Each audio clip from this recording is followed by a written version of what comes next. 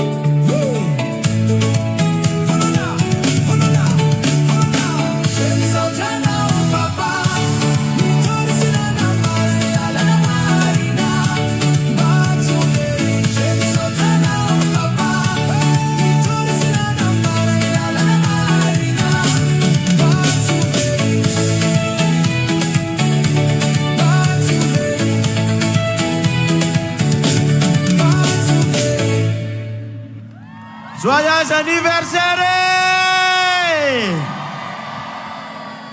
Arapaina ny Apokalypsa sy ny firenena malagasy nahatratra ny 30 taona. Urakoraka be! Urakoraka be!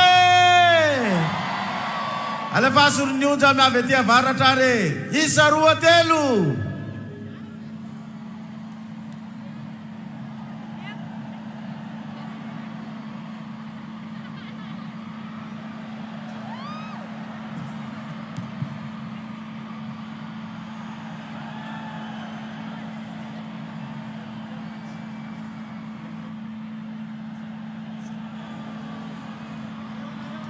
Atsika ty amin'ny tribune re.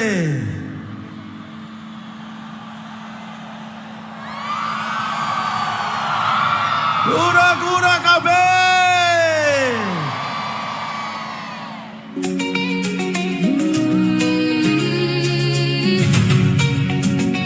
Oh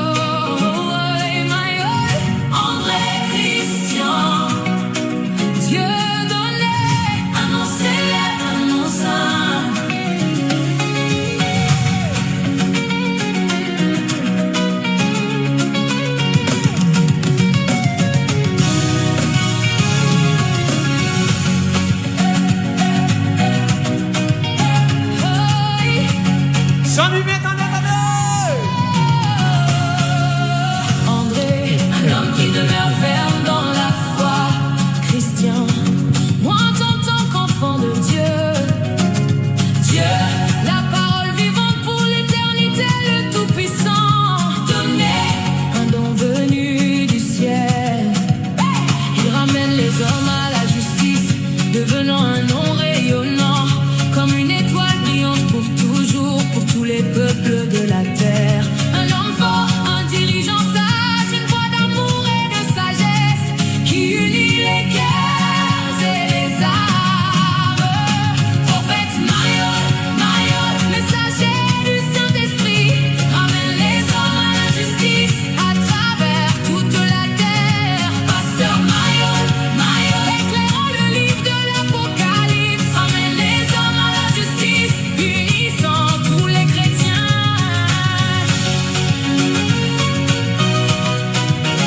Hey, yeah. Il est meilleur, victorieux et ne renonce jamais. Il est attirant les autres par sa bonté. Il est indulgent, compatissant et prêt à pardonner. Il est loyal, marchant dans l'intégrité et la sincérité. Honnête, rempli de vérité et de respect. Optimiste, voyant toujours le bon côté des choses.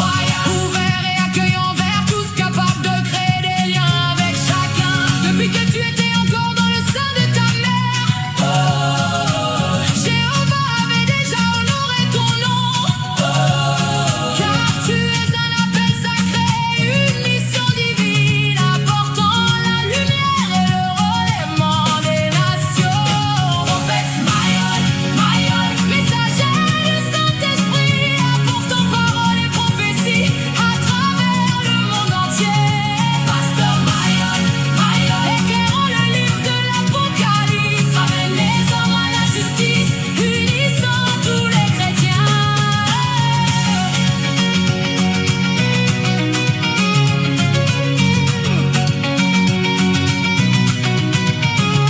Prophète Maïol, messager du Saint-Esprit.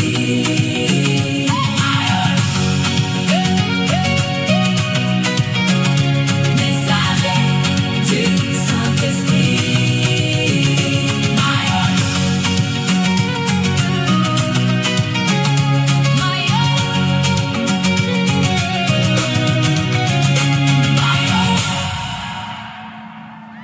Ensuite, la kasura kurake. Tout place, tout vavi.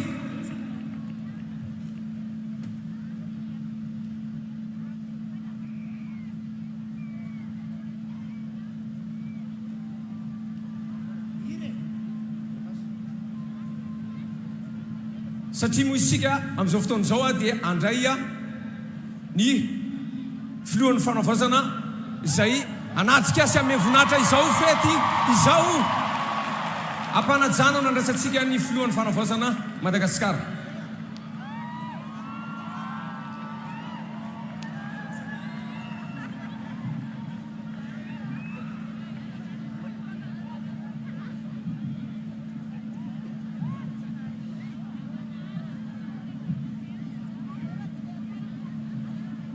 Otrany mangintsika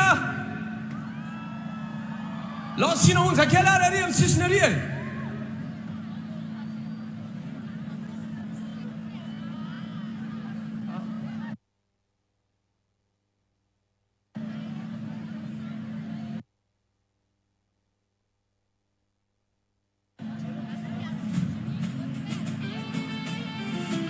Satria miditra eto amintsika amin'izao fotoan'izao ny filohan'ny Repoblika ny fanavozana Madagasikara.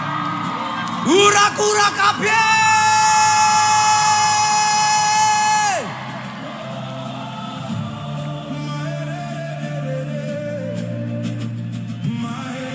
Migadona tanteraka eto ankehitriny ny filoha Repoblika Madagasikara, ny filohan'ny fanavozana manasantsika rehetra fiangonana hitsangana ao anatin'izany rehetrarehetra izany.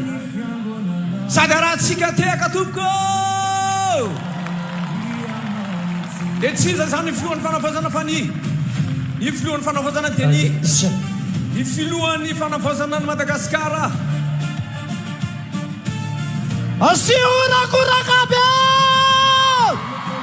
atao faran'izay maty be eka noho ny fitiavan'Andriamanitra izao fiangonana izao dia tonga anotrina ny fanamariana ny fahatelopolo taona ny Fiangonana Apokalypsy maneran-tany ny filohan'ny Repoblika amin'ny fanavaozana. Asiurakurakabe Madagasikara.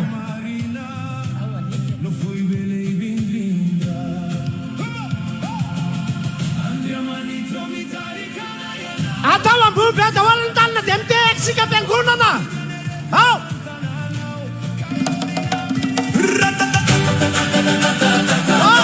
asiurakurakabe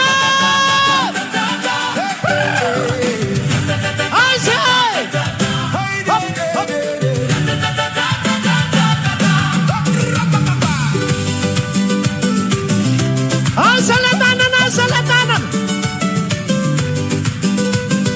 Oh!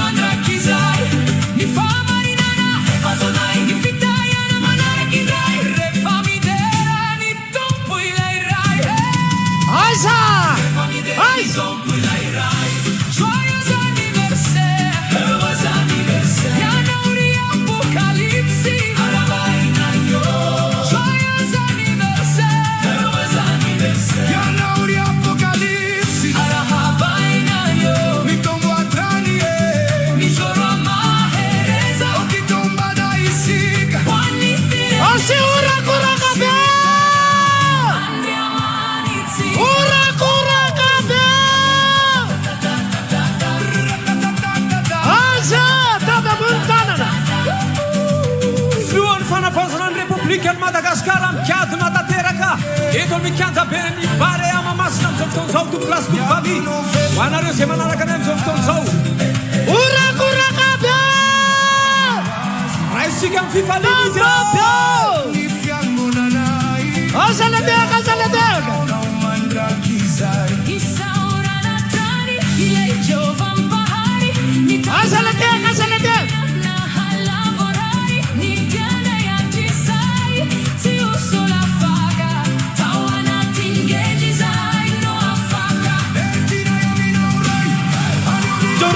Sika ni filohan'ny ni fanavaozana orakorakabe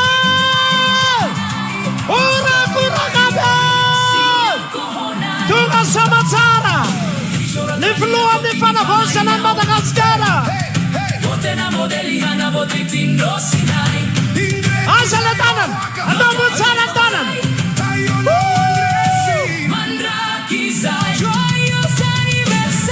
Fifalina, nous en restons Apokalypsy, manière à sortir de Monsieur le Président, ny fanavazana ny républicaine Madagascar.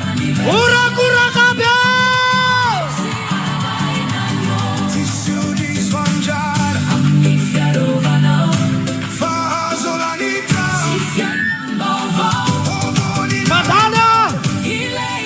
Mandalo izao ataontsika rehetra. Asiurakuraka mabeduko. Hey! Ny filohan'ny mpanavozana Madagasikara, urakurakabe.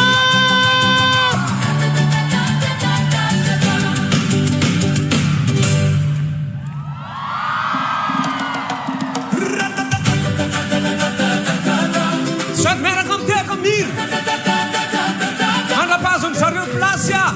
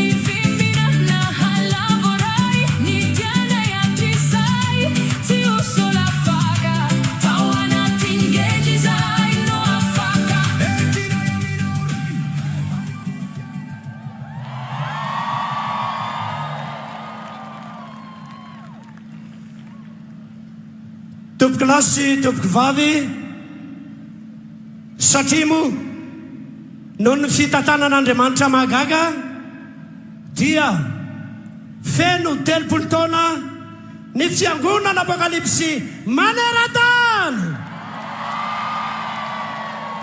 Noho izany asaina avokoa tsika fiangonana rehetra hitsangana andao radontsika ny hira faneva ny Fiangonana Apokalypsy maneran-tany.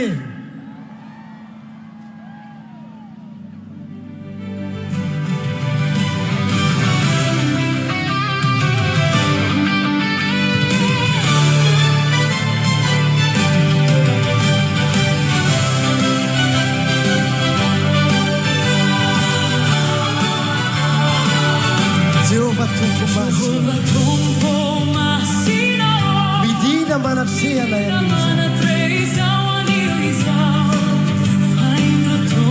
ilay fotoana ho anao ankalazanay ny voninahitra Jesosy Jesosy midina manapsehana iza fahindro toky iza ilay fotoana ho anao ankalazanay ny voninahitra fatelopolo taona jirony izay ny Fiangonana Apokalypsy ianao nifidy taminany ho anay ray nampianatra sy nitantanany atao ambony daholo ary tanana ho voafatanana rifanahy masina midina ho amin'ity firenena mba hanompanao Jehovah ny vahoaka malagasy sy ankalazany Jesosy ilay mpanjaka Jehovah tompo masina miaino ny fangatanany io izany omeo anay indray izao telopolo taona ho anaovanay miasa fitonao fa telopolo taona ny Fiangonana Apokalypsy atao mamo feo atsika ianao ny fidy taminany nampianatra sy nitantanany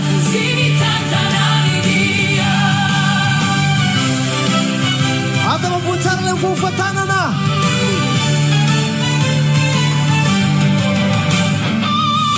ao tiaka ambony daholo zay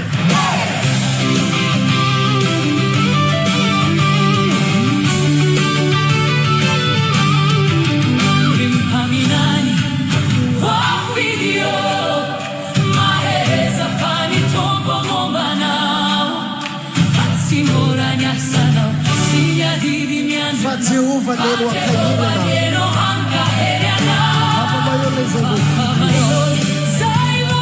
mahiriza fa ny tompo mombanao fa tsy mora ny asanao sy miadidy miady anao fa Jehovah neno akainy anao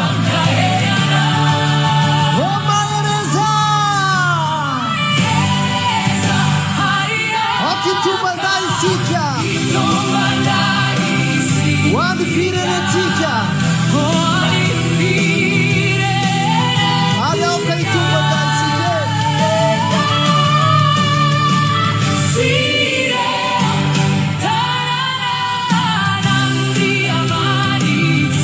arioka Jehovah anao zay sitrapo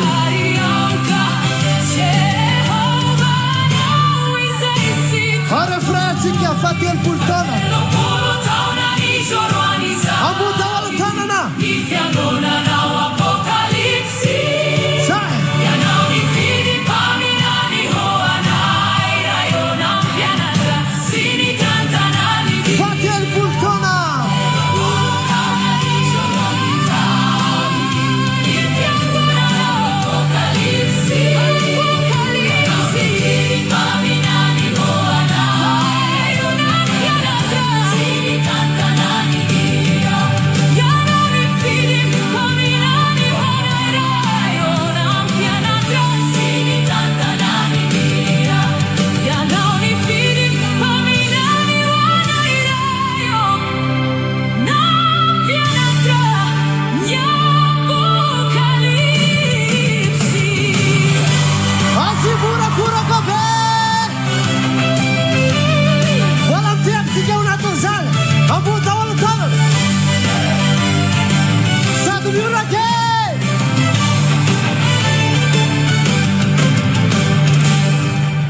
Wala uvevesitsika nira faneva faharoa telopolo taona no nanombolan'Andriamanitra voaraba isika tapahoana matraka ny asaramanitra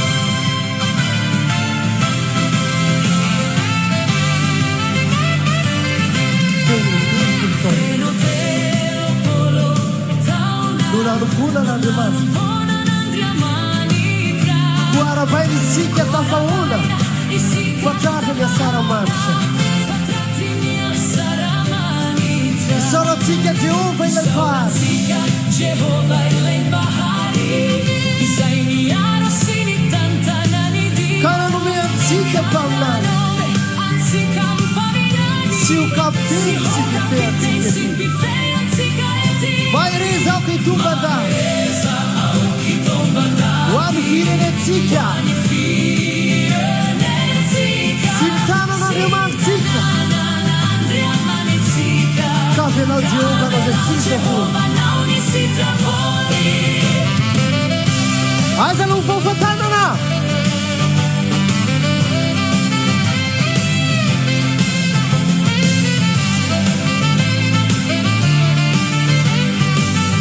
Ao amin'ny andimy faharoa zao tsika.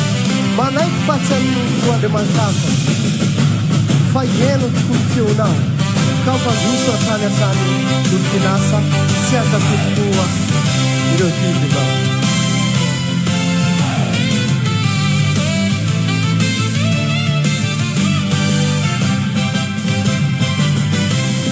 Manaiky Andriamanitra fa eno tokoa ny feonao. Ka mpandroso hatrany hatrany olompinasa sy akatokoa ireo didina. Isika rehetra izao anompo azy ka vonona sy sary ka na ho sarotra sy mafy dia vonona ijoro ho lehilahy. Ao refraintsika rehetra mahere zaho ka hitombanda ho an'ny firenentsika.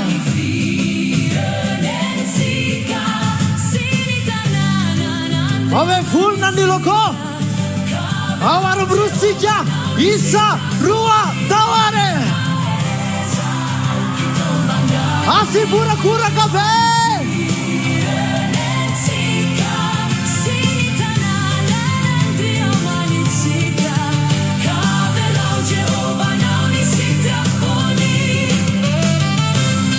Aratsika tiaka zany sady orakoraka be. Atao botsara ny tanane. Kavelao Jehova nao ny sitrapony.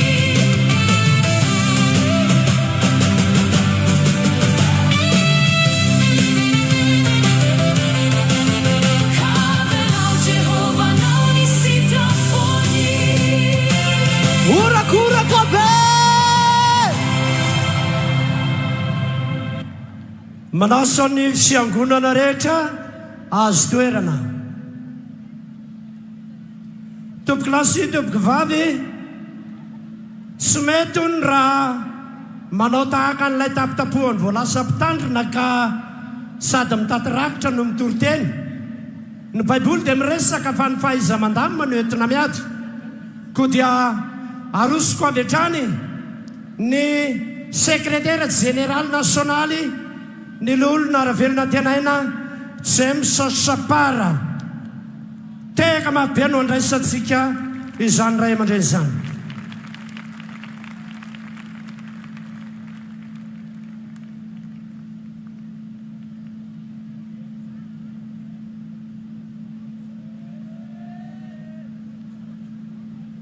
Tompoko lasy tompoko vavy.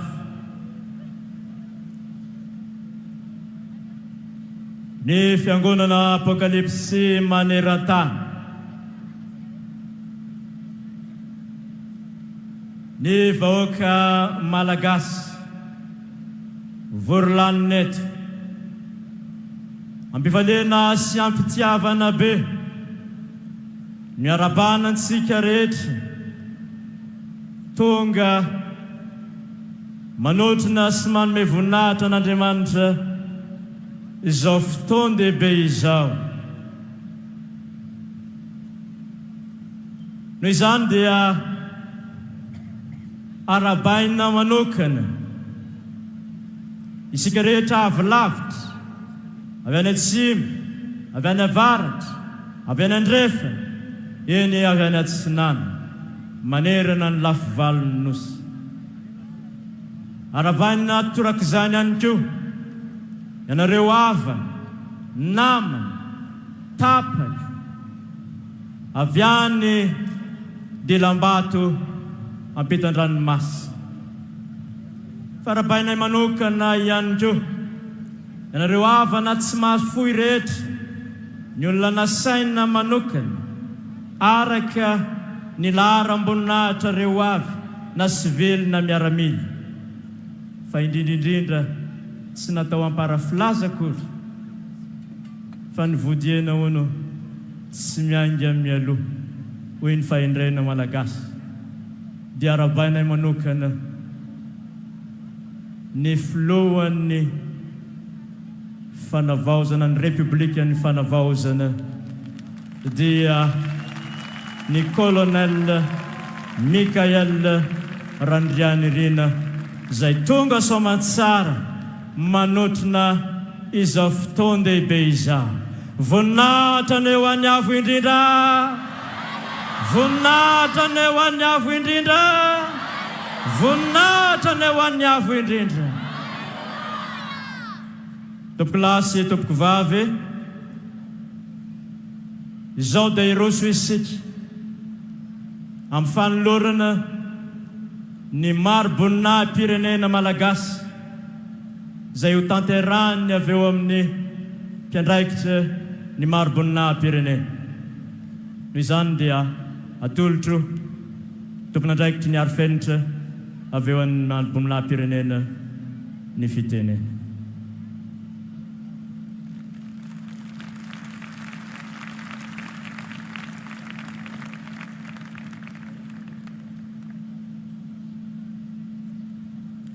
Adjutant fo Ratonaibe Jean-Claude.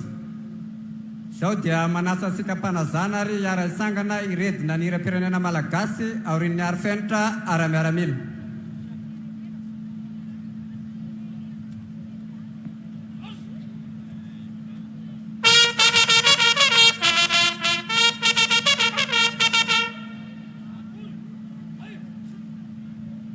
Hira-pirenena.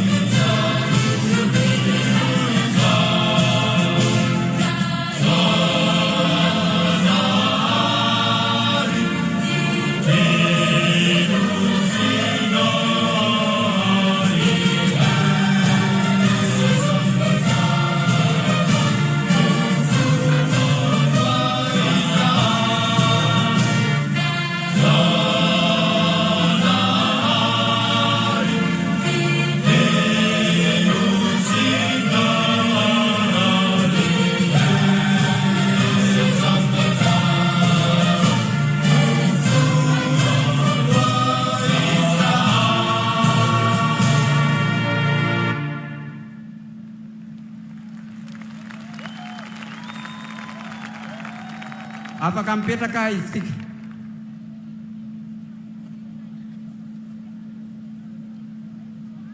Zao sika dia iroso amin'ny fanolorana ny marobonam-pirenena Grand Officier de l'Ordre National Malagasy koa ho vakiana ary ny didim-panjakana.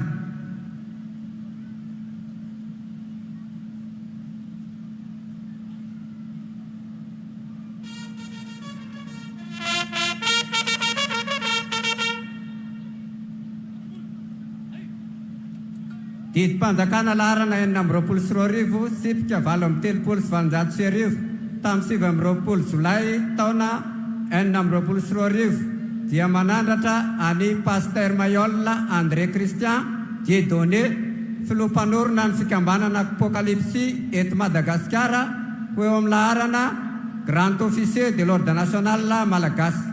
Manasana ho mpanazana Pasteur andray ny toerana andrasana ny marobonam-pirenena.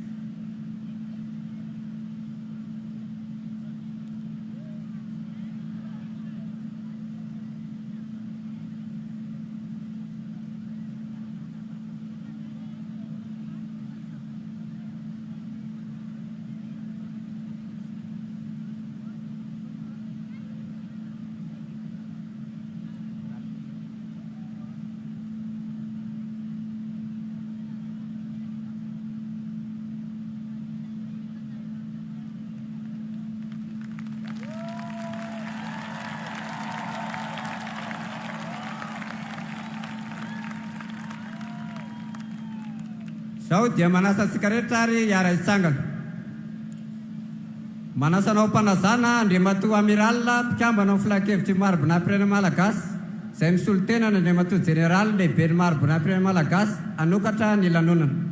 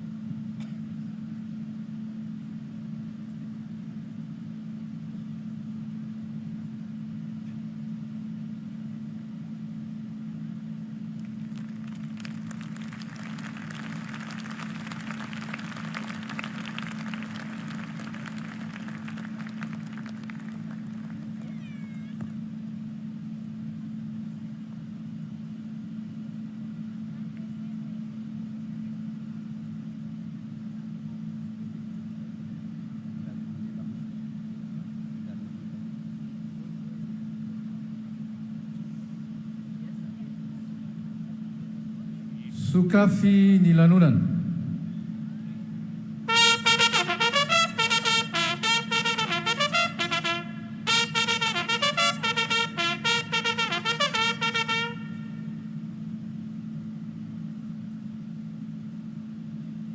Amin'ny anaran'ny fitondram-panjakana Malagasy izay tarin'Andriamatoa filohan'ny fanavaozana ny Repoblika ny Madagasikara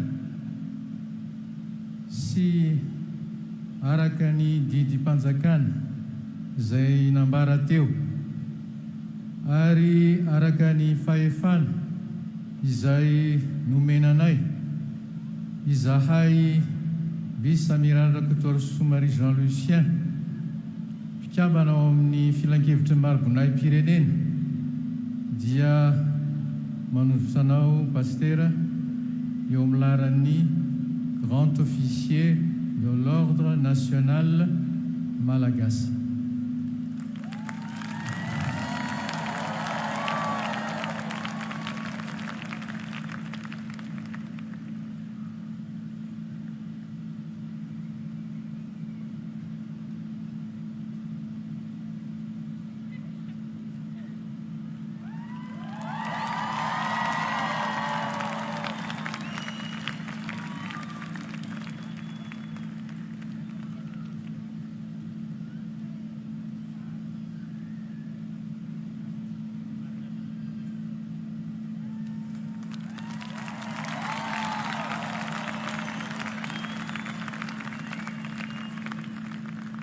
dia amin'ny anaran'ny fitondram-panjakana malagasy no iarabana manokana anao paster amin'izao nazahoanao ny maroboninahitra eo amin'ny laran'ny grand officier de l'ordre national malagasy izao dia mirary soanao ho lava velona ho tahin'ilay avo indrindra.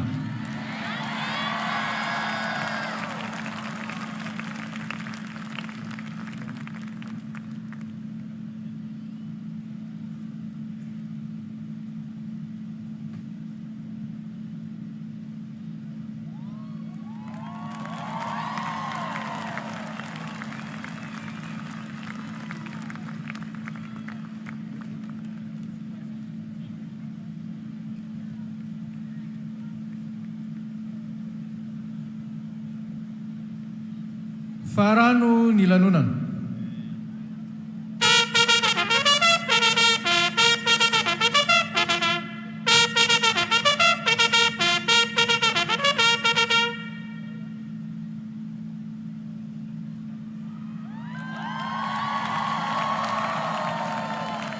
Afaka mipetraka isika. Zao isika dia roso mifankasary maro-pahatserovana.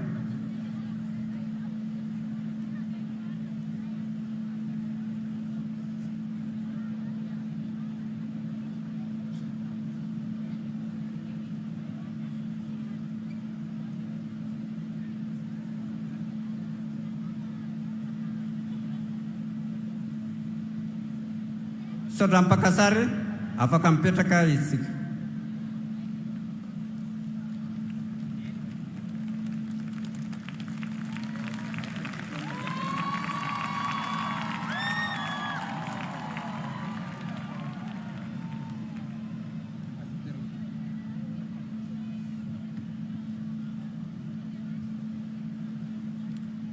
Zao ndray isika dia iroso amin'ny fanolorana ny commandeur de l'ordre national ka ho vakiana ary ny didim-panjakana.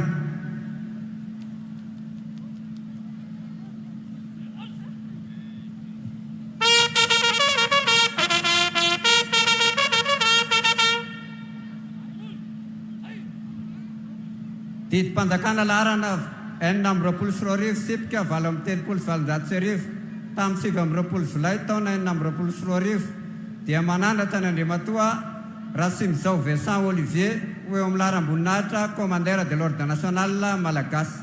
Manasana ho mpanazana handray ny toerana handraisana ny maroboninahim-pirenena.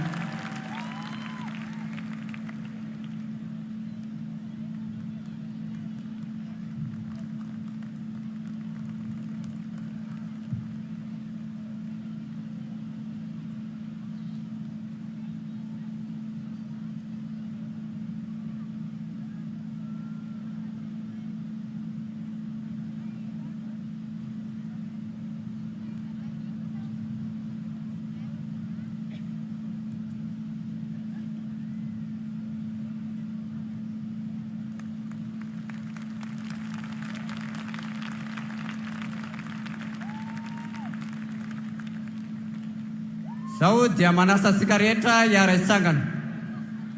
Manasana ho mpanazana trany Andriamatoa amiral mpikambana amin'ny filan-kevitry ny maroboninahim-pirenena malagasy hanokatra ny lanonana.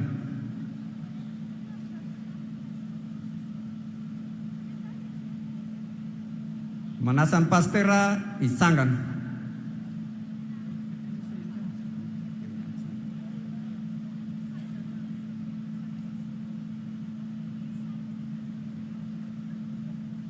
Sokafy ny lanonana.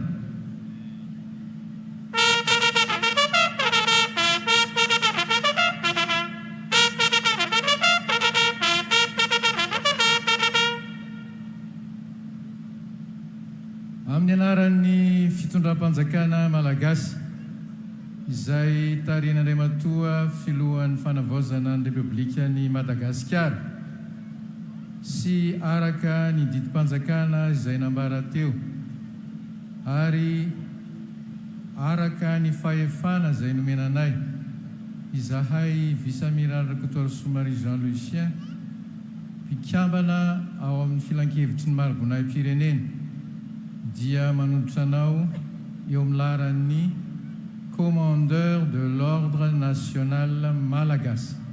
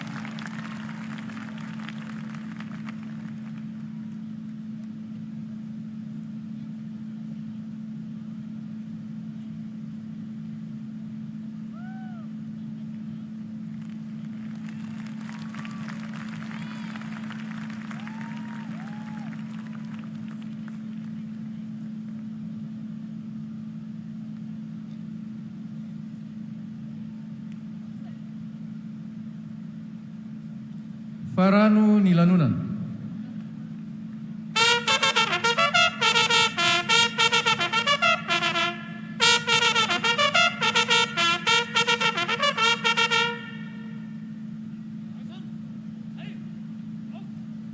Afaka mipetraka isika.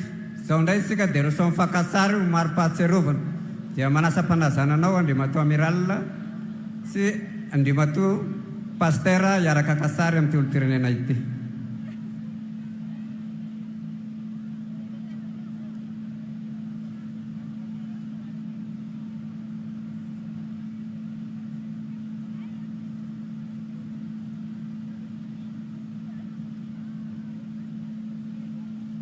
Afaka mipetraka isika.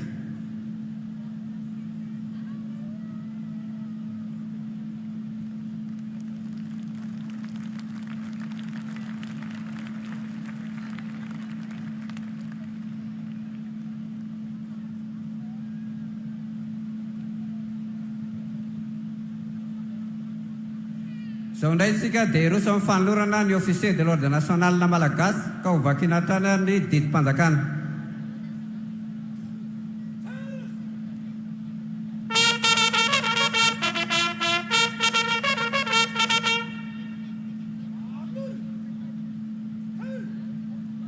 Didim-panjakana laharana 420 sipika 730 tamin'ny 7 Jolay taona 420 dia manandratra ny Andriamatoa sy Ramatoa isany ho eo amin'ny laharam-boninahitra officier de l'ordre national malagasy Razakanirina Edvise Lycée Ravelo Arson Jean-Pierrot. Manasa anareo mpanazana andray ny toerana andraisana ny mari-boninahim-pirenena.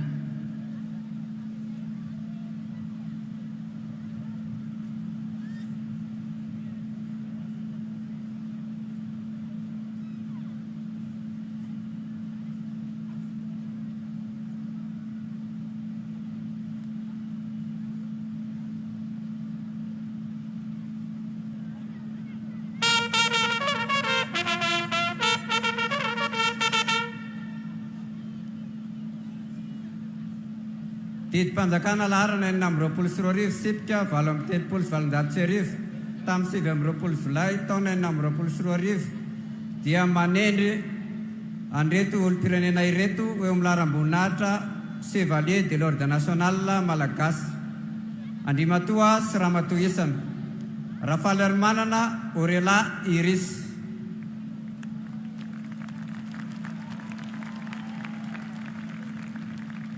Ramamozoa Régis Andriamberson Jeremia Ravelona Tenaina James Sapard Raslofomanana Jean-Marie Randinirina Fanomezansoa Norbert. Izay ny larana voalohany.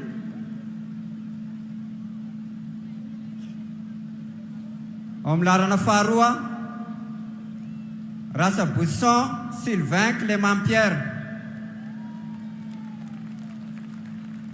Ramanasoa Andriamtasoa Didier Herman Rambiasa Herzou Serila Razaf Tumsiva Martin Andia sarafara hirsul sartir.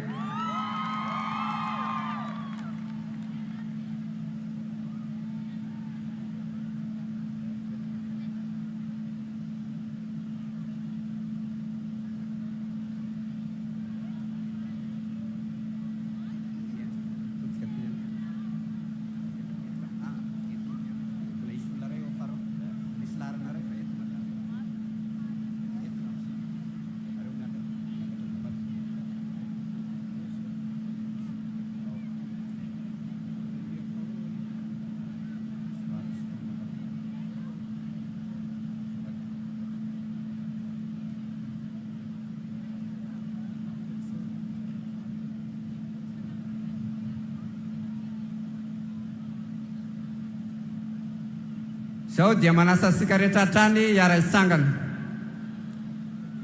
Manasa anao mpanazana tany Andria matoa miralina mpikambana amin'ny filakevitry maro bona-pirenena malagasy hanokatra ny lanonana.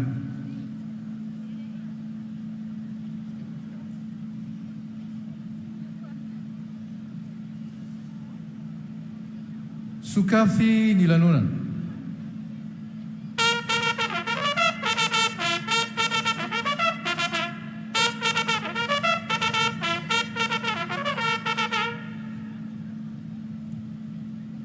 Amin'ny anaran'ny fitondram-panjakana malagasy izay tarian'Andriamatoa filohan'ny faonavaozana ny Repoblikan'i Madagasikara sy araka ny didy mpanjakana izay nambara teo ary araka ny fahefana izay nomenanay izahay vice-amiral Dr Somary Jean Lucien mpikambana ao amin'ny filan-kevitry ny Marbonnahy-Pireneny dia mametraka anareo amin'ny laran'ny Chevalier de l'Ordre National Malagasy.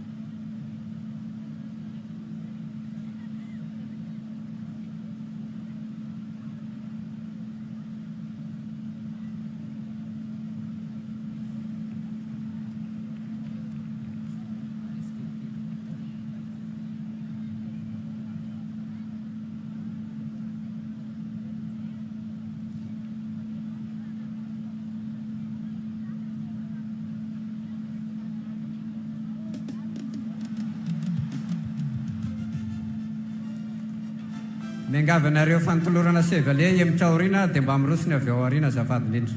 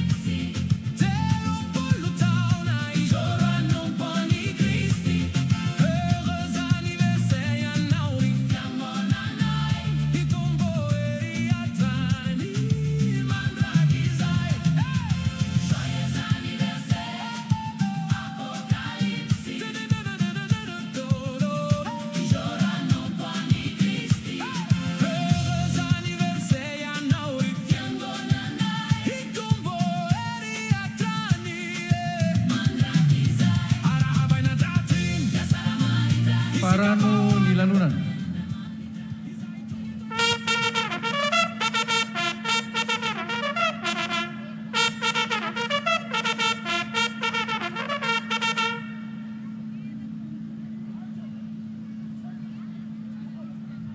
Afaka mipetraka isika.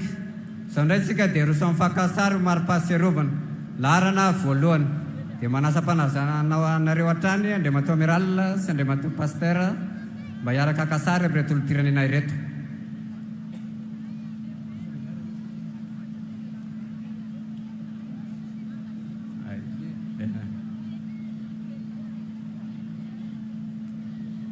Miditra ampovoany angamba.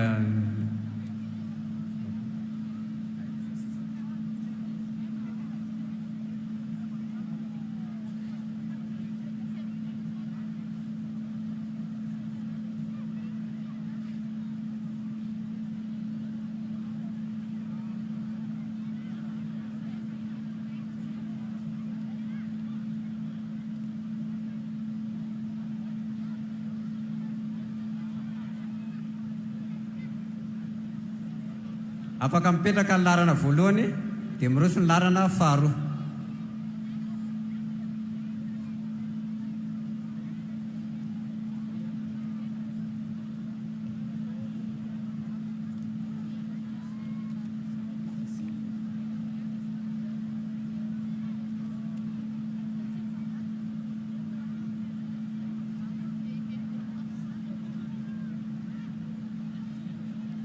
Afaka mipetraka ny larana faharoa dia pastera sy ramatoa vadiny ary andriamatoa amiral no mamarana ny fakasary.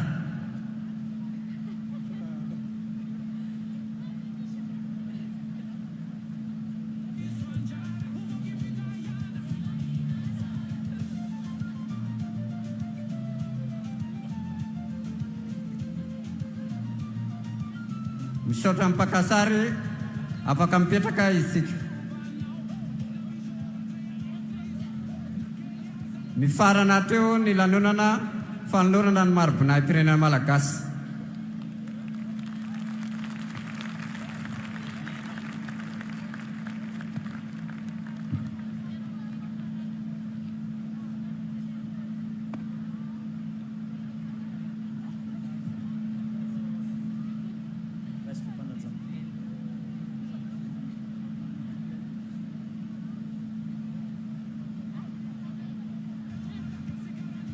Ampity hafatanana tompoko lasy tompoko vavy no isaorantsika an'Andriamanitra ny amin'izay fizaram-potoana voalohany izay.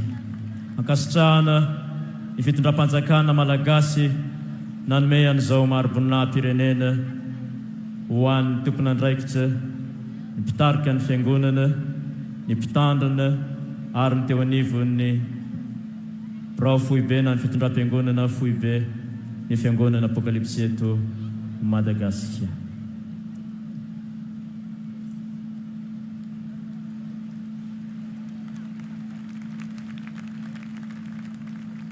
Zao isika dia iroso amin'ny fizaram-potoana faharoa dia ny fanimpom-pivavahana izay anamariana ny ivon'ny fahatelopolo taona ny Fiangonana Apokalypsy eto Madagasikara. Atolotro ny mpanentana ny fitenena. Eny ary na tsara ny fialolona tokoa aza ho ny tompoko tsy azosika ataony mitsako alohan'ny vazana, tsy azosika ataony mialohan-drina tahaka ny tena na sanatry hitsabaka alohan'ny tompony tahaka ny lalitra fa misy tompony ny fotoanandroany dia le Jehovah tompony zavatra rehetra dia le naharin'ny tany sy ny lanitra. Asaiko manokana ny pasteur Didier manao tsoa mandraikitra ny distrika Navaradrano sy ny pasteur Arthur miandraikitra ny régional Mahajanga hametraka izao fotoan'izao ampilatanan'Andriamanitra.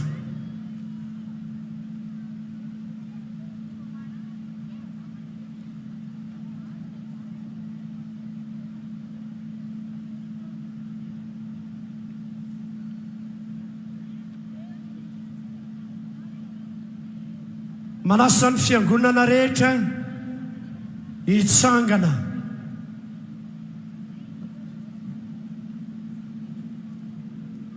andeha ho asandratritsika Andriamanitra, andao meatsika voninahitra Andriamanitra lehibe loatra ary tsy takatra ny saina ny fahalehibiazan'Andriamanitra. Noho izany manasanao hitsangana vetrany.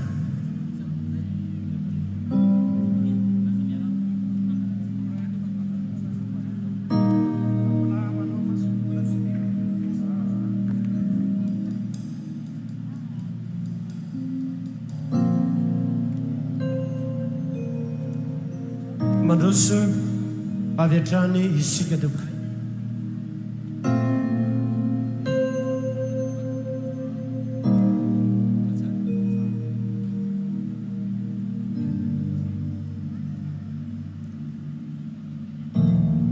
Manasa ny fiangonana rehetra hitsangana ao anatin'ny vavaka fanandratana an'Andriamanitra dia anandratra ny tanatsika isika, tanana anankiroa asandratritsika ambony mba hanomezantsika voninahitra an'Andriamanitra. Ankehitriny dia asandrato ambony ny tananao amin'ny lanitra tahaka ny ataon'ny ranjelin'Andriamanitra izay midera an'Andriamanitra.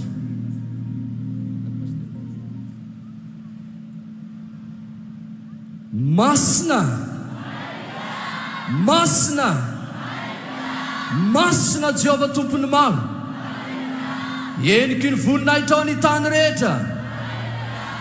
Ho an'ilay Jehova mitoetra ambony seza fiandrianana soa ny zanak'ondrane, ny saotra, ny dera, ny aja, ny fisandratana sy ny voninahitra mandrakizay. Halleluja, amen. Andeha ho radonsika ny hira fanandratana an'Andriamanitra. Masina, masina, masina Jehova Andriamanitra.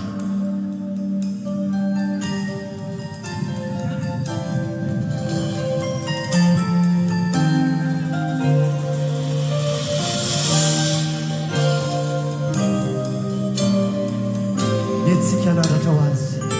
Masina, masina, masina, ianao rito eny amboninahitra ao ny tany rehetra. Etsika naratarana ny firene rehetra miovy anao,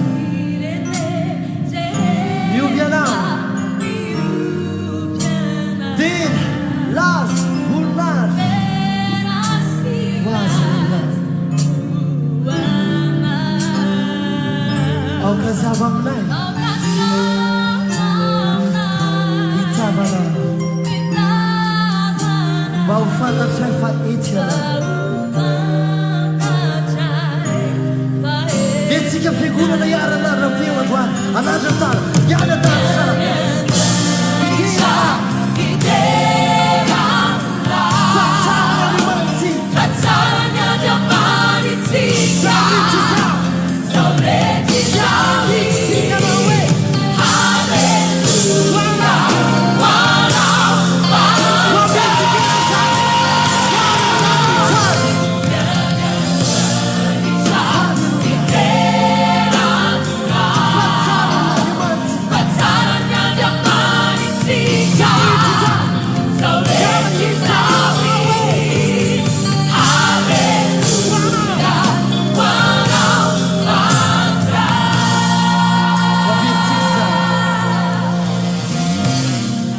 masina sigarete masina ianao rito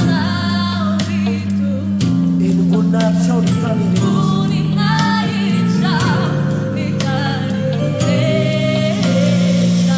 Ny firene rehetra miovy anao, miovy anao dera laza voninahitra asaratra ao anao.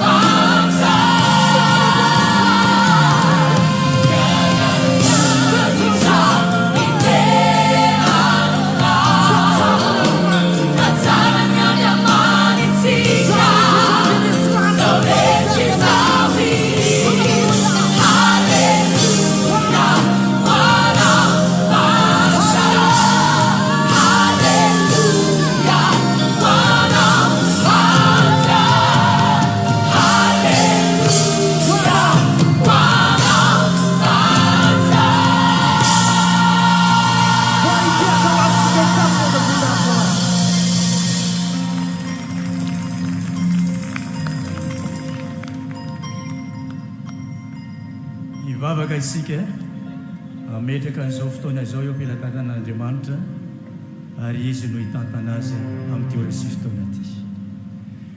Jehova ray avo indrindra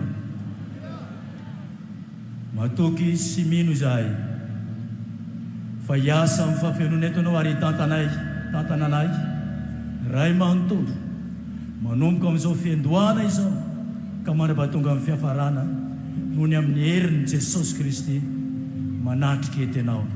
Anao ny voninahitra, anao ny fahalebiazana, anao ny famirapiratana mandrakizay mandrakizay. Amen.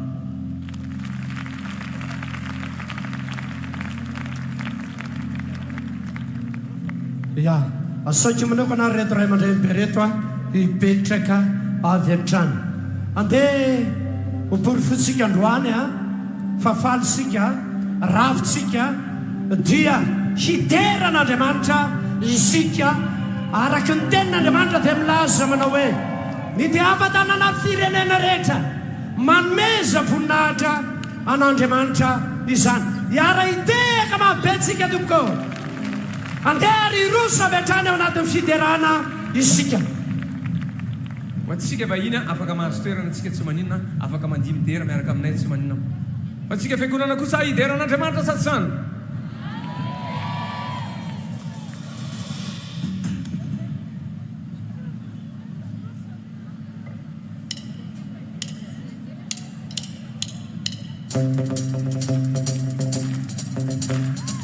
Aireteko hideran Jehova firenena maro fa izao olombelona nofoloky zao Jehova no anambara fideranao ahy.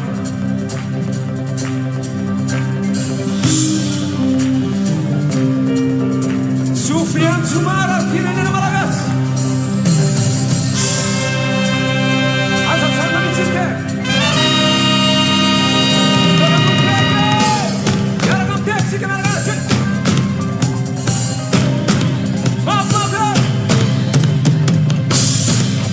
sady mietsika anao afaka mifalifatelo tona mafinaritra.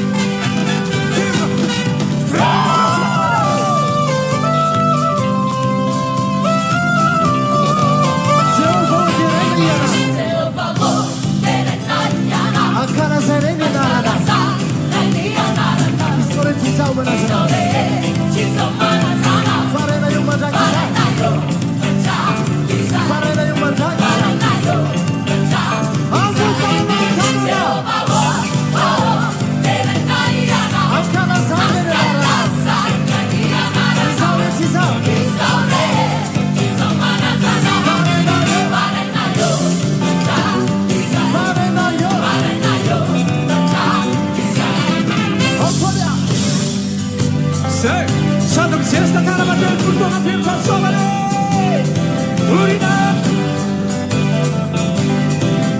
io manana teo akora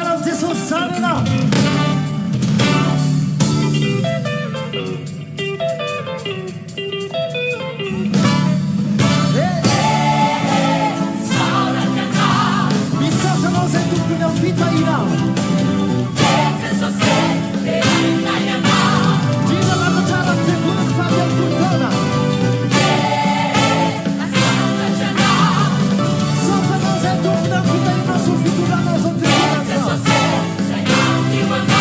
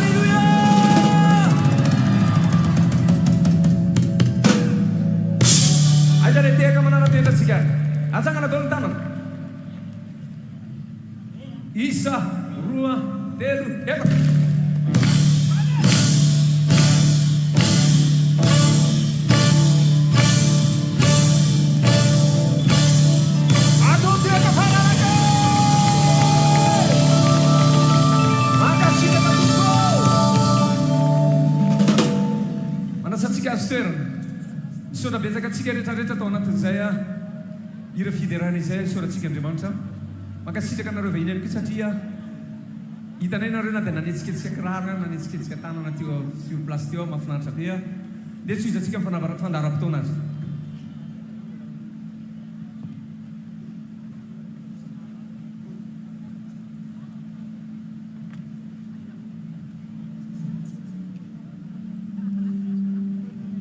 andao tambatsika mitehaka mafia izay rehetrarehetra izay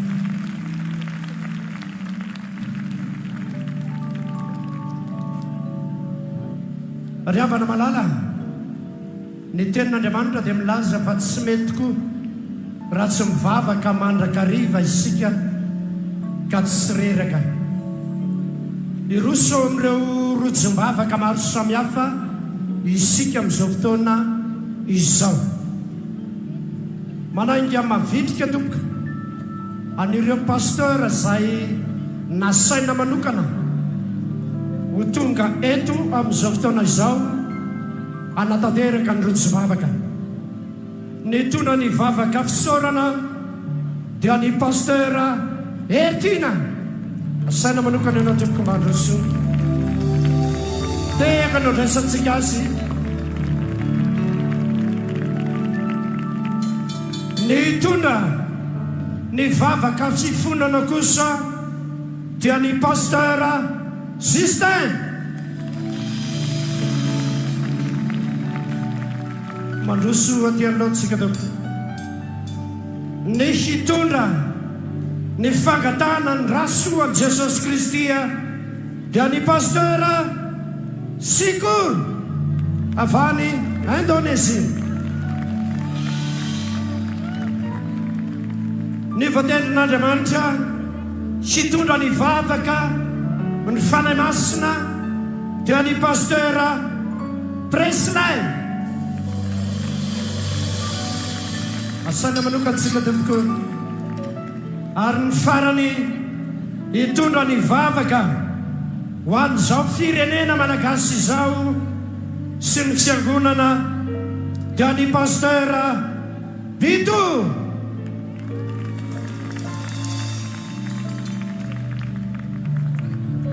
manasantsika fiangonana hitsangana ao anatin'ny vavaka rehetra izay asandratsika amin'ny tian'io ity.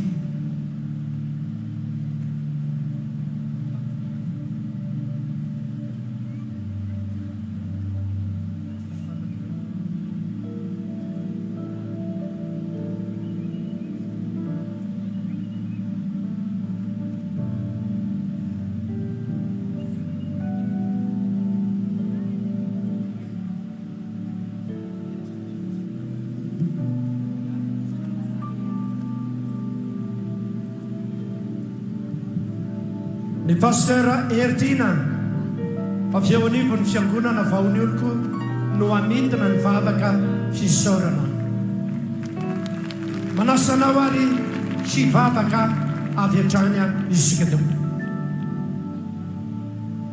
Saotra ny tompontsika rehetra na dia izaho ihany arangamba no andray fitenenana satria vavaka ny atao eto. Mankasiraka amin'ny pasteur Mayolla manokana. Enina amin'ny 770 nisy 3 mirahalahy zay tamin'izany tenako izao pasteur Ertina Raliary Malala, Bishop Patrika, pasteur Mamrakoto Vao. Nampianatra ny bokin'ny Apokalypsy ianao teo an-taninandro 30 taona lasa zay. Isaky ny alarobia maraina. Tsy nahalala, tsy nahafantatra ny vavaka sabata izahay raha tsy ny fampianarana Apokalypsia no entin'ny pasteur Mayolla. Mankasitraka pasteur, tsy nisy ny fiangonana vahaony oloko raha tsy nisy ny Apokalypsia. Mankasitraka pasteur, mankasitraka n'Andriamanitra hivavaka ny tenako. Misaotra indrindra tompo satria lehibe ny fahasoavana. Tsisy ny eritseritsy, tsy nisy nanapo. Raha ny androany izao fiangonana Apokalypsy 30 taona lasa, niainga tamin'ny olona vitsy dia vitsy. Tsisy ny eritseritra hoe 30 taona ty warina dia ho eto amin'ny Stade Baréa Mahamasina no ankalaza izany fotoana izany. Fa noho ny fahasoavanao, noho ny fitahinao, dia narovanao ny mpanomponao, nomenao herim-po, herim-panahy, herin-tsaina, herim-batana, nafahany miazakazaka, natotosany fotoana tahaka izao tompo. Mankasitraka satria maro amin'ireto vahoaka eto amin'ny Stade Baréa Mahamasina ireto, raha tsy nisy ny Apokalypsy dia maro tany aminay ny tany amin'ny bara, maro tany aminay ny mety tany amin'ny adin'akola, maro taminay ny mety tany amin'ny adalana, mety nisy tamin'ireto pasteur reto azany tany amin'ny hôtely tao anatin'ny fijangajangana, mety nisy tany aminay ny tamin'ny fanompo-tsampy. Fa noho ny fahasoavanao ny antom-pisin'ity fiangonana Apokalypsy ity dia eto mideranao izahay, mame voninahitra anao izahay, misaotra ny anaranao izahay. Mankasitraka tompo noho ny fisin'ny mpanomponao, noho ny fisin'ny izao fiangonana izao eto amin'ity firenena ity, nanova olona maro teo amin'ny sitraponao. Matoky ahy tompo ho feno fahasoavana hatrany ane izao fiangonana izao sy ny pasteur Mayolla sy ny akonany ary ny rahalahy sy ny anabavy rehetra. Misaotra tompo amin'izao 30 taona izao ary feno fahasoavana izahay. Izao firenena malagasy izao dia ho tahina amin'ny alalan'ny fisiny izao fiangonana izao, ny mpitondra fanjakana rehetra ho tahina amin'ny alalan'ny fisiny izao fiangonana Apokalypsy izao. Misaotra tompo. Amen.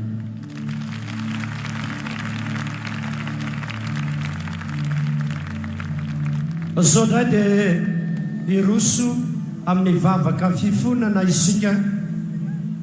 Ny tenin'Andriamanitra dia milaza fa tsisy marina isika na dia iray aza ny tondra ny vavaka fifonana dia ny pasteur Justin avy eo anivon'ny fiangonana Refy Sabotsy namehana.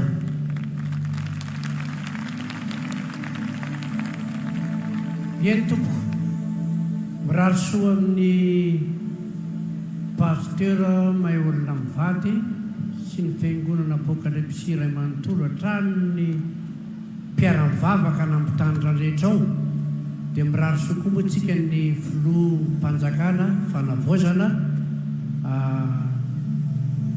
Mikael Andreniriny colonel Mikael Andreniriny sy tsika rehetra izay vory lanina eto amin'ny toerana ity dia vavaka ao amin'ny firenena moa no atao dia tafiditra amin'izany ny filoha ny fanavozana Mikael Andrenirina mpitandrina mitsiraray avy rehefa olombelona na manatrika eto na tsy manatrika eto dia andehantsika hanao vavaka fonana ho an'izy ireny.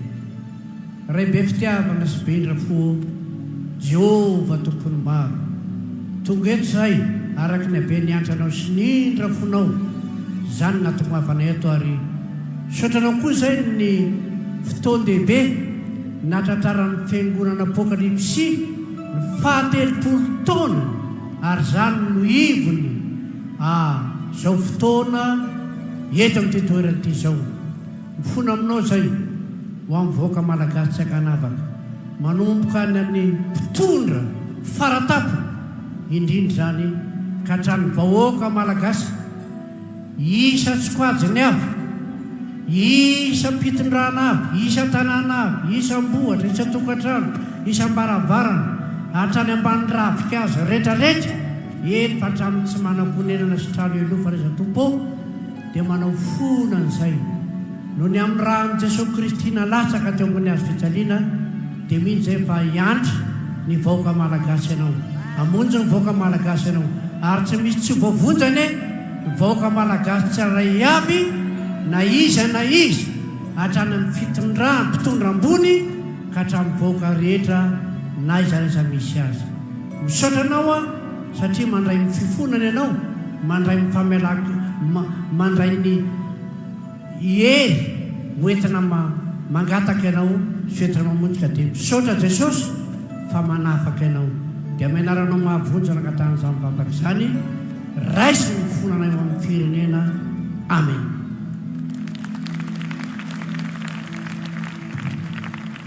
Izao dia angataka ny rasoan'i Jesosy Kristy isika araka ny tenin'Andriamanitra hoe tsy misy famelan-keloka raha tsy misy rahalatsaka.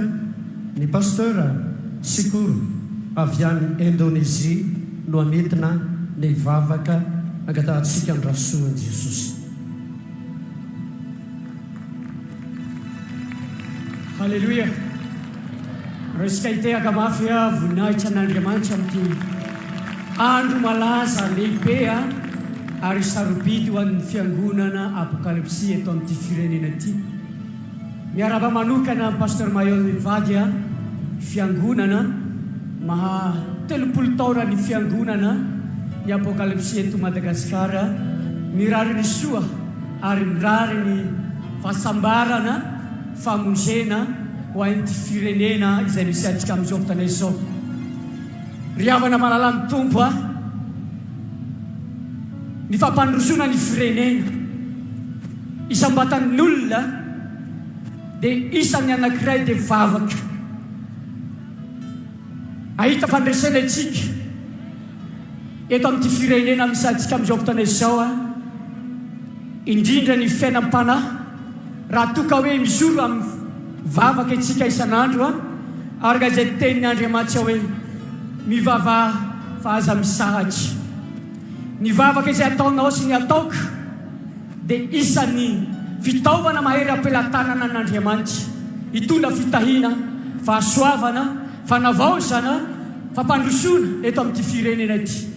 Ka noho izany ry havana malala ny tompo raha Jesosy Kristy indrindrandrindra angatahantsika handrakitra ity firenena handrakitra ny vahoaka isam-batan'ny olona satria taditio fa manana fahavalo itsika nefa teny Andriamanitra milaza hoe miohatra ny mpandresitsika raha miaraka amin'i Jesosy Kristy. Raha ny Jesosy hitondra fanasitranana hitondra fananganana hitondra ny fanavaozana hitondra fampandrosona anivo ny fiainana ny rehetrarehetra anivo ny firenena anivo ny fiangonana anivo ny tokantrano anivo ny fiainan'ny olona sirairy avy dia mino aho matoky ako noho ny herin'Andriamanitra ho tanteraka eto Madagasikara ny fivoazanam-panahy. Amen. Ho tanteraka eto Madagasikara ny fanavaozana. Araka izay niezaka ny fitona fanjakana fa hitona ny fanavaozana eto amin'ity firenena ity. Mino aho fa ny rano Jesosy hitondra fandresena ho antsika. Amen. Anao tsika riavana mahalala amin'ny Tompo. Raha kasitraka ao asandrato ny tananao. Taditio fa nivavaka izay ataontsika androany. Eto Jesosy mihaino ny vavaka izay asandrato. Eto Jesosy hamaly ny vavaka ao izay asandratotsika amin'izao fotoana izao. Iara hivavaka isika. Halleluja. Andriamanitra Jehova, masina ny anaranao, masina ny anaranao. Ary ny teninao milaza hoe sambatra ny firenena izay Jehova Andriamanina.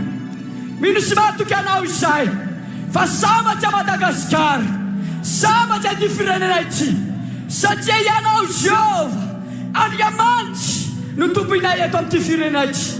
Andriamanitra velona ianao, Andriamanitra naharilany sy ny tany, Andriamanitra masina ianao. Misaotra anao izay, misaotra anao no nanomezanao Jesosy Kristy izay maty teo ambony hazofijaliana.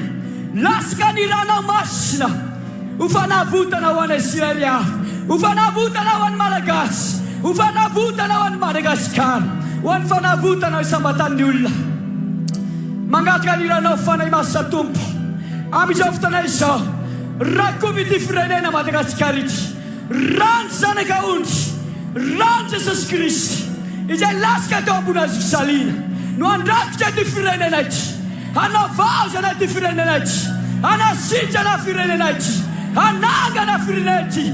Amenaran'i Jesosy. Tononina aminaran'i Jesosy. Fandresena ho an'i Madagasikara. Ny asa devoly rehetra, ny asa Satana, ny asa fahavalo izay tsy avy aminao dia didina aminaran'i Jesosy. Roasina aminaran'i Jesosy. Tsy manakely, tsy manafahefana eto amin'ity firenena masina ity. Amenaran'i Jesosy, amenaran'i Jesosy. Misaotra anao izay Tompo fa mpandresy izay ary miohatra no mpandresy izay. Raha miaraka aminao izay Tompo makasitraka dia raha laza voninahitra atolotsay aminao. Amenaran'i Jesosy. Halleluja, halleluja. Anao isika hiaraka hiteny hoe amen, amen. Ja, izao ndraiky kosa dia angataka ny fanamasina isika araka ny tenin'Andriamanitra hoe mangatady omena ianareo, mitadiava dia hita ianareo. Ny pasteur amitina ny vavaka angatahana ny fanamasina dia ny pasteur Presley, président vetifima na ny fiombona ny pasteur manerana ny Madagasikara izany. Izy no filohan'ny pasteur manerana ny Madagasikara. Ometsika azy ray ny famitinana ny vavaka fanahy masina. Voalohany indrindra dia misaotra an'Andriamanitra tsika satria 30 taona. Raha tsy Andriamanitra tsy mahavita zao kasika olona marobe tahaka izao. Raha tsy Andriamanitra tsy mahay manova olona marobe tahaka izao. Nao tsika aloha hitehaka ho an'Andriamanitra amin'ity anio ity, izy nomena ny voninahitra ary izy rery ihany. Dia miaraba anao pasteur Mayolla koa amin'ity androany ity, fotoana ny voninahitra ity ho an'ny fiangonanareo ka dia arabaina ho amin'ny fisandratana ny voninahitra ny fiangonana rehetrarehetra amin'ity anio ity. Dia miaraba manokana koa ny filohan'ny fanavaozana ny Republika Madagasikara. Mankasitraka Tompoka tena faly izay manana anao meny Jesosy, lehilahy miaramila ny Jesosy marina ianao, manetsy teny ianao, tian'i Jesosy ianao, dia tena misaotra Jesosy taminao. Androantsika dia hivavaka amin'izao fotoana izao. Baiboly dia milaza fa tsy amikerina mitanjaka fa ny fanahiko nanaovana azy. Dia tsy miovy fa io andriamanitsika io dia andriamanitra velona mara ny lanitra sy ny tany ary zay rehetrarehetra no arina eny an-danitra eny dia velona daholo zay rehetrarehetra ety an-tany ety dia velona daholo ary hatramin'ny any ambany tany any dia velona dia ozy azo hery ianareo amin'ny latsahany fanahy masina aminareo fiangonana raha izao vahoaka rehetrarehetra izao andeha hiparitaka any amin'ny toerana misy azy ho fahazavana ho azy izao tontolo izao hitondra herin'andriamanitra hitondra fanafahana hitondra fanasitranana hitondra famonjena olona be dia be ondray ho avy eto amin'ity toerana ity hiova ity Madagasikara ity ny zavatra ilayntsika dia izao kristianina rehetra tokony ho iray ihany tokony hifankaty daholy tokony hifanampy daholo any kristianina rehetrarehetra hifankaty daholo peo ny tanan'ileo akaikinao dia tenena izy dao tsika hifankaty hoe aovenao raona manaova alleloia faharoa anatin'le izy a tsika kristianina rehetra fifaliana lehibe mihitsy a raha zao olona rehetrarehetra zao miara-miainga amirohatra ho any an-danitra daholy andeha andova fiainana mandrakizay mika amena da ho antsika hivavaka vavakytsika ho an'ny filoham-pirenena vavakytsika ho an'ny pasteur Mayol araka ny tenin'Andriamanitra hoe lehilahy mahery matanjaka hivavakytsika mba omen'Andriamanitra fahendrena ny filohantsika dikan'izany 30 ans vaovao a mission vaovao a ositra vaovao a vision vaovao amen da ho antsika hivavaka ny mpino rehetrarehetra jesosy vavaka izay mba hifankaty ny malagasy ary tsainy herin'ny fanahinao masina hombay amin'ny herinao izay mba ho maro ny olona ho sitrany ho hitany herin'ny filazantsany hiala ny fahotana ny malagasy tena hibebaka ny mpivavaka tsisy angalatra itsony fa andeha hitondra fiainana fahamasinany anatrehana samy manokatra ny vavany dia miantso anatrehan'Andriamanitra ary tsay ny fanahinao tompo mba hoeto aminay ny fanahy ny fankatiavana ary tsay ny fanahinao tompo mba hanana fahamasinana ny fiangonana ary tsay ny fanahinao Andriamanitra mba handeha amin'ny herinao mba tena andeha mba hanero ny famantarana sy sagagana ny fiangonana satria Andriamanitra velona ianao jesosy eo velona ianao vavak'izay fanahy masina amin'ity androany ity mamelanao izay hiasa eto Madagasikara mamelanao izay hikasika ny malagasy rehetrarehetra na mpanompon'Andriamanitra iza na mpanompon'Andriamanitra iza ary tsay ny fanahana mba hiala ny fahotana ny malagasy hiala ny faratsiana ny malagasy sisy malagasy angalangalatra itsony na ambony na ambany ary hitombo amin'ny fankatiavana izay vavak'izay mba tena ho tianao ny malagasy tena ho tia mianaka aminao ho tena nafinoana anao ary tena nankina ny fiainanay dia mamelanao izay tompo avy any varatra hatrany degoka hatrany tilearany avy any atsinanana ny hatrany andrekana rehetrarehetra any mamelanao izay miasa ianao eto amin'ity firenena ity vonjeo ny firenenay ary tsay ny fanahinao anome fahendrena anome fatahorana anao ho voninahitra ao amin'ity Madagasikara amin'izao andro avelomana izao amin'ny anaran'i Jesosy Kristy sika rehetra anao hoe dao tsika hitehaka an'Andriamanitra isaorantsika manokana ny pasteur nametina ny vavaka fanamasina mbola maro be ny avatsika fianakaviantsika any ambany vohitra any any ambany ravikazo any mirepirepy miaina eo ambava hoana ny fahafatesana tsy malala ny soratra masina andao mbola hivavaksika ho an'ny asa fitoriana tanterahin'ireo fiangonana rehetra eto Madagasikara izany ny vavaka ho an'ny sirenena ihany koa pasteur Bito ezeny CAEM no amitina izay vavaka izay amin'izao fotoana izao tonga dia asaika vetrany anao hivavaka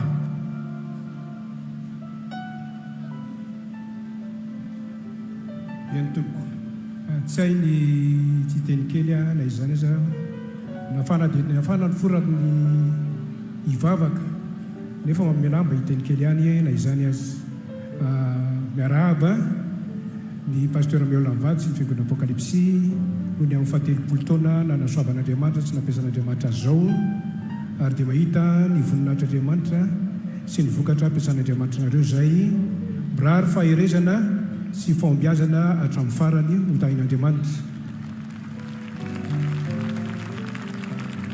Dia miaraba ihany koa ny amin'ny fahatongavan'ny filohantsika filoham-pirenena filohany zao hetsika sy fanampy lehibe fanavaozana ny firenentsika zao ny filohantsika mianakavy miaraba azy eto zay sy miaraba ihany koa ny filohan'ny assemblée nationale ihany koa zay tonga eto ary ny filohan'ny seni ary ny membre ny gouvernemanta rehetrarehetra ohatra ny tametraka teny keliny amin'izay satria tia ampahery hoe zava-dehibe ny andraikitra men'Andriamanitra nareo ka dia mpanompon'Andriamanitra nareo mirary ny tanan'Andriamanitra ombanareo mandrakariva hatramin'ny farady hotahin'Andriamanitra indrindra.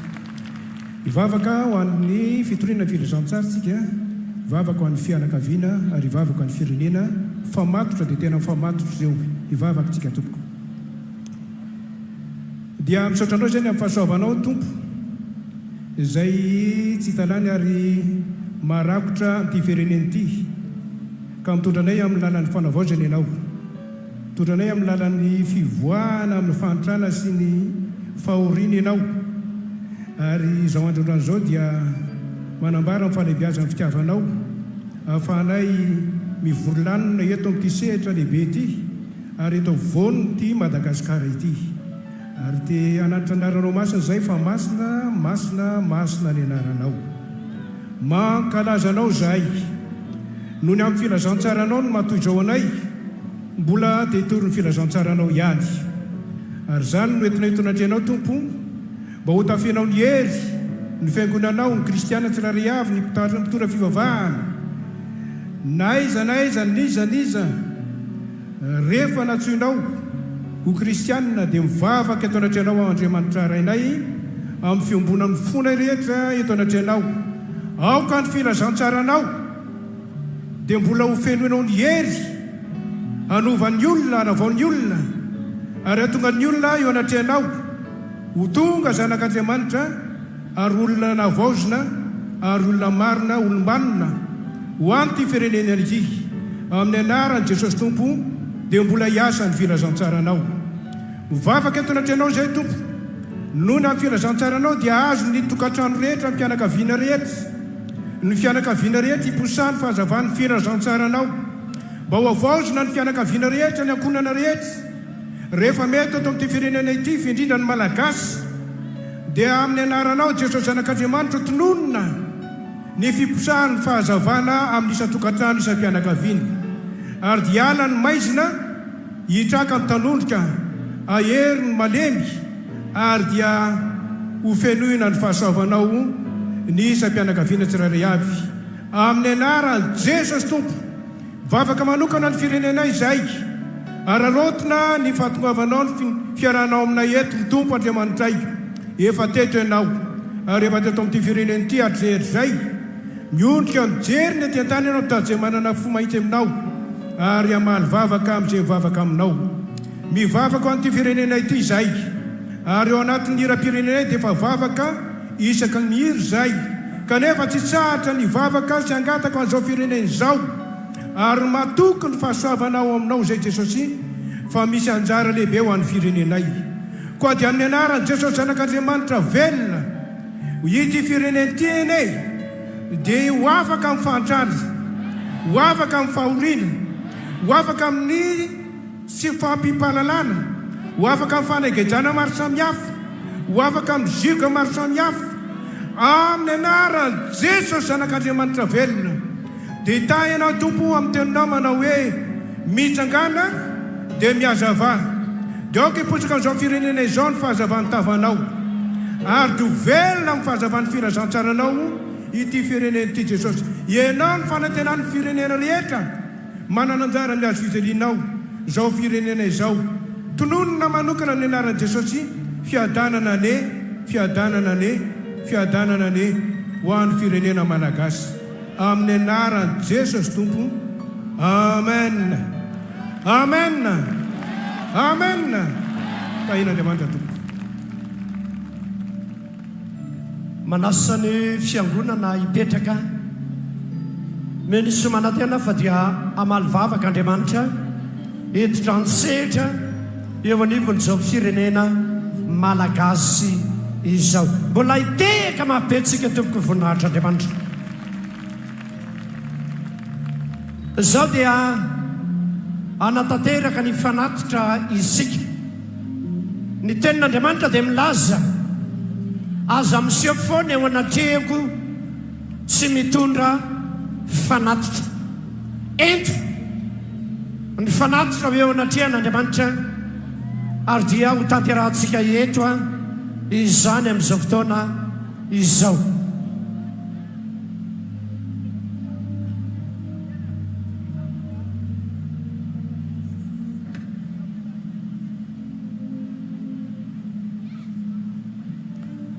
Tompoko, ny fanatitra izay ho tanterahantsika dia fanatitra ho an'Andriamanitra izany fa misy arina anankiray ihany koa eo nataontsika ho anohanantsika nireo vahiny izay tonga eto Antananarivo amin'izao fotoana izao mba hanohanantsika azy ireo ara-tsakafo izany ary indrindraindrindra ny sarandalana sy ny fanaonana an'izy ireo. Ho tanterahantsika mpitiavana izay satria ny tenin'Andriamanitra dia milaza hoe manome am-pifaliana dia ho sitraka Andriamanitra. Andeha atolotra an'ireto atokopira ireto ny anafana ny fotoana. Manao fandaminana avy hatrany ny diakona izay manatanteraka an'izay. Ndao ary.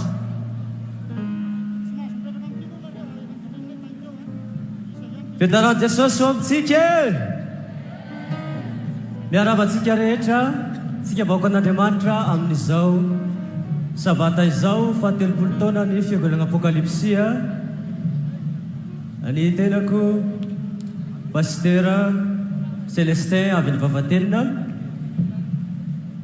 Miaravantsika avy any amin'ny faritany rehetra izay tonga eto androany. Miarava ihany koa atsika eto an-tanàna eto Antananarivo sy ny manodidina izay miona eto androany.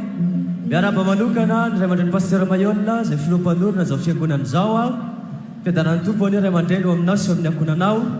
Miaraba ny vahiny rehetra izay tsy ho fidiana, tsy ho avahana izay tarihany filoha ny fanavaozana Colonel Mikael. Fiadanan'i Jesosy eo amintsika tsiraray avy. Ny chorale nationale miara-mihira agnatin'ny tira tia agnatin'izao fanatitra izao. Zany hoe ny chorale manerana ny Madagasikara. Misy avy any avaratra, avy any atsimo, avy any andrefana, ary misy avy any atsinanina, ary ny eto ampovoantany. Hirantsika voalohany ao dia ny hira hoe ny teninao Andriamanitra izay vetesiny belle joie. Tea tanana mafy be ho an'ny belle joie. I belle joie dia avy any amin'ny fiangonana Fort Dauphin. Ny manaraka azy ao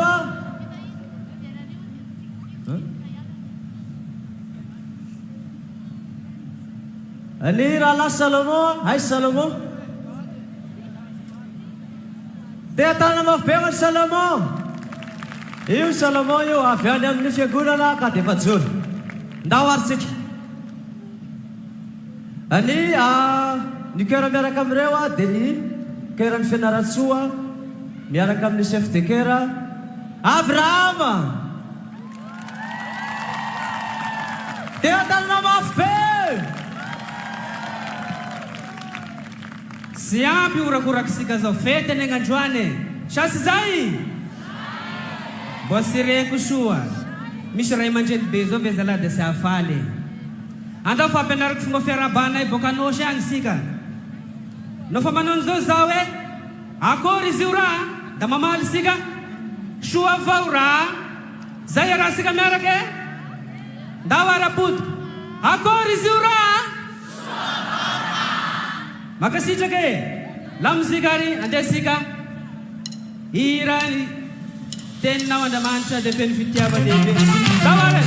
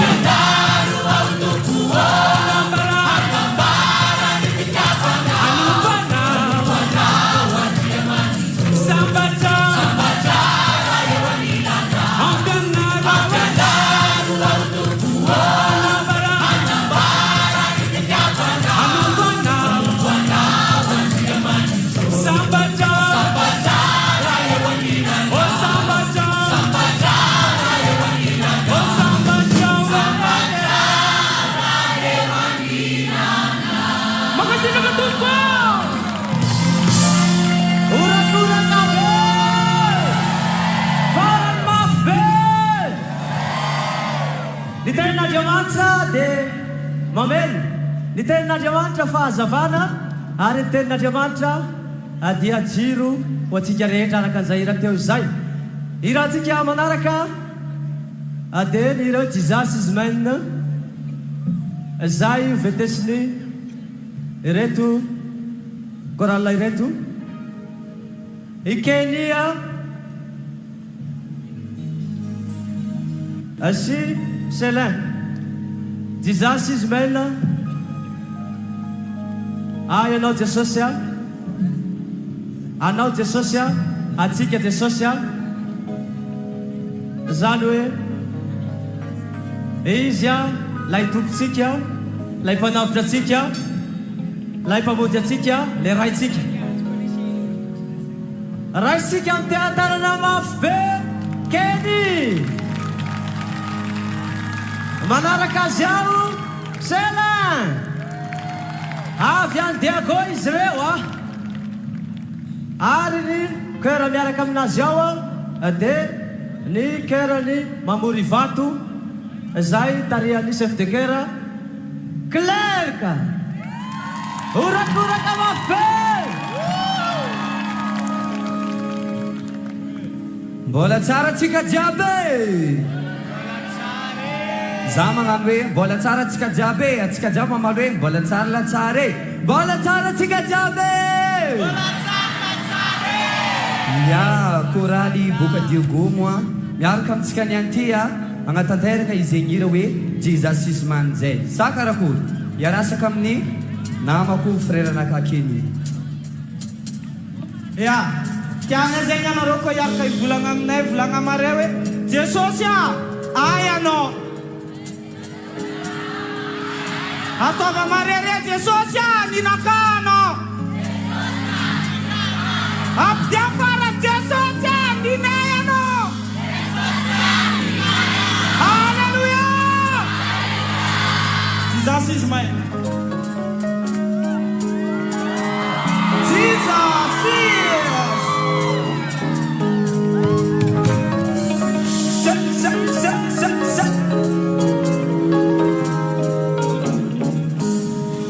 Jesus is mine, He's mine, He's mine forevermore.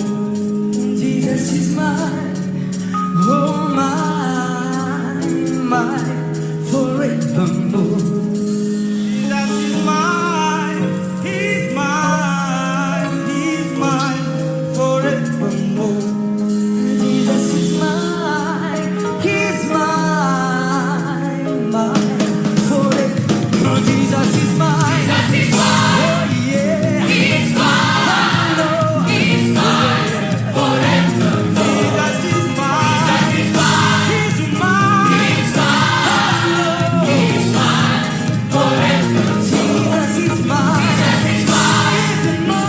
He's mine.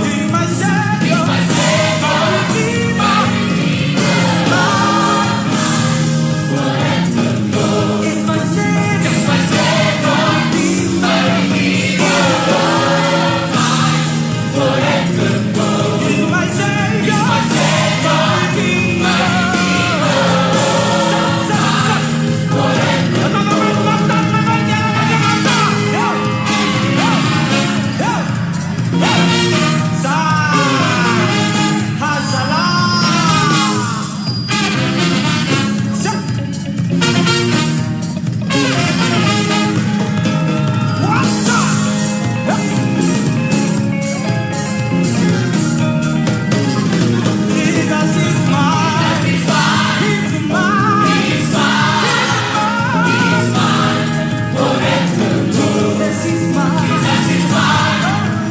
He's mine.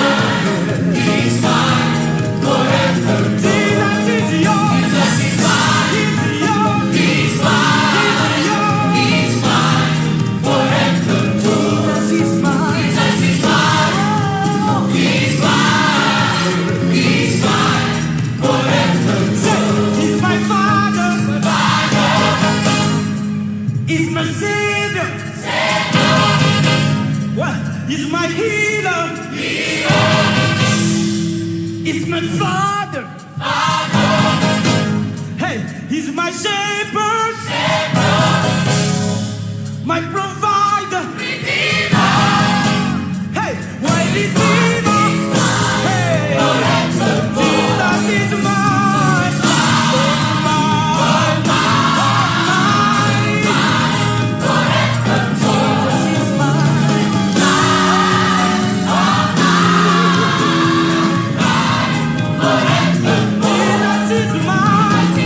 He's mine. He's mine.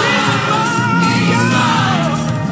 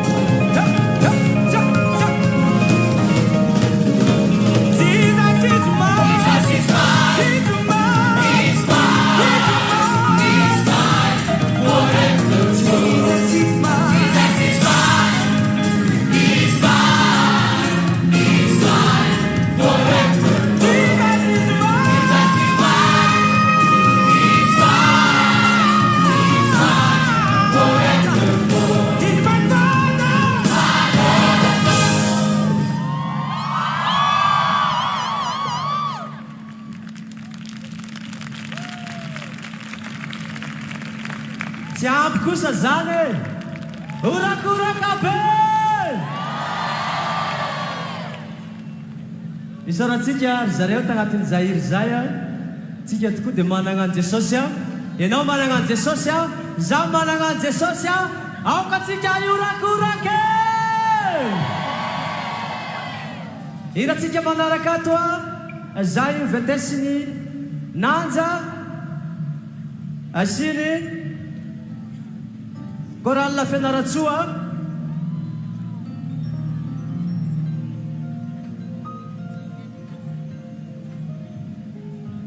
lehibe ny tompo a lehibe ny tompo amerika oderay lehibe ny tompo amerika kalazay lehibe ny tompo amerika omeamboninahitra orakoraka mafeo any koralina national orakoraka mafeo any nanja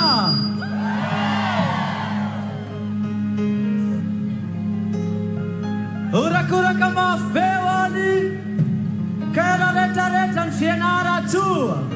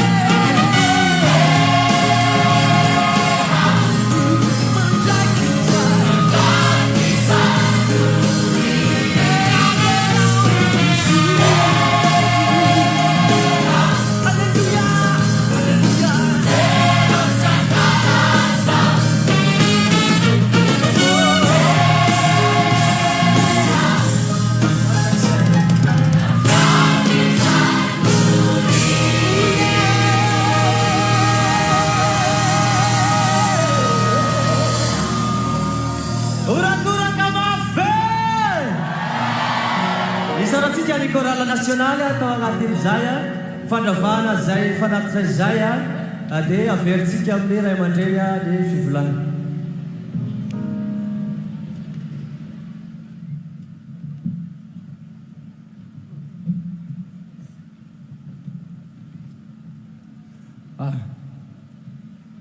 Raha faly ianao dia midiafa ho an'Andriamanitra.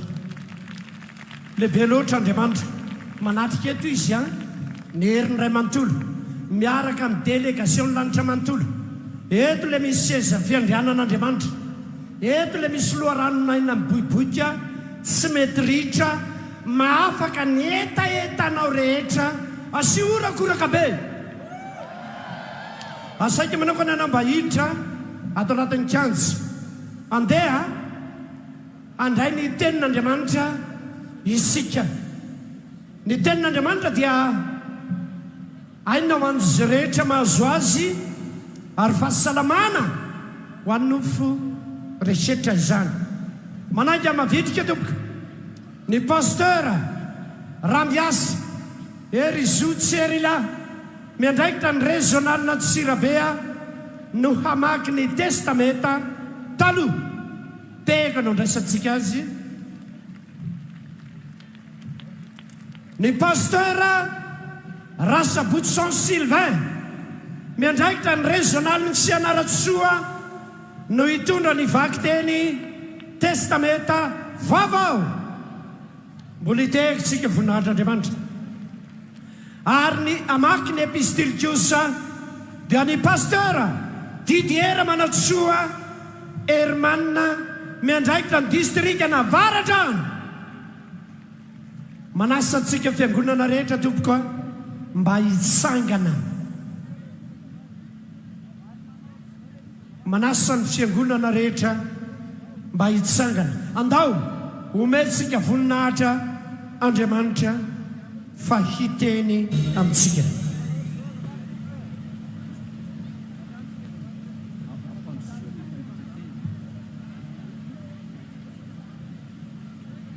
Dia ampandrosoana zany ny ray aman-dreny izay mandika ny tenin'Andriamanitra araka ny fanaontsika isaky ny sabata. Efa tia ny lorona tia. Ny perikopantsika voalahatra androany izay efa tamin'ny herintaona no nanaovana azy dia izay voasoratra ao amin'ny Genesis toko fa 2:7, ny andininy 2:7 ka hatramin'ny 7:7. The Bible reading program that was set for us in this year of 2026 is in the book of Genesis chapter 41 and then from the verse 1. Genesis 2:7 ny andininy 2:7 ka hatramin'ny fa 7:7. Genesis chapter 41 from verse 41 until verse 49. Vakina amin'ny anaran'i Jesosy Kristy ny soramandry. Let us read in the name of Jesus, the title above. Nila zany Josefa ny nofon'ny Farao sy ny nananratana azy ho mpanapaka any Egypta. The title above in English version, Joseph in charge of Egypt. Ny andininy 2:7. Verse 41. Ary indray Farao tamin'ny Josefa, indro efa nanendry anao hanapaka ny tany Egypta rehetra aho. So Pharaoh said to Joseph, I hereby put you in charge of the whole land of Egypt. Dia nesorin'ny Farao ny peratra tamin'ny tanany ka nataony tamin'ny tanany Josefa dia nampitafiany rongony fotsy madinika izy ary nasiany rojo volamena ny vozony dia nampitengeniny tao anatin'ny 4 na kalesy faharoa izy ary ny vahoaka ny antso teo anoloany nanao hoe mandole ary notendreny ho mpanapaka ny tany Egypta rehetra izy. Then Pharaoh took his signet ring from his finger and put it on Joseph's finger. He dressed him in the robes of fine linen and put a gold chain around his neck. He had him ride in a chariot at his second command, and the shouted before him, make way, thus he put him in charge of the whole land of Egypt. Aro Farao tamin'i Josefa, izao ny Farao, ary ratsy ny teninao dia tsisy olona netsika ny tanany na ny tongony eto amin'ny tany Egipta rehetra. Then Pharaoh said to Joseph, I am Pharaoh, but without your word, no one will lift a hand or foot in all Egypt.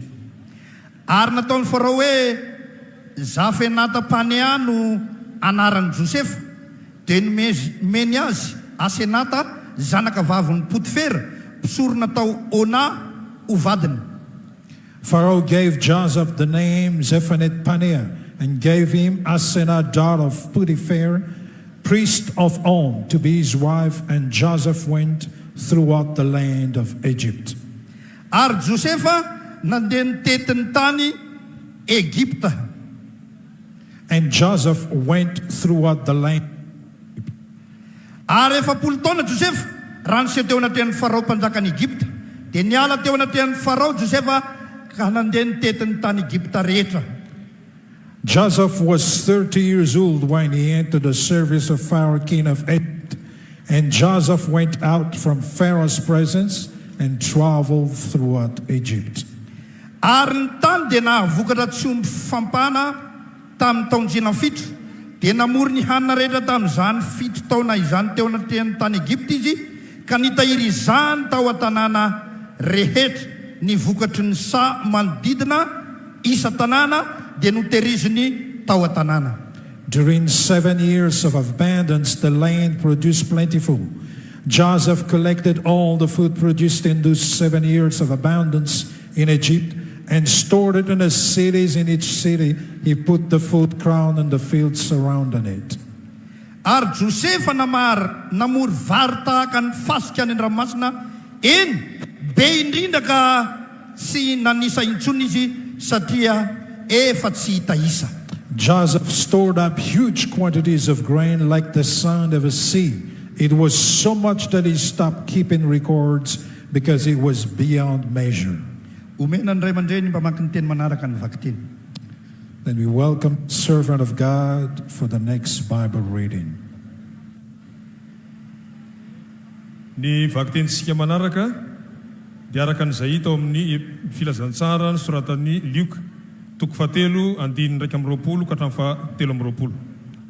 The next Bible reading is found in the book of Luke, chapter 3, verse 21 until verse 23. Ny nanaovana batisa an Jesosy. The baptism of Jesus. Ary rehefa natao batisa ny vahoaka rehetra, ary Jesosy koa efa natao batisa sy ny vavaka dia nisokatra ny lanitra. When all the people were being baptized, Jesus was baptized too, and as he was, heaven was open. Ary ny fanamasina nidina teo amboniny ka ny endriny dia tahaka ny voromailala, ary nisy feo avy tany an-danitra nanao hoe ianao no zanako malalako, ianao no sitrako. And the Holy Spirit descended on him in a bodily form like a dove, and a voice came from heaven, You are my son, O my love. With you I am well pleased. Ary tokony efa 30 taona Jesosy raha vao nanomboka ny rarahana ka natao hoe zanako Josefa, izay zanaky hely izy. Now Jesus himself was about 30 years old when he began his ministry. He was the son, so he was thought of Jesus, the son of Hades. Then we welcome Pastor Didier to read the last Bible reading. Hofaranantsika ny vakiteny arak'izay voasoratra amin'ny Timoty 2:7-9 ka hatramin'ny 9. Then we end the Bible reading as it is written in 1 Timothy chapter 3, verse 14 until 16. Timoty 2:7-9 ka hatramin'ny 9. 1 Timothy chapter 3, verse 14 until 16. Ny soramandry dia vaky zao amin'ny anaran'i Jesosy, ny amin'ny olona mendrika atao mpitandrina sy diakona. The title above in English version, Reasons for Paul's Instructions. Vakina amin'ny anaran'i Jesosy manomboka 14. We're going to read in the name of Jesus from verse 14.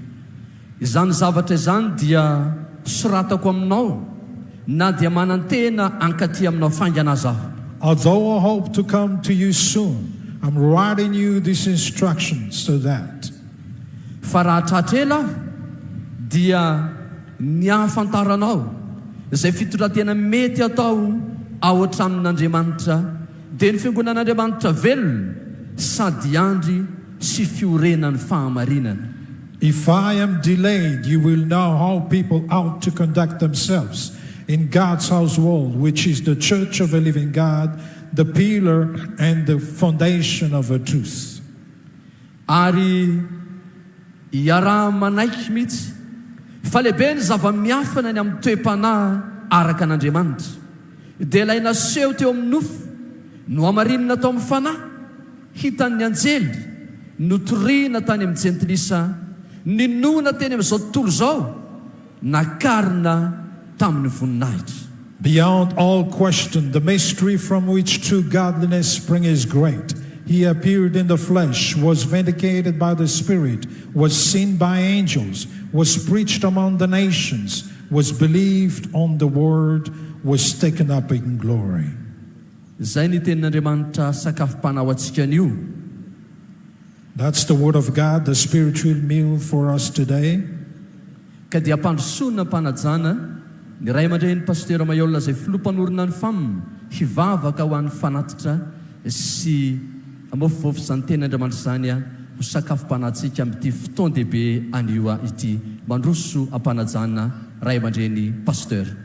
So we welcome respectfully Pastor Mayo, the president and the founder of the International Church of the Apocalypse, to pray for the offerings and also explain the word of God unto us. Welcome.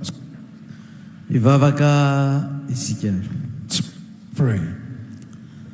Misotranao zay Jehovah Andriamanitra rayo no tainao ka natratra ty fatelopolo taona ny orenan'ny fiangonana ity. Thank you, Jehovah Father, for blessing us, and we got this 30th year anniversary of a church. Misotranao koa ny tantananao ny ivoakanao tsirairay avy tonga eto amin'ny kianja amin'ny Baréa ity. Thank you for guiding each of your people arriving safely here in the stadium of Baréa.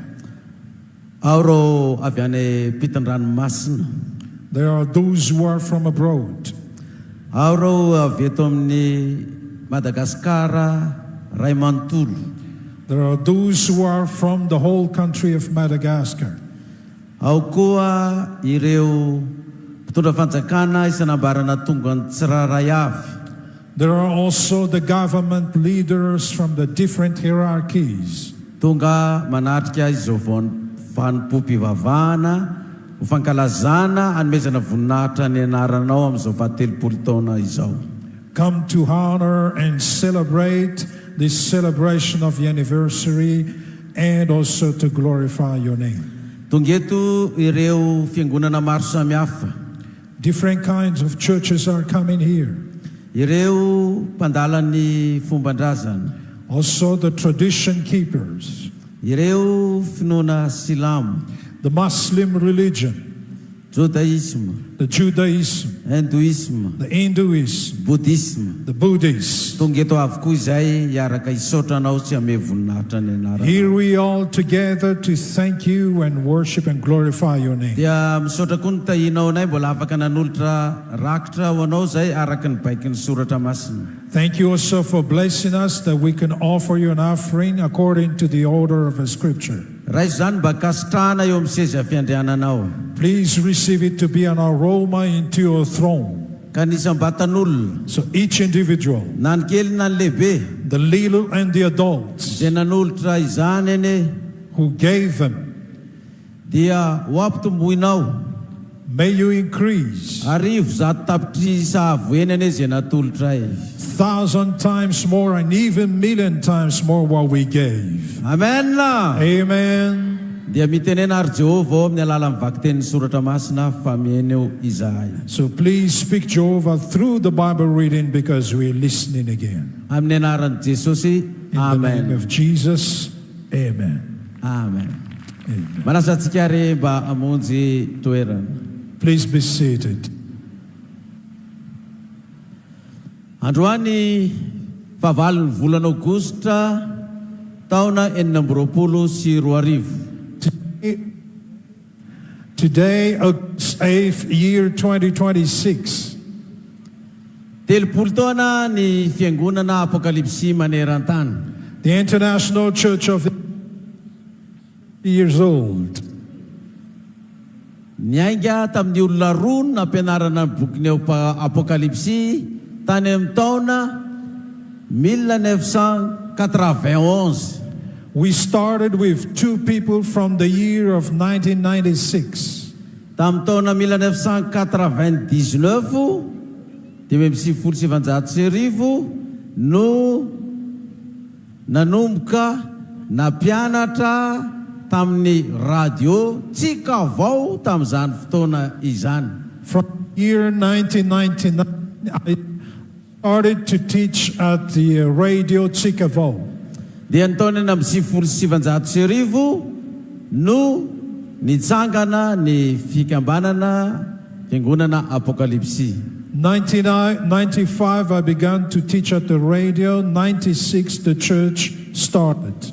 Dia tao anatin'ny telopolo taona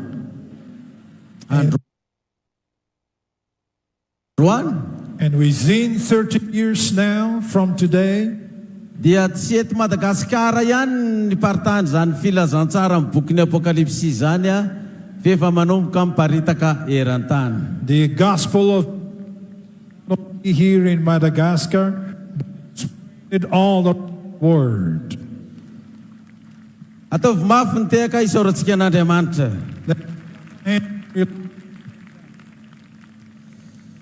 Jerena kely ny micro mipandika teny fa ohatrany tsy dia mahazo tsara. Andramo e? 1, 2. Les piles angamba no lany.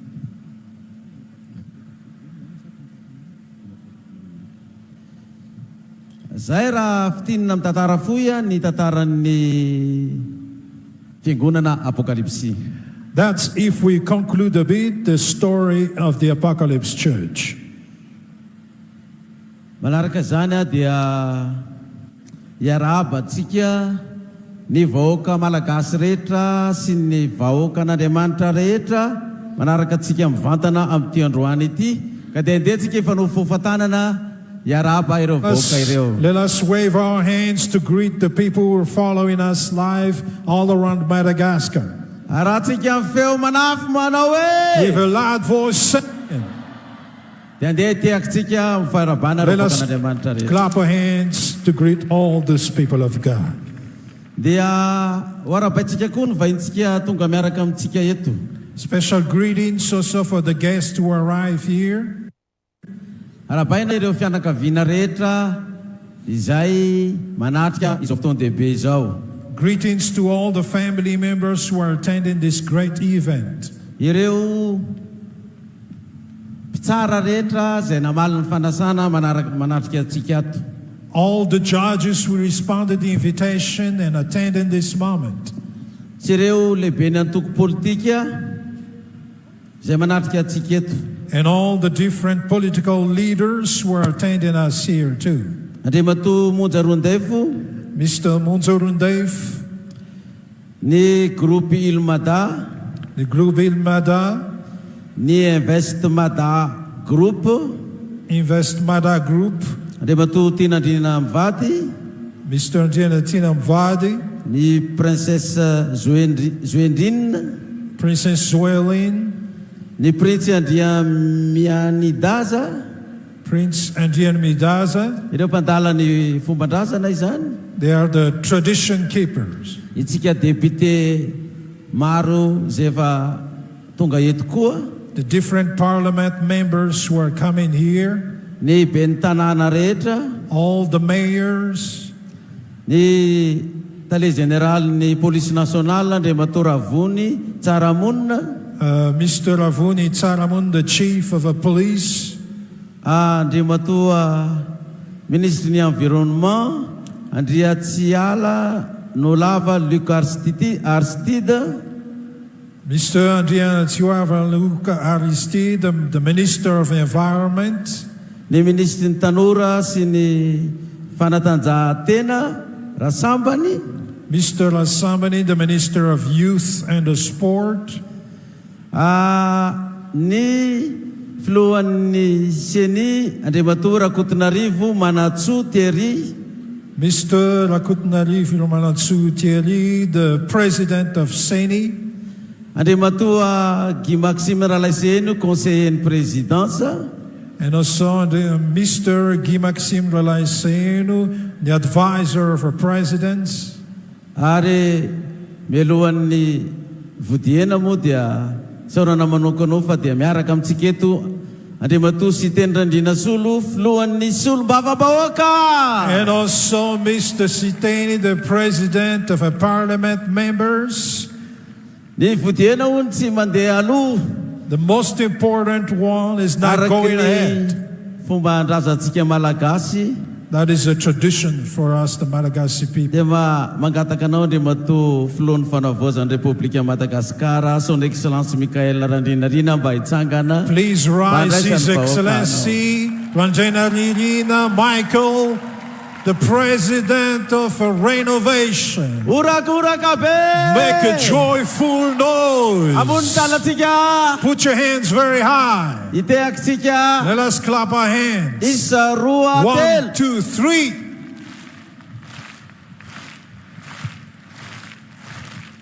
And with a loud voice, sing. Thank you. Thank you, President. Please be seated. Let us get a short message about this 30th year anniversary. In the Bible, the 30 numbers has lots of stories.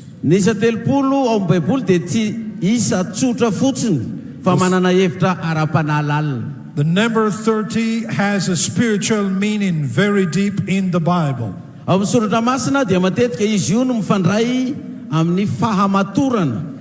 It is connected always into the maturity in the Bible, into the service, and so to getting ready, and a responsibility and also salvation.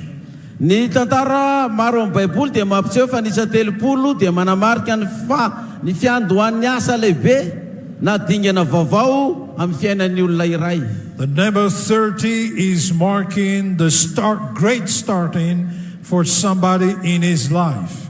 Alohan'ny atongavana amin'ny isa fatelopolo taona ao amin'ny Baiboly dia matetika misy fotoana fanomanana lava. There is a long preparation before getting into the 30th year in the Bible. For example, Joseph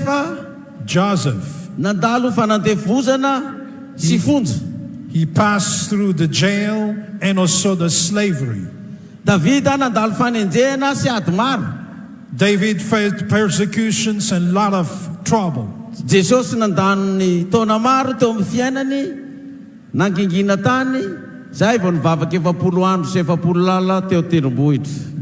spent a lot of times before he faced the 40 days and 40 nights in the desert. Into the change of life. The number 30 is marking a great change in life. Let us take the example of Joseph in our Bible reading. He was about to be captured by the law. Then his brothers traded him to become a slave. Then he became a servant. And then he was thrown into prison.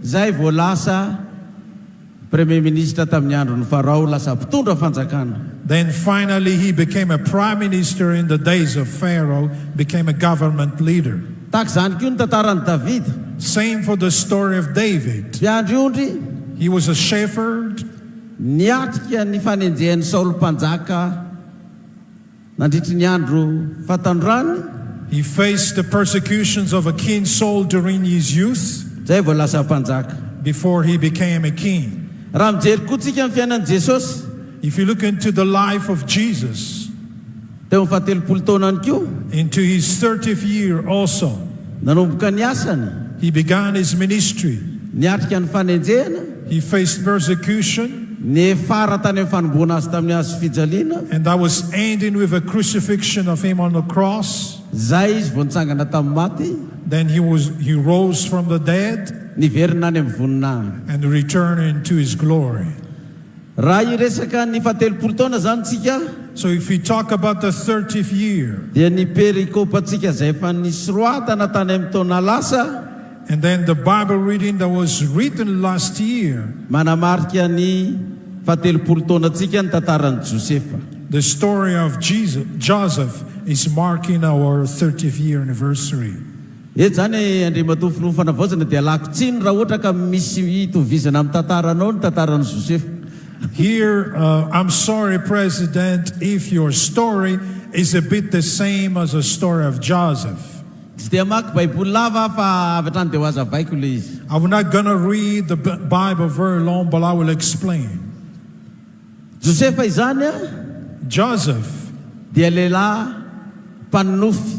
he was a dreamer.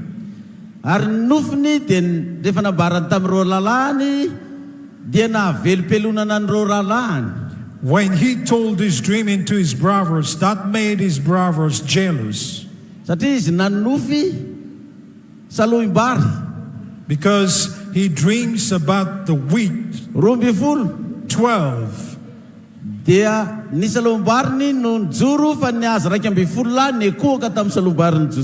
And for him it stood, but for his brothers fell down to worship his.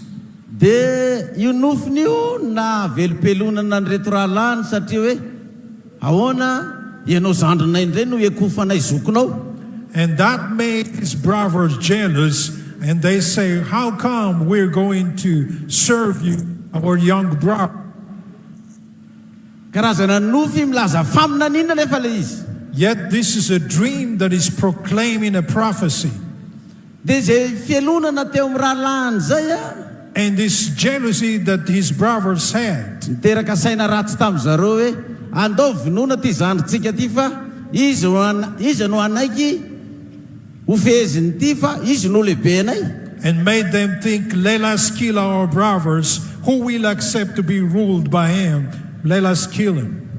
De rehefa hamono azy ry zareo, when they were about to kill him, de lehilahy matoa no niteny hoe aoka mba tsy ho vonoina izy fa sao ndatsaka raha marina itsika. And then his older brother said, no, let us shed a pure and innocent blood. Fa lao izy ho amiditsika, but let us trade him ho andevo, to become a slave. De rehefa moditsika de tenenitsika dada hoe maty ny lanin'ny biby ny zanakao Josefa. And then when we go home, and then we say, your son Joseph was killed by the wild beast. And here he sees clothes with lots of blood. And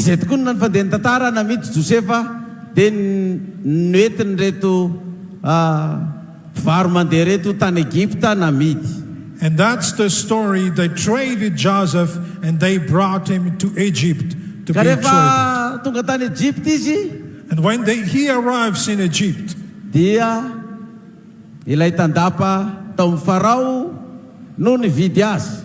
and then the man in the palace of Pharaoh purchased him. And then within the palace,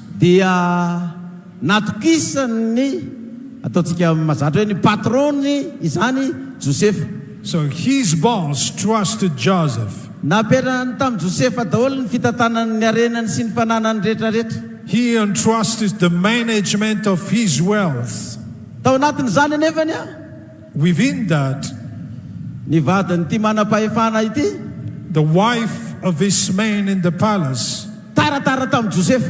and then she was interested in Joseph. Joseph was a very handsome man. And then this young woman flirted on Joseph. Zaho izy efa naperaky ny patronko hikarakara ny fananany rehetra fa ianao vadiny ihany ny teneniny hoe aza mbaky tiana. And then Joseph said, my boss entrusted me all of his wealth except you, his wife. Mety niteny ngamba le madama hoe aza mivaky loha am'zany letsy. Maybe the woman said, don't care about that young man. Fa tiako ela. Because I love you. Andaotsika hiara matory. Let us go and sleep together. Nistonony mihitsy Joseph. She pulled Joseph. Bisou e. Give me a kiss. Oka madama. And then Joseph said, no, sorry women. Mba mariny. Oh, it's true. Sorry, really. Tsy tikizo am'zany ah. I'm not going to get in trouble with that. Stony le madama izy tamin'ny akanjony. But she pulled Joseph with her clothes. Lasa izy nienjana ny lefa. And then he ran away. Tavela ataony akanjony. And then his clothes was left there. Testrary le madama amin'ny farany. Finally, the lady was upset. Natsony garde du corps. Then she called the bodyguards. Le devola tonga tato iny angeny violina naty ao de rehefa niantso vonjeo de nilefa izy tiany akanjony. Oh, the slave man, he raped me. And then when I called for her help, this is his clothes. Tonga ny vadiny. And then the husband came. Zavatra nitranga tato sery. That's what happened here, darling. Saika ny violeny io Joseph anao io ah. Your Joseph was about to rape me. Ratsy niantso malaky ah. But unless I called for help very quick. Mety efa vitany teto zay tokony natao tamiko. Maybe he could have done already what he wanted Tena tsy to. manjary iny. Oh, he's a bad man. Sady nitomany izy. And then she wept. Tezitry patron be. So the big boss was upset. Iny ty nataony latiry Joseph. What have you done, Joseph? Tsy nanao an'izany tompoko. I did not do that, sir. Mandaingy ozy izy ny vatany. And then she said, he is a liar. Voendrikendrika ny zavatra tsy marina Joseph. So Joseph was accused for something he did not do. Napangaina amin'ny zavatra tsy marina Joseph. He was accused for something that was wrong. De niditra ponja. And then he was in prison. Nefa Andriamanitra tsy nanary azy. Yet God did not leave him alone. Tao mifonja tao. In prison. Nisy mpanao mofon'ny flo. And then there was a baker of nanao atsona Pharaoh. Flo mpanjaka Farao. And then he called, the Pharaoh called him. De nisy koa mpitondra kopy ny mpanjaka nikadraina koa fa nanao atsona. Then also a cupbearer of a Pharaoh was jailed and called. Ray efitra tao izy sy Joseph. They were in the same cell, him and Joseph. Nanofo koa izy roa lahy reo tao amin'ny fonja. Both of them also had a dream in the prison. De hitan'i Joseph nalahelo endrika. And then they saw Joseph sad. Fina mampalahelo endrika anareo roa lahy reto e. Why are you sad? Joseph said. Zaho izy nanofy hoe nisy voaloboka be niloloaviko de nipotseriko le voaloboka dia narosiko ho an'ny mpanjaka Farao. He said, I carried upon my head big grapes, and then I oppressed it and offered it to Pharaoh. So bika telo no loloaviko. It was 3 baskets on top of my head. Tsy fantatro zay heviny. I did not know the meaning of it. Tao i Joseph. Then Joseph said, Zao ny hevitry zany. this is the meaning of that. Afaka atelona. After 3 days, Ivoaka tato amin'ny fonja ianao. you're going to go out of prison. De iverina eo amin'ny toeranao androtso ny kapokan'ny mpanjaka. And then you go back into your position to bring the cups of a king. De tsisy aninonanao intsony. Then no one will harm you anymore. Fa rehefa mba tonga any ianao. So when you get into your position, de mba tsarovy aho izy Joseph. then remember me, Joseph Zao hoe said. tsy nanao ratsy aho fa fianendrikendrena ny nampikatra. And tell them that I am innocent. I was accused for something wrong. Nahita an'iny koa le mpandroso mofo. When the cupbearer saw that, za koa izy mba nanonofo. I had a dream also, he said. Fa loloa sobika telo de misy mofo betabeta ao anatiny. I had the 3 baskets with lots of bread on top of my head. Fa lany vorona daholo le mofo tao ambony lohako tao. But all the birds ate the bread inside of a basket. Please tell me the meaning of a dream. It might be a good dream. Joseph said, this is the meaning of it. After 3 days also, you're going to go out of prison. But the king will hang you with a rope. So 3 of them, 2 of them get out of a prison. The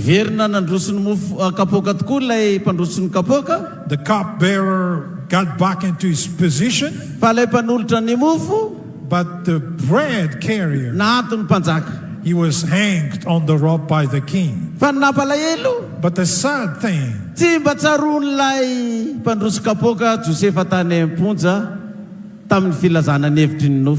cupbearer forgot Joseph about the dream that he told. But do you know what happened? The king Pharaoh had a dream also. The 7 calves that were very fat. And another 7 zebus that were very slim. And then the slim zebus ate the fat calves. And then the king Pharaoh was awake. When he slept and then he had a dream again. And then he had a wheat. But also there are very dry chaff. And then the chaff swallowed the 7 barleys. That's the dream of a king. Then you call the counselors and also the witches. None of them was able to explain the dream even more. Then the cupbearer remembered.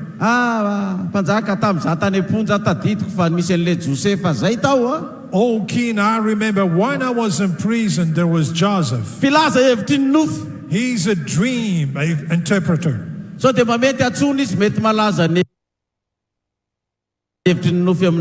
Maybe we should call him to tell the meaning of your dream. So Joseph was called. So you can interpret a dream. It's not me who interpret, Joseph said, but God. Tell me your dream and I'll tell you the meaning. He says this is the meaning of it.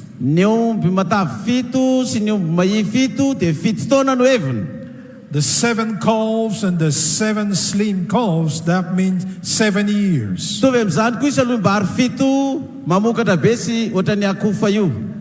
Same for the 7 barleys and the 7 chaff. This is the meaning of it.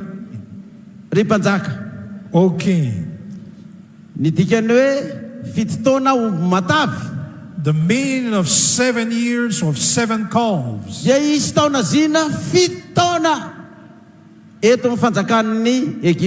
In Egypt, there's going to be 7 years of plenty. And let the king appoint somebody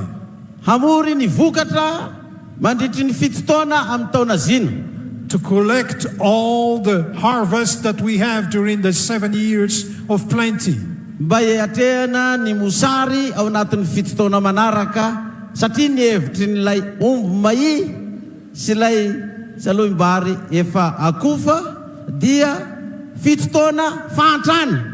Because the 7 chaff and the 7 slim calves means 7 years of poverty and famine. Which means there's going to be 7 years of plenty and 7 years of famine.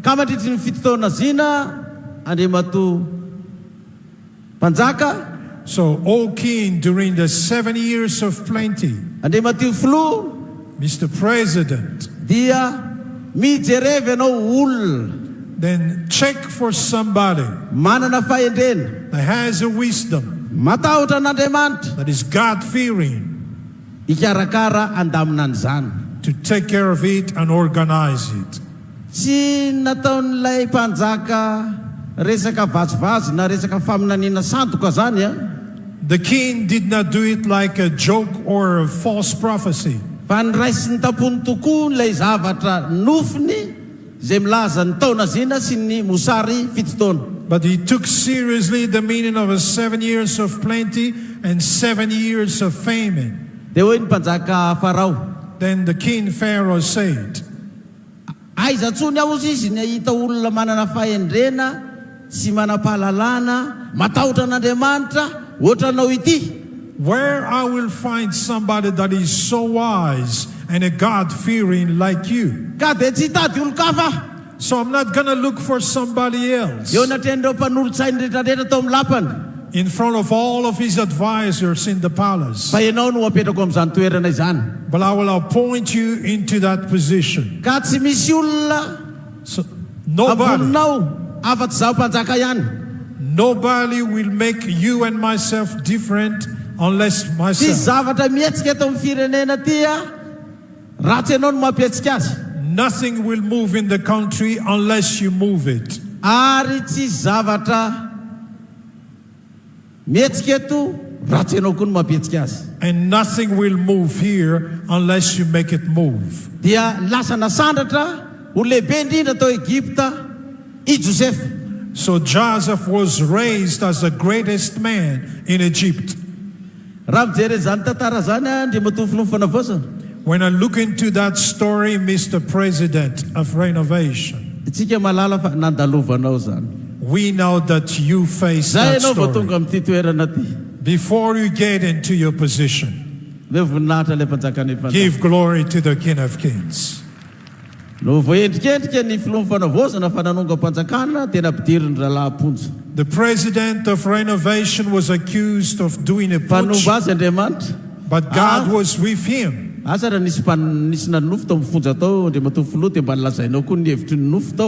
don't know if somebody dreamed in prison and you told the meaning of a dream also.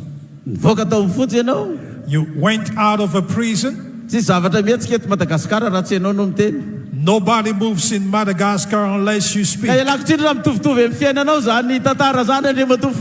So I'm sorry because it looks like your story, that story, Mr. President. But amazing thing,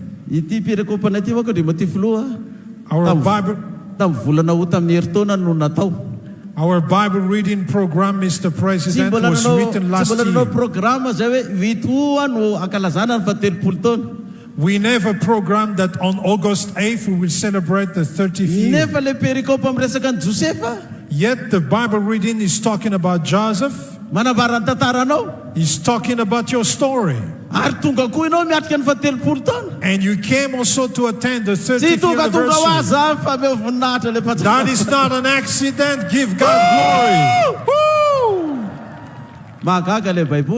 The Bible is amazing. There's a story of someone that looks like that.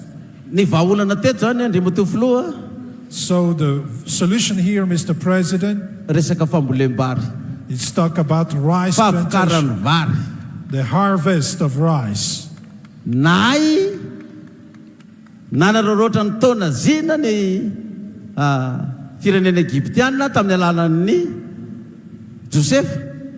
The Egyptians were able to take the opportunity through Joseph and to collect as maximum as possible. Because their basic food was the wheat back then. Mr. President, many places in Madagascar we need to plant rice. Our basic food as Malagasy is rice. In these days of renovation, I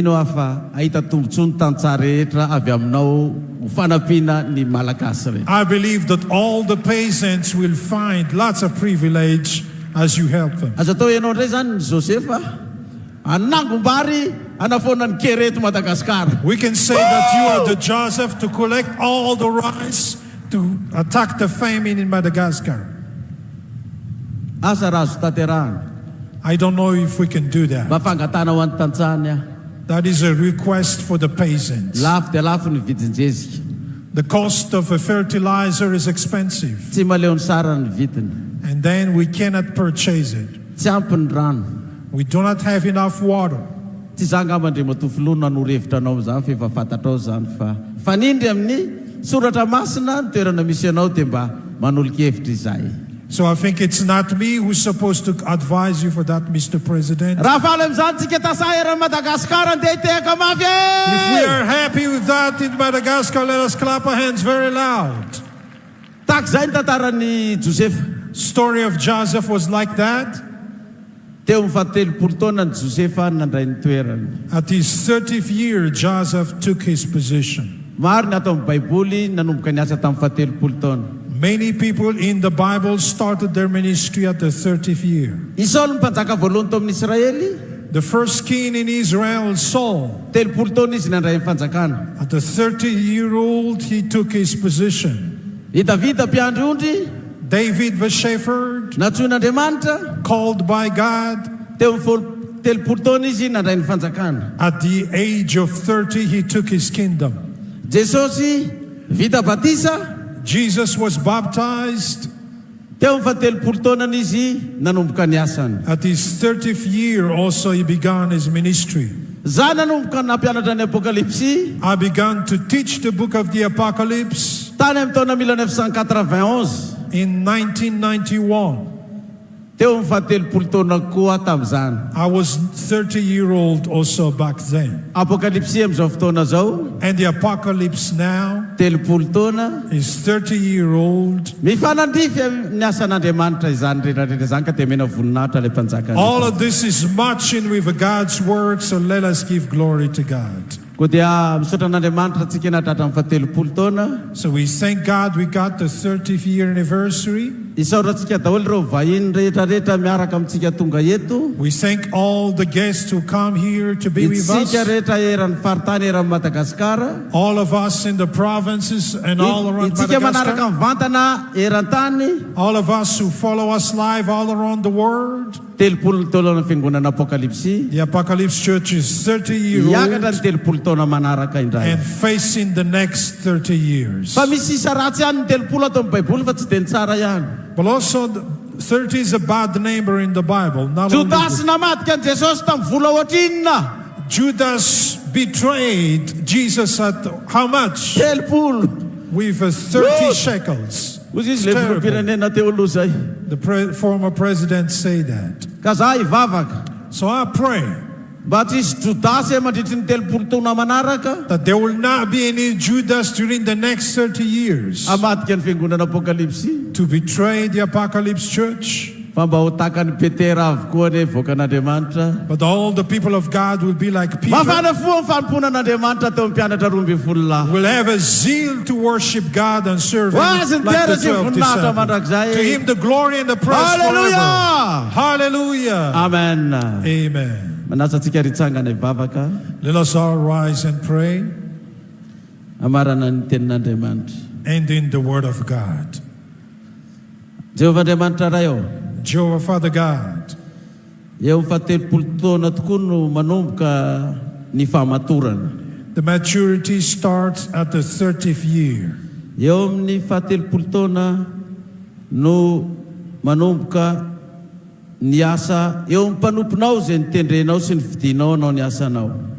The ministry of your servants that you have appointed started at the 30th year. Whether it is Joseph, whether it is David, whether Jesus Christ, they began their ministries at the 30th year. The Apocalypse Church will face now the next 30 years. And as you've been with us during the last 30 years, you will always be with us. Then you will bless Madagascar. ao anatin'ny telopolo taona ho avy indray. For the next 30 years, ny filoham-panjakana, the president of a country, fanavaozana ny repoblika, the renovation of the republic, Michael Randrinarina, Michael Randrinarina, ny filohan'ny solombavam-bahoaka, the president of a parliament, Siteny Randrinasolo, Siteny Randrinasolonieko, ny filohan'ny seni izay miaraka aminay eto, the president of a Senate that is with us, Thierry Rakotonarivo, Mr. Thierry Rakotonarivo, ireo ministra miaraka aminay eto, and also the ministers who are with us, sy ny gouvernement rehetra miaraka amin'ny premier ministre, and all the government members with a prime minister, sy ireo filohan'ny androm-panjakana rehetra zay tsy miaraka aminay eto, and the different president of the institutions that are not ny with us. vahoaka malagasy rehetra, All the Malagasy people, dia mba ho tahinao ane, you bless them. mivavaka kosa eo ny kianja amin'ny Baréa aty, We pray also for the stadium of zay Baréa mbola tsy nahazo ny homologation, that did not get yet the acceptation fa manomboka international. amin'izay mivavaka eto ity, But as we begin to pray now, dia tsy ohatra ny heritaona dia ho azo ny homologation ty kianja amin'ny Baréa Mahamasina ity. even before 1 year, and then we will get the Raha mino acceptance. zany tsika dia ndeha tehaka mafy dia If you mafy. believe in that, then let us clap our Arao hands very mihorakoraka loud. With a be. lot of joyful noise. Amin'ny anaran'i Jesosy nanaovanay izany mivavaka izany. In the name Amen. of Jesus, we do that prayer. Amen. Amen. Amen. Vaza ho toerana ary isika. Please be seated. Mivadika ato ngamba lalaina satria andray fitenenana ny tompon'andraikitra dia mba mbola toizanao ihany ny fandika-teny satria mandeha eran-tany ny afatra.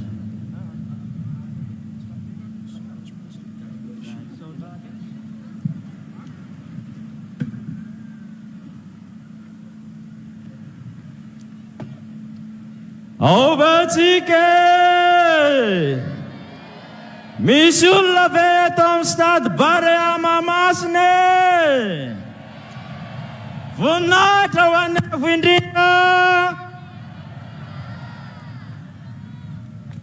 Ankasitrahantsika ny ray aman-dreny Pasteur Mayol izay filoha nasionaly mpanorona ny Fiangonana Apokalypsy Toamasina nitondra n'izay afatra miezinezina izay ivony ity fanamariana ny fahatelopolo taona ny Fiangonana Apokalypsy Toamasina ity. Inona fa dia nahazo vatsim-panahy isika rehetra nandray izany afatra izany. Ankehitriny ara dia iroso amin'ny fandraisam-pitenenana isika, kanefa mialohan'izany dia omarina amin'ny alalan'ny fandefasana voromailala la endriky ny fanahy masina izao ivo ny fanamariana ny fahatelopolo taona izao zay nahavorentsika rehetra, mba ho ny fanahy masina Andriamanitra ne araka ny afatra teo no hitarika ny vahoaka malagasy rehetra mandritra ny 30 taona ho avy indray. Amen. Amen. Ndao za tsy izy ary tomema sy oriman'ny Madagasikara.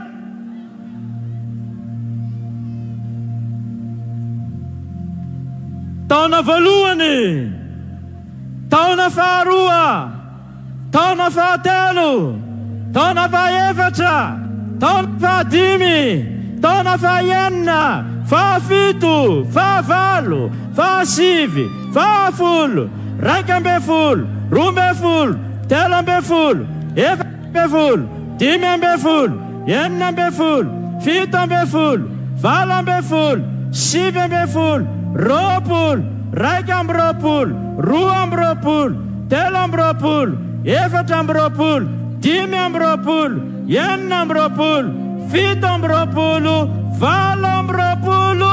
Tsika rehetra miara-miteny hoe voninahitra ny eo an'ny afo indrindra. Fiangonana Apokalypsy maneran-tany.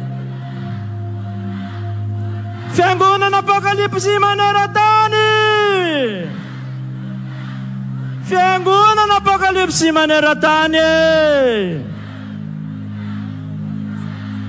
Saotra tompoko lahy ary dia mankasitraka tompoko vavy.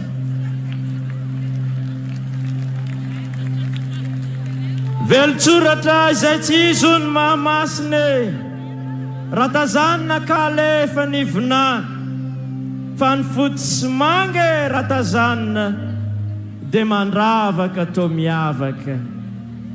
Izany no midika fa raha manga ny lanitra dia tsara ny andro, fa raha manga kosa ny feo dia tsara ny hira.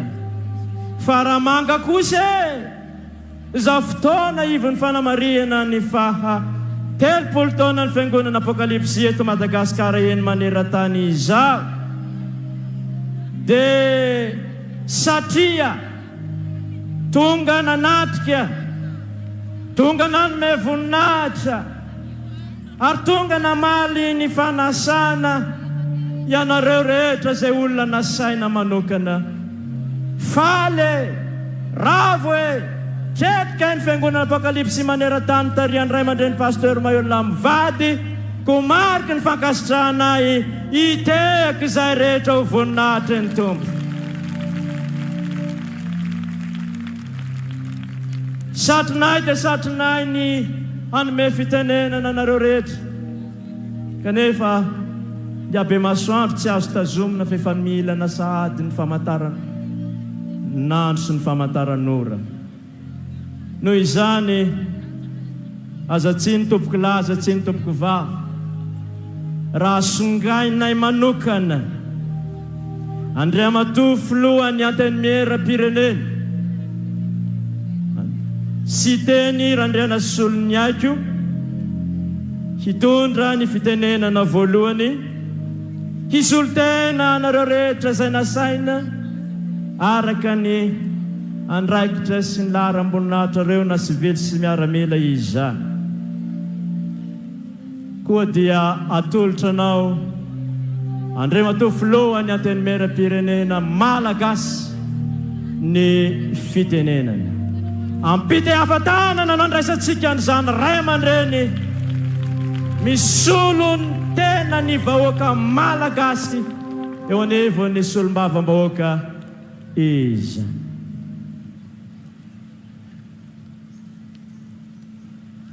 We welcome the President of the Parliament in Madagascar to speak on behalf of the peace. Yes, sir.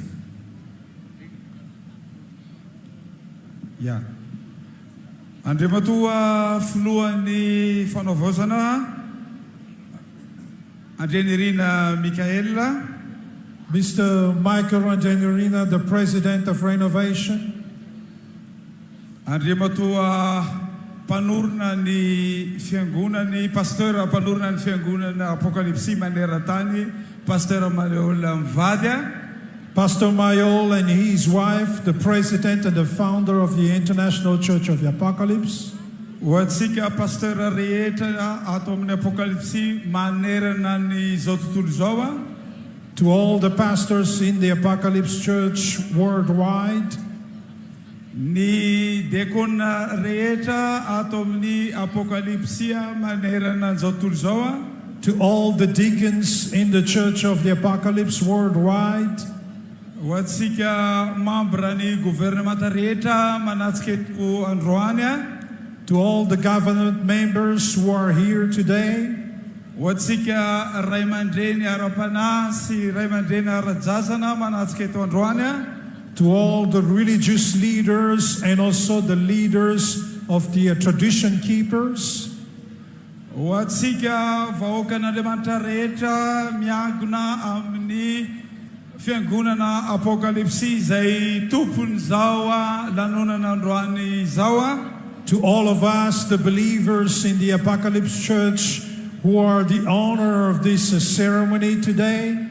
Voalohany teny tompoko dia voninahitra ho an'Andriamanitra. First, my word is glory to God. Telopolo taona niasan'Andriamanitra tamin'ny alalan'ny mpanompon'ny rehetra maneran'izao tontolo izao. During 30 years, God worked with all of his servants worldwide. Ho anazy irery ihany anieny voninahitra. To him alone the glory. Miaraka manokana ny Fiangonana Apokalypsy nahatratra ny fahatelopolo taona. Congratulations for the Apocalypse Church as you got the 30th year anniversary. Ary mirary koa hampiasan'Andriamanitra nareo rehetra mandritra ny telopolo taona ho avy. And I wish that God will use you again, all of you, for the next 30 years. Ka tsy ho fiangonana fivavahana fotsiny Apokalypsy fa ampiasain'Andriamanitra ho fanazavana anty firenena ty ange ianareo rehetra tovo. So the Apocalypse Church will not remain only as a church, but God will use you as a light for this country. Ampiasain'Andriamanitra hanasitrana any Madagasikara ianareo mandritra ny telopolo taona manaraka. For the next 30 years, may God will use you to heal Madagascar. Ampiasain'Andriamanitra hanangana ny malemy ianareo mandritra ny telopolo taona. God will use you to strengthen the weak during the next 30 years. And the glory to God alone. Thank you.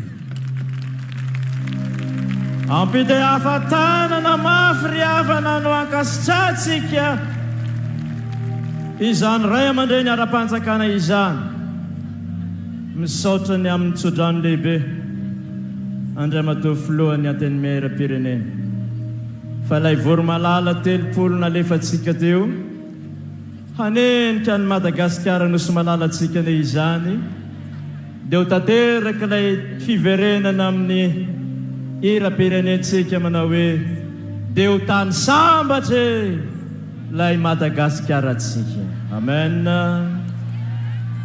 Tompoko lasy tompoko vavy,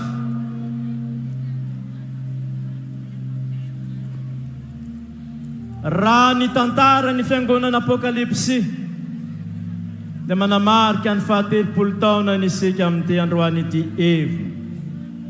Ary isaky ny 5 taona dia manamarika an'izany jobily zany isika.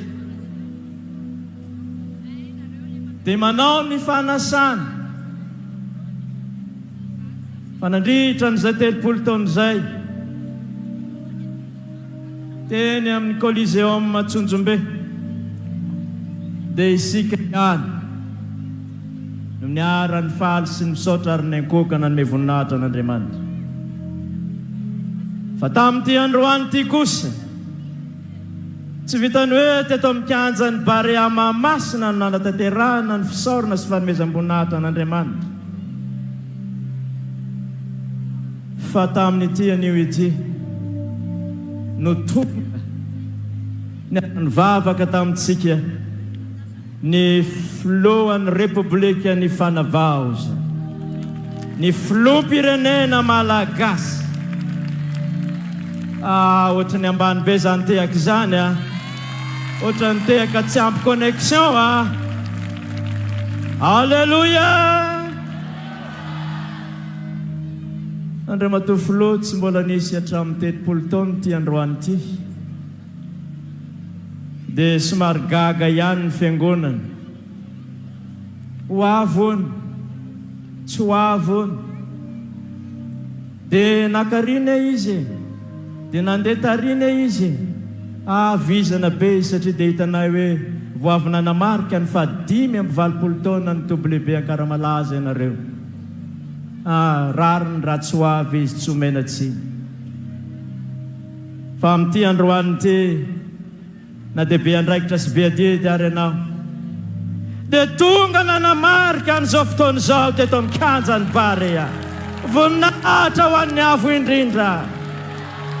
Ry vahoaka an'Andriamanitra tsy kisendrasendra zany, tsy tongatonga ho azy zany, fa ny teny fanefatsika amin'ity taona ity sy amin'ity taona fahatelopolo taona ity dia mivako toy izao amin'ny tantara voalohany toko fa 7 ialoavantsika ny 12 fa ny 13 moa no izy hoy ny teny soratra masina amin'ny anaran'i Kristy Jesosy raha niady tamin'ny Amonita sy ny Sirianina Davida dia izao ny teny mpitarintafika Joab hoy Joab raha tsy toako hoe ny Sirianina dia vonjeo aho fa raha tsy toanao kosa ny taranaki Amona dia ho vonjeko ianao ko maherezy ary aoko itoanday itsika ho amin'ny fitinantsika sy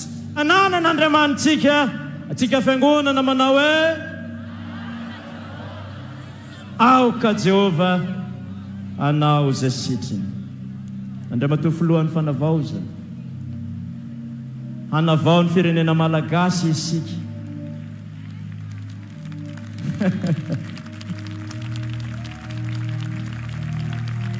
misy olona ve eto amin'ny kanjany Baréa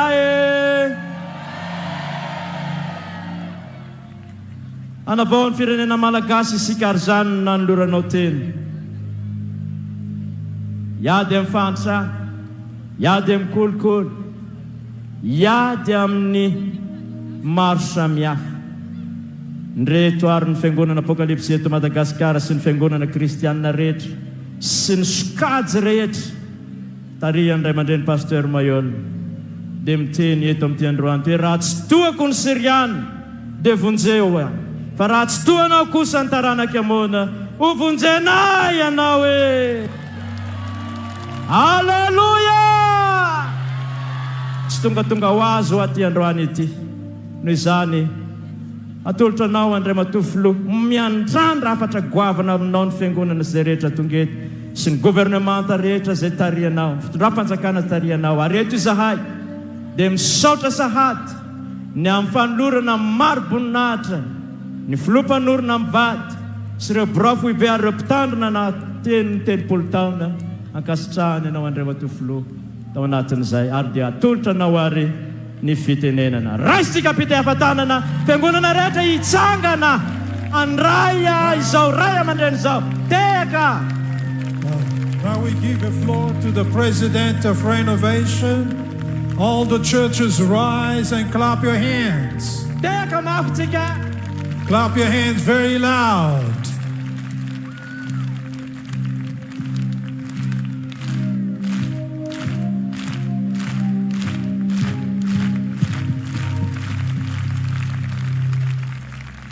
We appreciate you.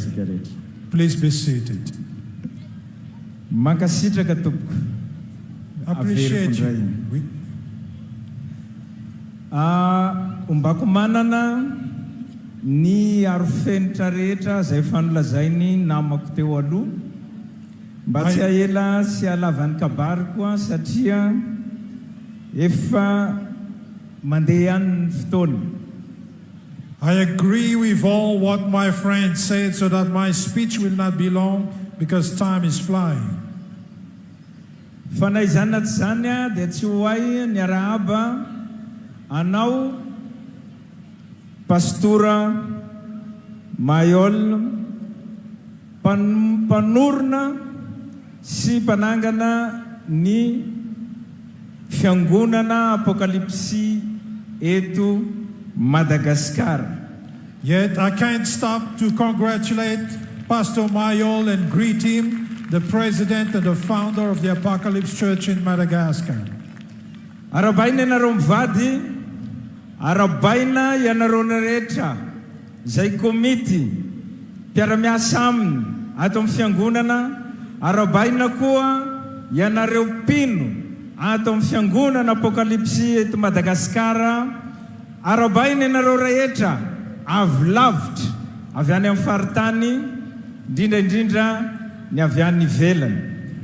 Congratulations and greetings to you, the president and his wife, all the committee of the churches and all the believers, especially those of you who are from abroad. Arabaina satria 30 taona araky ny toteny zay nataony ray aman-dreny pastora mpanorona ny fiangonana teo a dia efa manomboka matotra zany olona feno 30 taona izany. Congratulations, because 30 years, just like Pastor, the founder of a church, said 30 years means maturity. Raha araky ny baiboly, pastora no nanazavanao ny 30 taona teo a dia halay kely araky ny tantara ny somary mahagaga kely asy somary mba finjavatra ngamba ho iaho mipetraka eo a satria zao 30 years according to the Bible, I think maybe just a little coincidence or something, but it struck me because ny taona 1977 zay niforona ny fiangonana raha tadiditsika no nisy nandoro io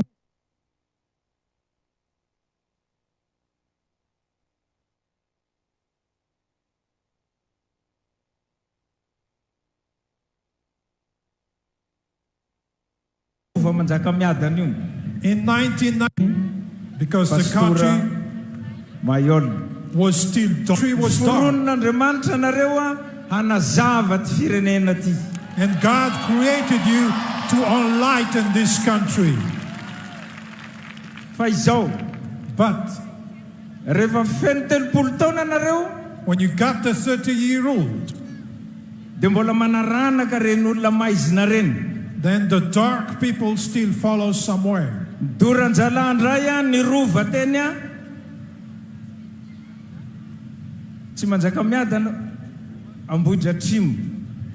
burn again the king's palace in Abuja team.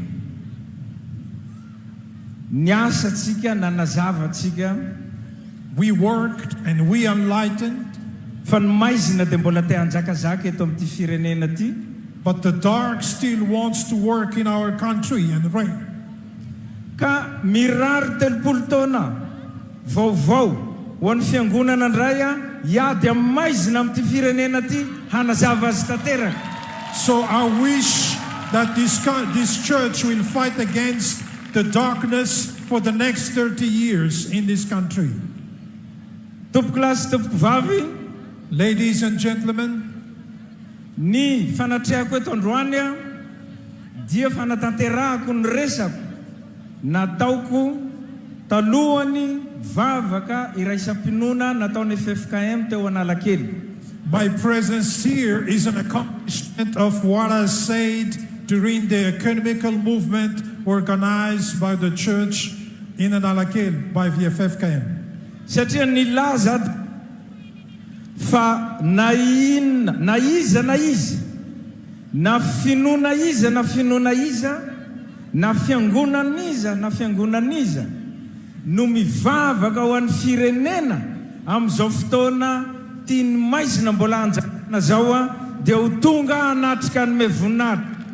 Because whoever will organize, no matter what kind of religion will organize a worship service to pray for our country, then I will come to attend it. Satria zao, because efa voalaza teo ny resaka fifoazana, the revival was already talked. Fa famina niny ramatoa tompoko vavy mama vola havana Germaine. But there was a prophecy of the prophetess Mama Vulahavana Germaine. That is from a Karmalaz. Fa amin'ny alalan'ny fifoazana ho izy no amonjeny Jesosy an'ity Madagasikara ity. That Jesus will save Madagascar through the revival. Ny resaka nofy ny ray aman-drenitsika teo a ny Pastor Mayol. Pastor Mayol talked about the dream earlier. Dia te apamadika kely ny Baiboly a. And I want to turn a bit the Bible. Ao amin'ny testamenta taloha. In the Old Testament. Dia ao amin'ny Job. And that is in the book of Job. Toko fahatelo amby telopolo. Chapter 33. andininy faefatra amby folo verse 14 ka hatramin'ny 15 until 15. Raha mahita tsika ao a dia milaza nofy sy ny tsindrimandry izy io. When we see it, and then this talks about the dream and also the interpretation of a dream or the intention. Amin'ny alalan'ny anankiroa izy no itenenan'Andriamanitra amintsika nefa tsy hitandremantsika. Zay ny voalaza ao. God is speaking to us through two things, yet we do not care about it. Dia amin'ny alalan'ny nofy sy ny tsindrimandry. And that is through a vision and a dream. Zay no iresan'Andriamanitra amintsika matetika fa tsy tsapatsika izy io ndraindray. Za araka ny teninao ray aman-dreny nanofy tamin'izany gadraina tamin'ny 30 Desambra 2024 ary zay na lasa mpiandro zao ny nofiko tamin'izay fotoana zay. I had a dream in December 30th, 2023 in prison, and that made me to become a shepherd as I'm a shepherd now.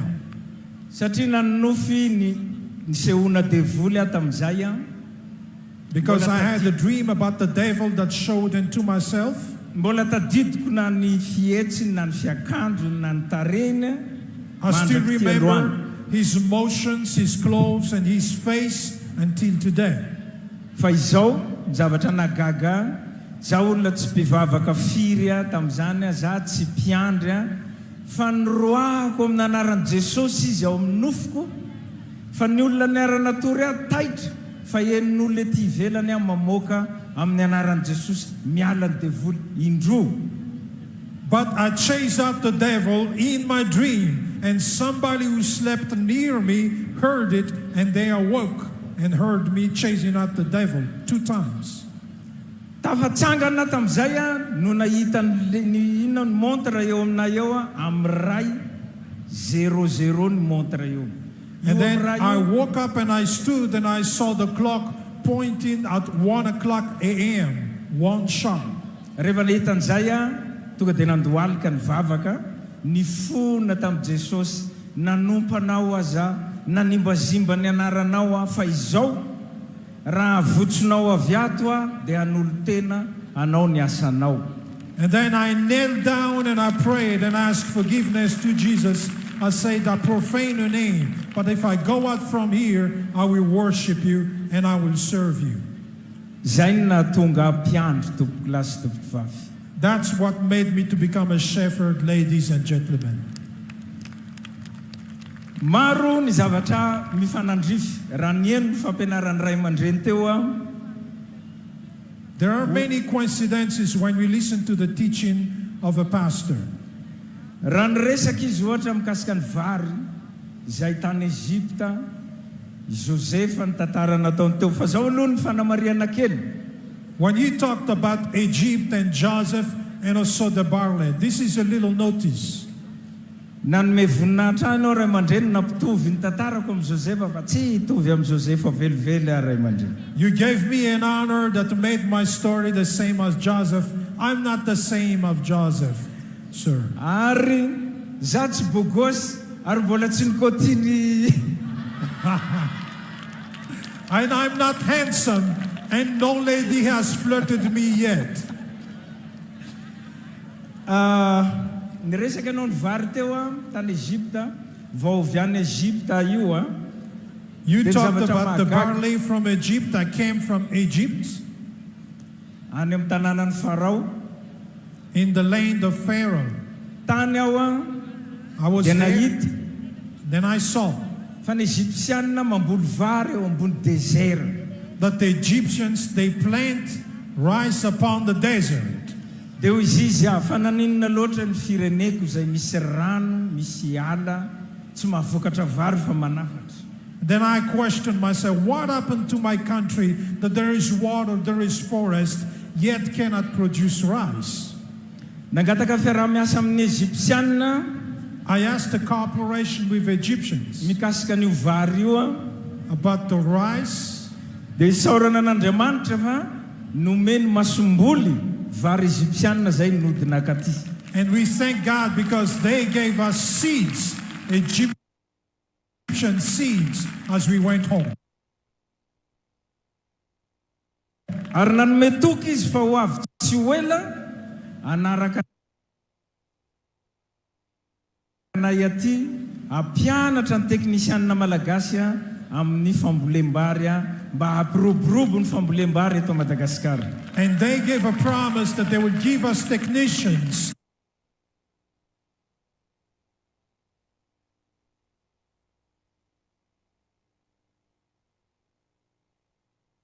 to help the Malagasy peasants and technicians to make the plantation of rice. Dia nantany ministra ny sport ateo. Then I questioned the minister of sport. Enao ve hoany bitsibitsika ny pastora Mayol sa izy maminany? Did you speak to Pastor Mayol, whisper to him, or is he prophesying? Satria amin'ny volana Août iny tokony hanomboka ny famboarana ny tikianja ty. Because in this month of August, the construction of his stadium is supposed to start. Tokony nanomboka tamin'ny 15 io mety tsy ho tratra mety any amin'ny faran'ny volana na volomboalohan'ny septambra eo manomboka ny famboarana ny tikianja ty mba azahoantsika an'izay homologation zay. The reconstruction of his stadium will start at the end of this month so that we can get the acceptance. Dia alohan'ny amaranako azy dia soratra masina roa no hoentiko eto ny anankiray dia alaiko amin'ny boky Apokalypsy. Before I close, and then I text two scriptures in the book of the Apocalypse is one of them. Zay alaitsika amin'ny toko faha 20 that we start from chapter 21 andininy fahadimy verse 5. Dia misy andininy ao zay milaza toy izao and there's a verse there saying, Indro havaoziko ny zavatra rehetra. Behold, I renew everything. Madagascar. Let us renew Madagascar. We will start to renew from our mind and soul. Fotoana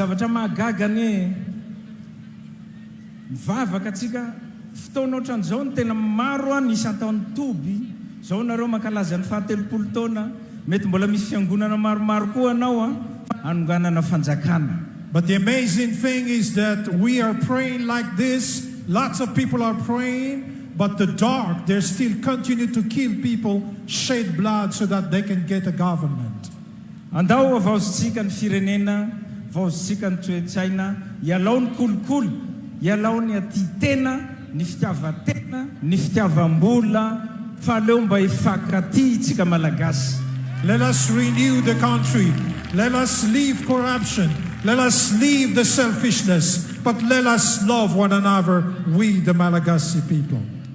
Ny soratra masina faharoa sady fara no lazaiko eto dia alaitsika ao amin'ny Deutéronomia toko fahavalo amby roapolo andininy fahafito dia mialatsiny fa hosokafako izy dia hovakiko amin'ny anaran'ny Jesosy. The last Bible reading that we're going to read is in Deuteronomy chapter 28, verse 7. I'm going to read it in the name of Jesus. Toy izao ny voalaza ao amin'io Deuteronomia io. This is what is written in this book of Deuteronomy. Atolotro Jehovah ho resy ao anoloanao ny fahavalonao. The Lord will grant that the enemies who rise up against you, you will be defeated before you. They will come at you from one direction,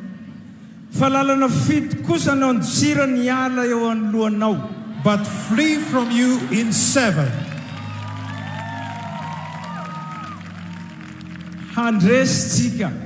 We will win.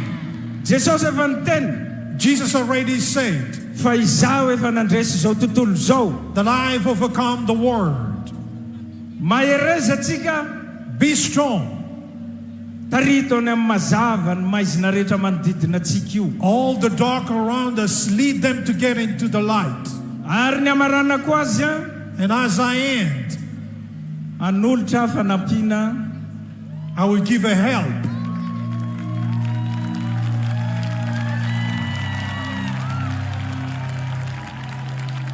One vahiny avy lavitra, solon-tsakafo for the guests who are far away, sy ny firentsika avy any lavitra any tonga soamantsara eto Antananarivo. As a sign of a help, as a transportation as you can to Tana. Vola 20 tapitrisa ariary. 20 million ariary I'll give. Anolotra koa, I will give also. Ho antsika izay mitaiza madinika ao anaty fiangonana.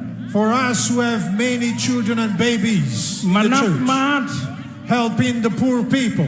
20 tapitrisa ariary ihany koa ray aman-dreny. 20 million ariary also, Pastor. Mankahera antsika rehetrarehetra. I encourage you, all of you, aza kivy. Do not be discouraged. Manana fanantenana. Have hope. Fa ireto telo reto izy no mitoetra. So those three remain. Ny finoana, faith, ny fanantenana, the hope, ny fitiavana, and love. Ary ny fitiavana ny lehibe indrindra. And love is the greatest among all. Ho an'Andriamanitra irerany ny voninahitra. To God alone the glory that belongs to Him before and to Him forever. We appreciate you, ladies and gentlemen.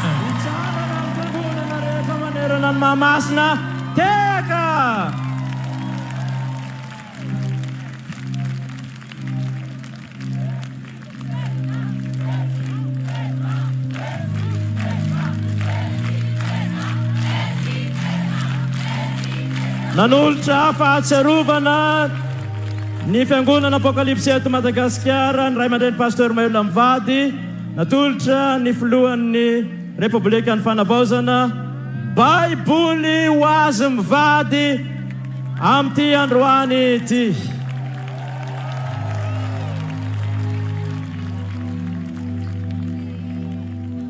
Hoy ny tenin'Andriamanitra zay natolo no antsika teo. Dia ao amin'ilay boky mamintsika Apokalypsy 1:25.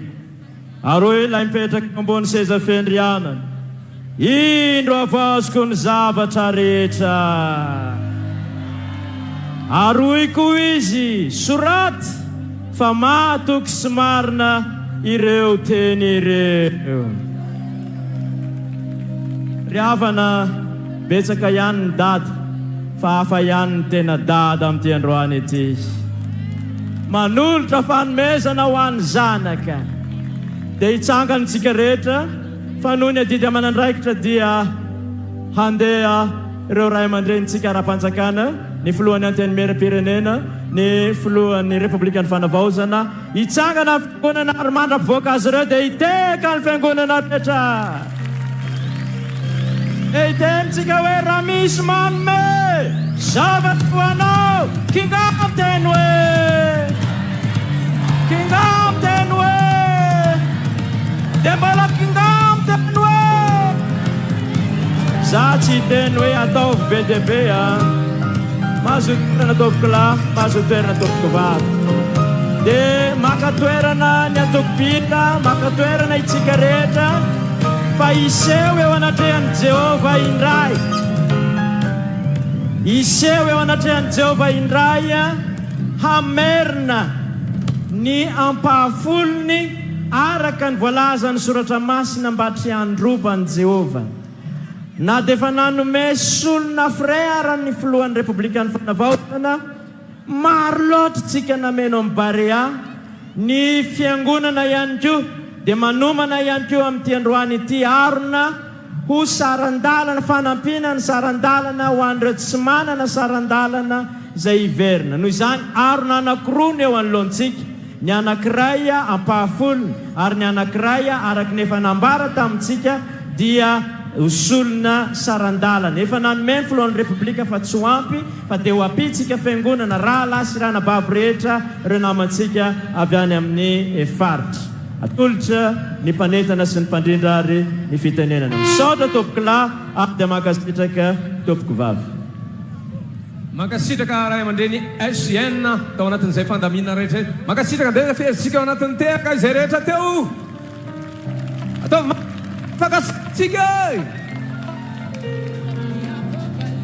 Isaorantsika Andriamanitra tohizatsika ny fotoana amin'ny alalan'ny hira fandravana izay afanatitra ny fahafolokarena izay ao anatin'ity hira mahafinaritra be ity tonga dia miaingitsika alamin'ny diakona dao azy.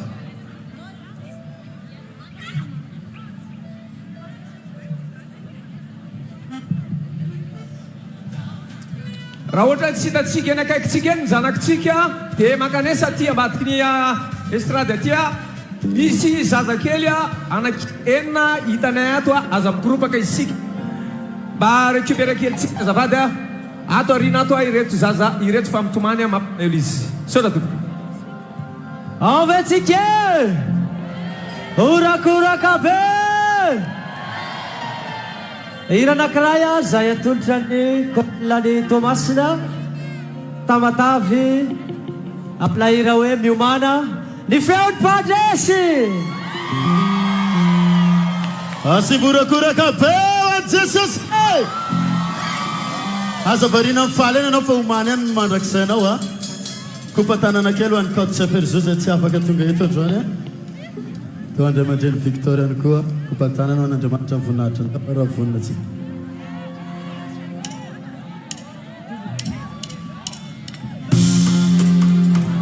Waro zangi zay asiborakoraka be tamatida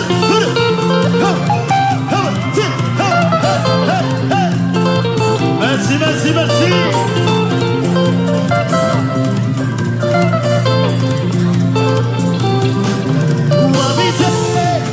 uavize galakano uavize pakatano efandalanga izi ano mila meomanga efandalanga izi ano mila meomanga sare iyo iyo iyo iyo iyo iyo uavize galakano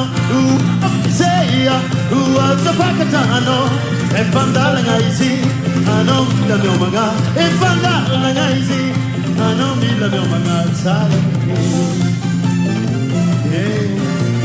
As a photo of a loser chapel after you man.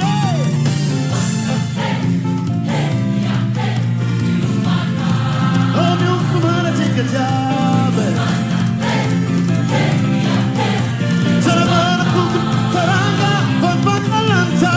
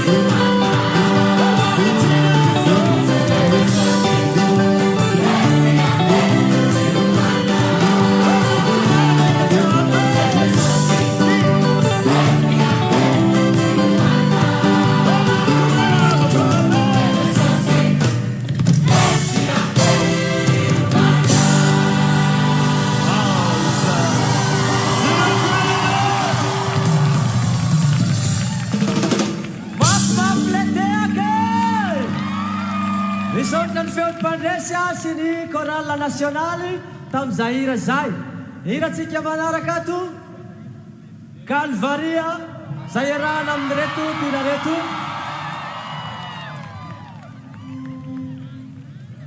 Daniela sy Dina raha isika mitehaka mafy be zareo miaraka amin'ny chorale FMG sy ny Atrofia miaraka amin'ny chef Bertrand. Orakoraka be fitiavan Jesosy atsika nanoloran'ny ainy teo ambony hazo fijaliana tao Calvaria amin'izay atsika anavotany atsika dia tanana mafy be ho any Daniela sy Dina. Ah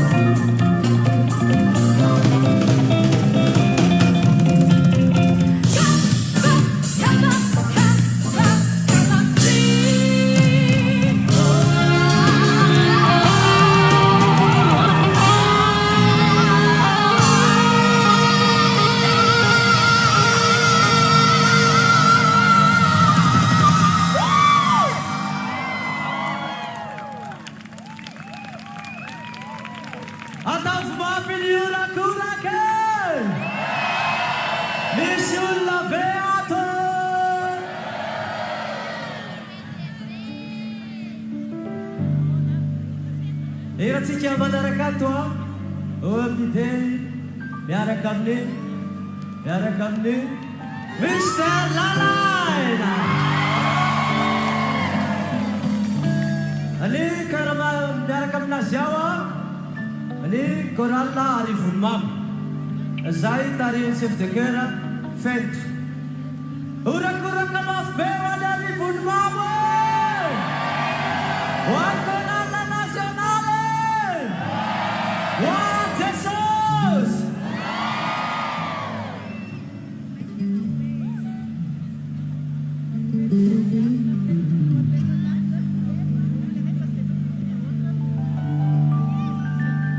Hello, Master! Apocalypse! Are you ready?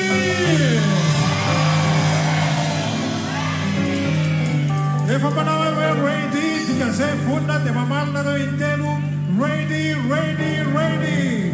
Apocalypse, are you ready? All right, this is a happy day. Happy anniversary, Apocalypse. Come on, let's go and sing.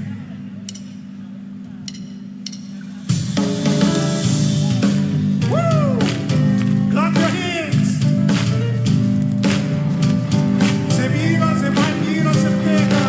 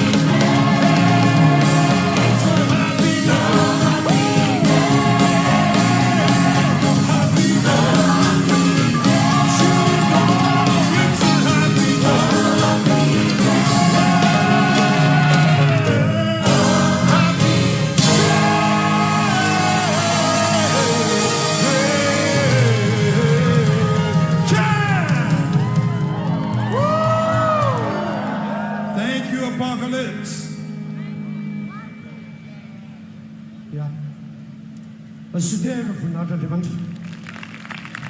Amin'ny Tapanariva fety be tsisy zany eto. Hatrany amin'ny ariva antsika mbola eto aha. Manasanao hitsangana amarana ny fotoana tapamaraina isika.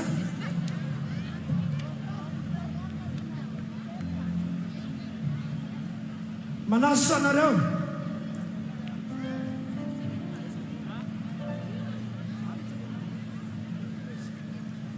amin'ny 29 raha mba mety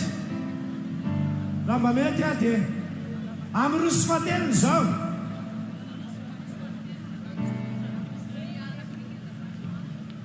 ay efa miakatra any zany ray mandrentsika marana fotoana fa toetrano ary fa efa vita ny conférence de presse. Manasa anao mba azo toerana vetivety.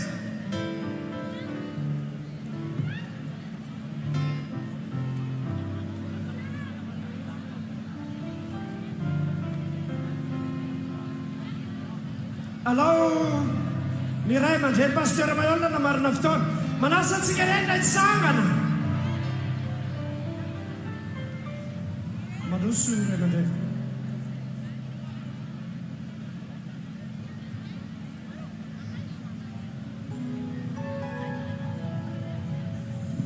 Aurel'studio vavaka famaranana zany dia asaina ireo vahiny rehetra zay nahazo fanasana mba amonjy ny toerana fisakafoanana miaraka amin'ny protocole. Ivavaka antsika marana fotoana ary.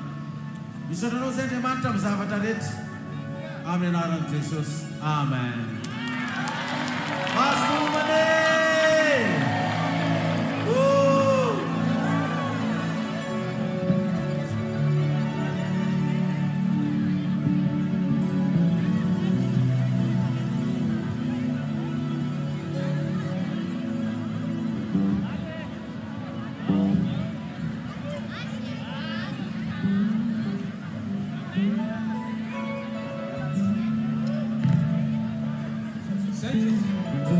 Hoantsika rehetra zany avany amin'ny faritany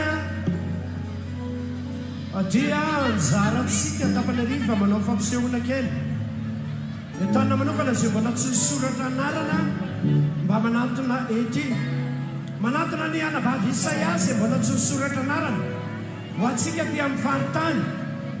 Mariny etona fa tsy antsapanano atao fa fety dia na dina mitotorepika isika zany fa tsy hoe akory hoe antsapanano ataontsika ny Tapanariva na mandia ianao na mitotorepika ianao zay zany.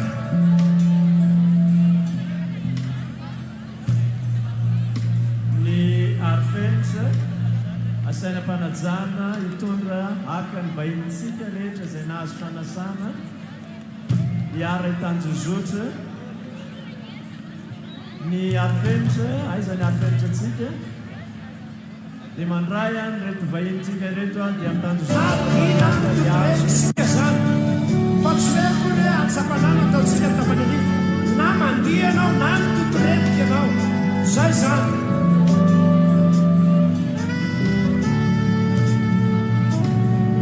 Ny arifenitra asaina mpanajana hitondra aka ny vahintsika rehetra zay nahazo fanasana hiara hitanjozotra. Ny arifenitra aizany arifenitrantsika dia mandray any reto vahintsika reto dia mitanjozotra ato ambany ato hiazo ny hevitrano zay iarana sakafoany zay nahazo fanasana manokana. Asaina mpanajana isika nahazo fanasana hiara hitanjozotra lalana ato ambany. Ny rariva dia izy fotoana manokana atokana tanana fitsofandrano rehefa tanana zay niofanao evangelista tamin'ny taona 2024. Isan'ny keo fitsofandrano ireo mpampianatra sekoly sabata lasiba aresy fitsofandrano ireo mpanao asa fanafana feno roapolo taona ary dia izay raha mifaly izay avy any amin'ny faritra rehetra dia ny masoandro motsy ny mampalahelo fa dia ho faranantsika amin'ny alalan'ny afomanga lehibe eto mihaja ny Baréa ity fanamariana ny faha-telopolo taona anio ity.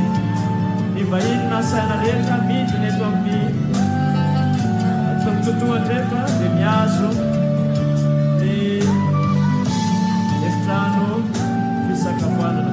Soda tompona avy dia mankasitraka ny afenitra mamantaon'izay mba ho aingana fa ny famantaran'olona mandeha dia mandeha ihany. Kasitraka tompona avy dia mamerina fankasitrana kasivato.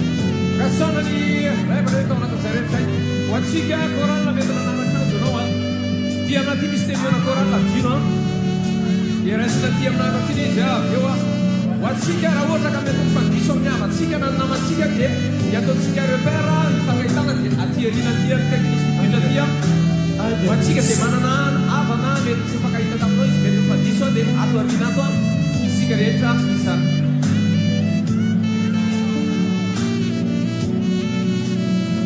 Raha baka siny mba dia navindadanao anao raha baka sorofo izy Daniela isa zavavy manjakely hitatsika ety izy sanatria izy very zavavy kely eo kely tona efa taona io izy marainsetra izy zavavy ho antsika dia mety tsy hitatsika ny taranakitsika mety fadiso tsisy very moa zany fa atia no mifankahita amin'ny fianakavintsika miavy firazana vetivety diakona rasana mba mivady kely avy atao mivadika atao zavady ho antsika amin'ny tamany ariva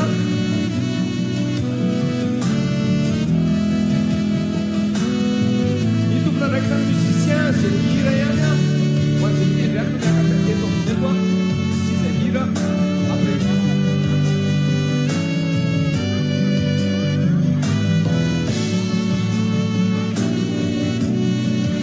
diakona rasana mba resomana ndray mba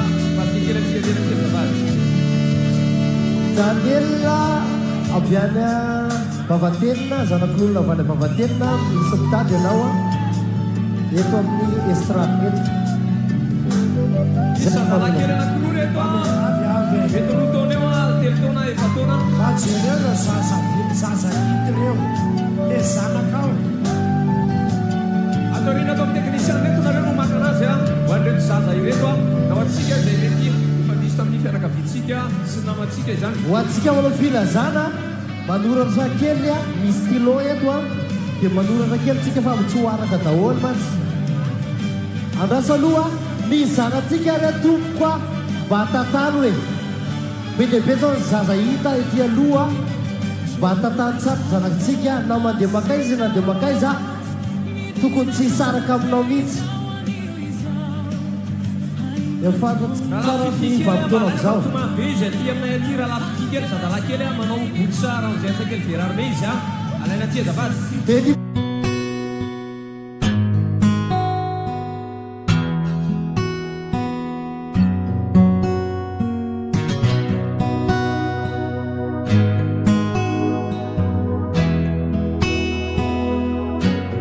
atolotrannao zawirako izao hoanao izay miainoay jeso tianao tena tianao anio ampitso mandraky izay hainao fa amizay rehetra miseo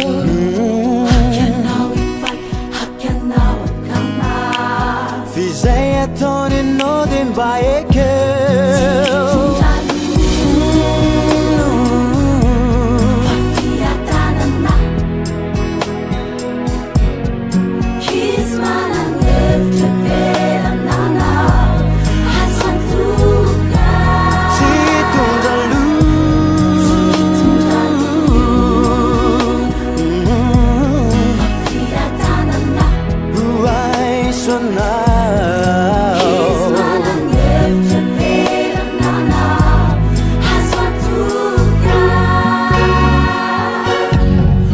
kasainao zay tapainao tapainy ao andanitrao zay alianao rambony toantany vizy mialo lalananao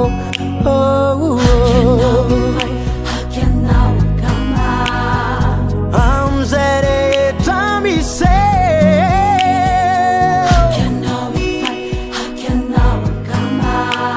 Visez ataony anao dia mba ekeo Famasoanao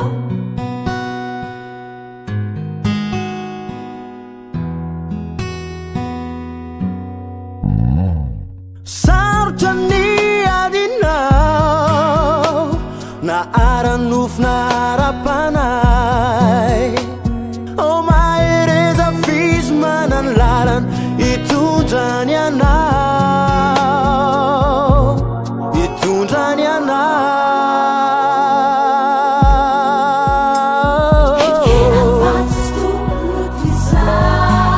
ny fiainanao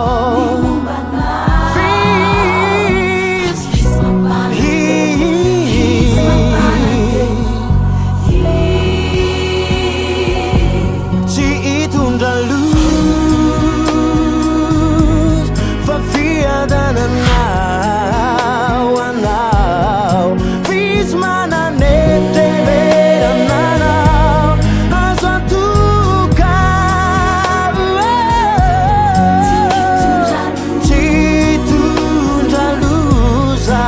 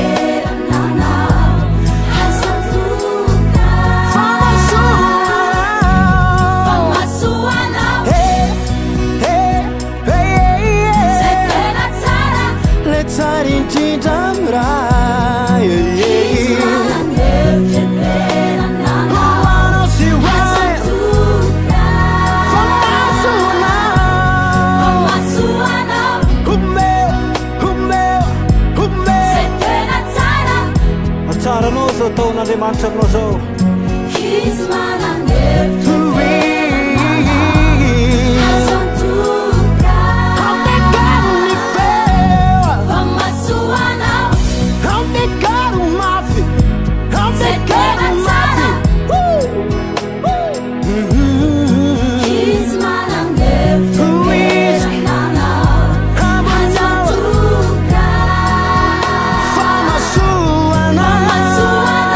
yeah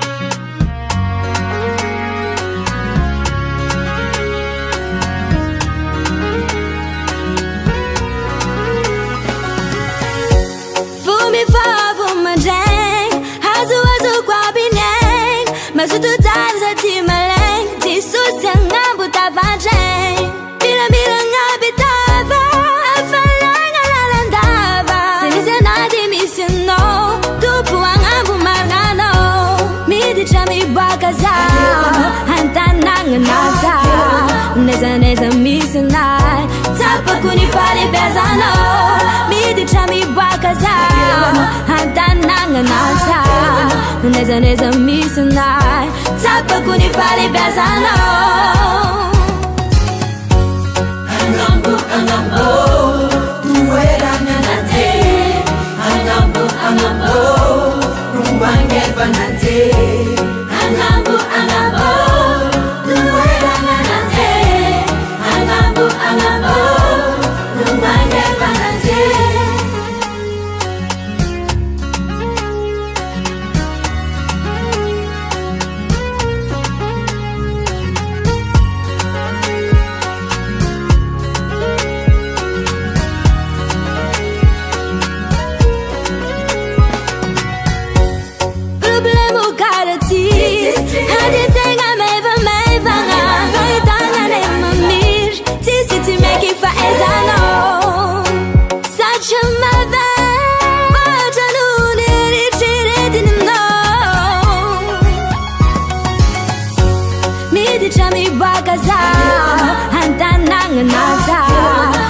Neza misionai Tapa kunifali bezano Midi chami bakaza Hantananga nasa Neza misionai Tapa kunifali bezano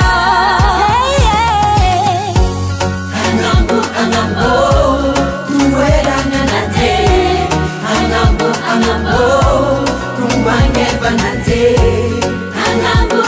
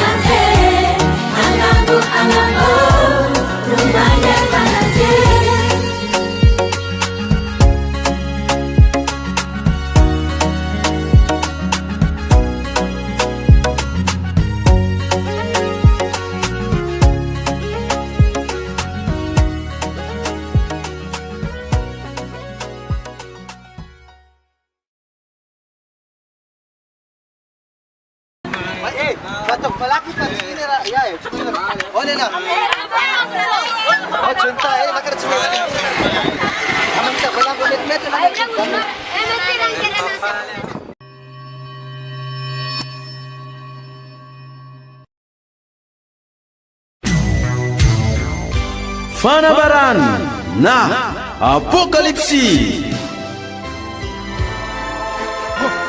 Kopen napasan seneti Tanamat Manggarang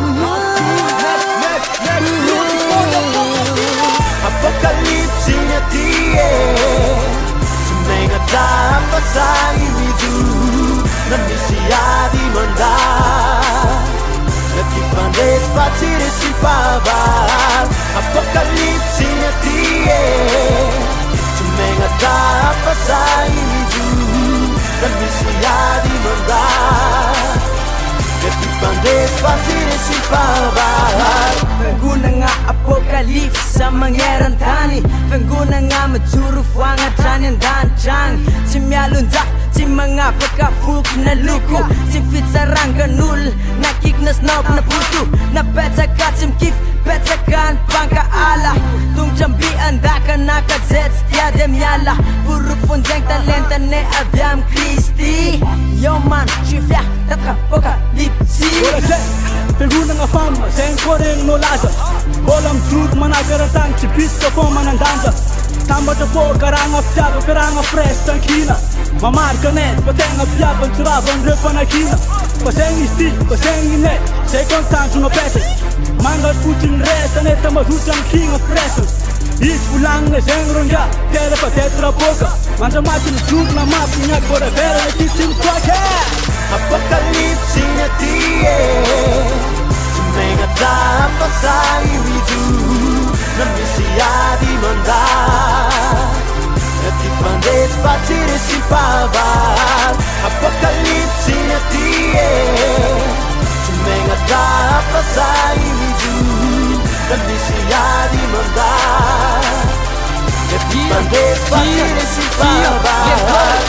Apokalypsy neka, fiangonana misy za Satria mijoro neka satria devoly sasanady va Sajanak'Andriamanitra amile tegna haute qualité Izy ko anao magniry malakilaky anao avia D'être apokalypsy, vers d'être apokalypsy Kana de wisy ady andravo toujours vainqueur fogna ny aty Fa zay des andrilay messi Fa tsy illuminati fa objectif agnaty lohale paradis avy am Kristi Panambanana le paparmanako ako regny tadiny Miavaka nivony fiarahamonina mazava agnaty miady jovigny Na misy ny ady mandady dependre zay Tapy le fotsy somagnana itagnane Apokalypsy fogna najony nagnarine Agnaty fô agnaty zegny toetra mandraty Zay tsy ala, na misy makaala Vavatsy na azo zegny tsy maintsy lany vala Misy magnaraty, zay tsy mikasy Sanao zay devoly zay panana vona fafe Anao zay mahita ny mandalo de miavo Fena panana amjamba za avo Tsy mety vo meky mandrosy Fakatongana amina dera bravo Apokalypsy na tie Tsy megna pasay wizu Na misy ady manda Na ty pandesy patsiry sy paval Apokalypsy na tie Tsy megna pasay wizu Na misy ady manda Na ty pandesy patsiry sy paval Kopkopano mahita garandragndraka fiainagna miaraka aminay sala Manampatambatrano fomba o raika satria zay apokapoka célébration ty koa Na maro sakandalagna fiainagna tsy erika tsy tanga ame mifamitsa Satria zagnahary mbola niaro sy nagnampitampy fiainagnary izy kunta Apokalypsy, j'espère believe olo jiaby efa tsisy tsy malala Sakarak'olo manja, olo jiaby efa tsisy tsy malala Na ino raha sera zay tsy atahotra Na ino raha itranga zay tsy atifarotra Foka fogna sera sisy kagnatitra Mety matamatra sitak'Andriamanitra Avzarinavza, tondra inspiraka Rudy bogna boka dizay tsy matanty mikisa Miala tsy miala volo, tonga za ivolandra Pick up, hoanare zay mitandregny anarmantagny Fiainane kagny, hoe karakory fiangonane kagny Tsy hoe mitemaka na hoe mipoera fa avoka zany malazy rantany Fiainane amizany raha ty antany Tsy mba misy ny ambony sambany Firesakina sy fifaliana zegny tsy resy ny bablany Zovianakina mety fali Fatanay zany tena ambony tany Apokalypsy na ty fiarahamizany Mifankatiavana na setrinay atrany Zovianakina mety fali Fatanay zany tena ambony tany Apokalypsy na ty fiarahamizany Mifankatiavana na setrinay atrany Zovianakina mety fali Fatanay zany tena ambony tany Apokalypsy na ty fiarahamizany Mifankatiavana na setrinay atrany Zovianakina mety fali Fatanay zany tena ambony tany Apokalypsy na ty fiarahamizany Mifankatiavana na setrinay atrany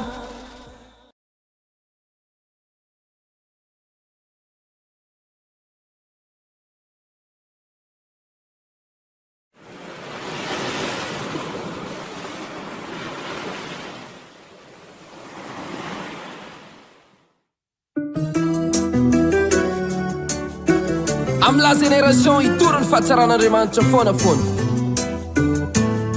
ararotony tombonandro fivelomanao Kyo mandalo zao tontolo zao sy ny flan fa zay manao sitrapon'Andriamanitra ny maritra manaky zay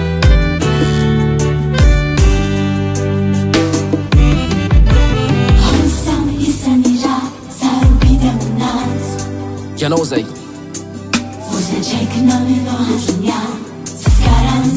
sasy anao zay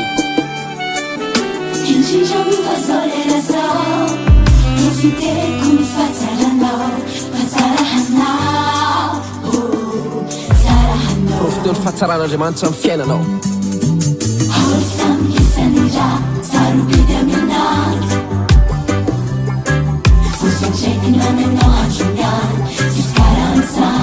Ianao lay zanaka ty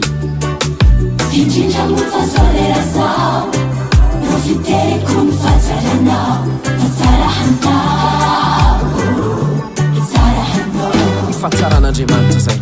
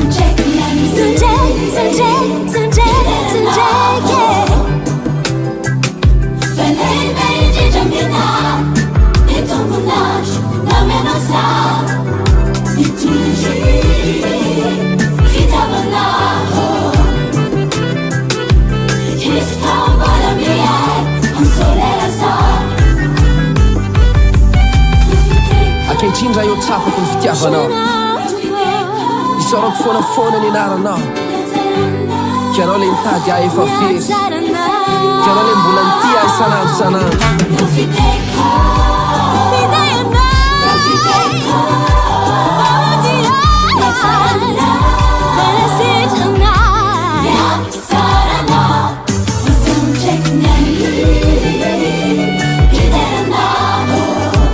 sambatra foanafoana ny eo anilanao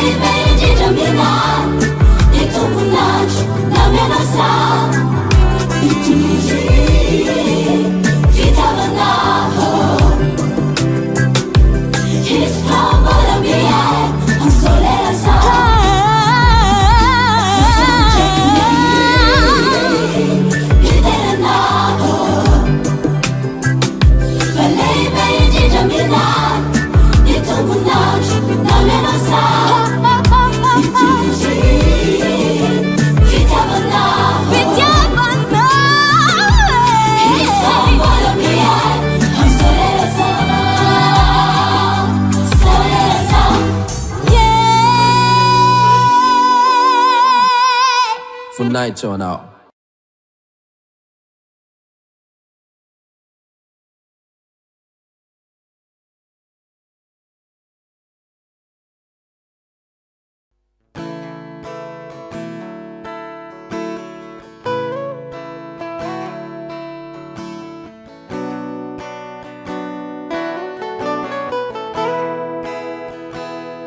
Antsika malagasy maiangaviako tagnandroa mba tsisy anongapa njakana kosa Visez fognano tsy nampanjarintsika miady an-trano de ny hafa no mahazo tombotsoa Antena malagasy ako mba ho tandalagna nampanohitra na olo-tsotra nampitondra fanjakagna tsisy firenena mandroso amy tsy fanarandalana andao ifampitaiza amy tsara olovany avy afara hiengaviko antsika malagasy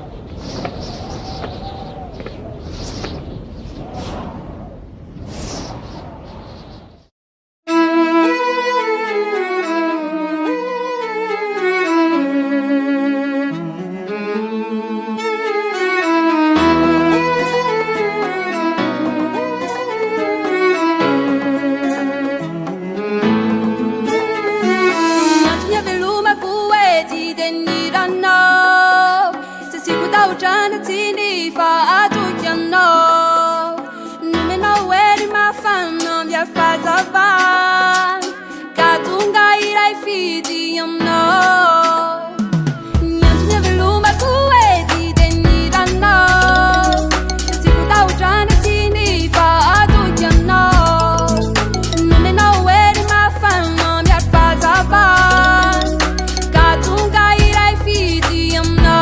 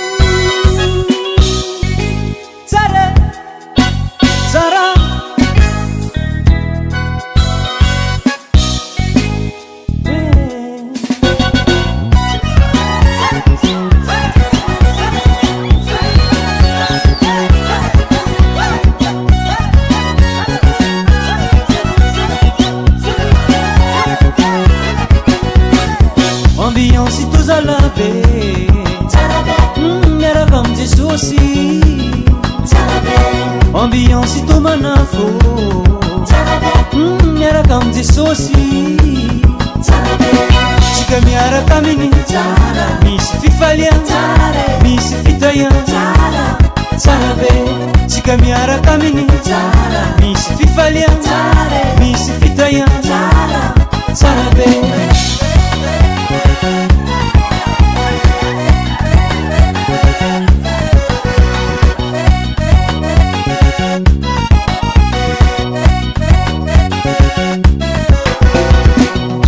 misy fifaliana arosoy federany bakofa resaka revirevy andeso alavitrany kofa misy fifaliana arosoy federany bakofa resaka revirevy andeso alavitrany ambiance tozalabe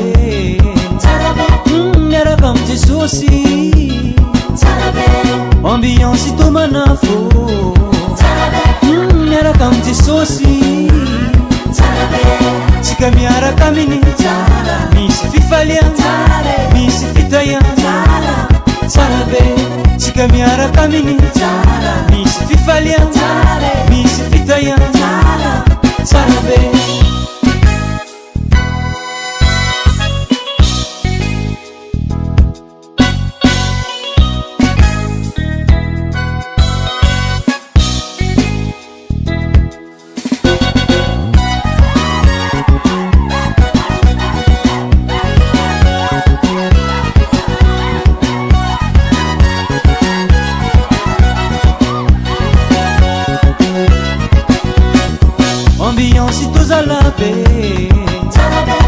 miaraka am jesosy ambiance tomanafo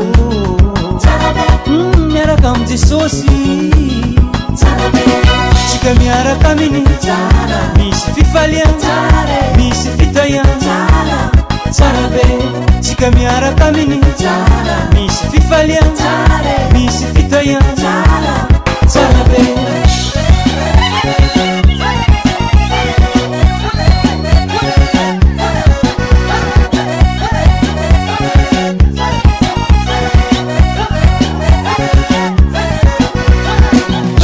jiaby forie ampanosony fiderana ando hitsinjaka agnano fety totorebaka ikorana antsika jiaby forie ampanosony fiderana ando hitsinjaka agnano fety totorebaka ikorana ambiance tozalabe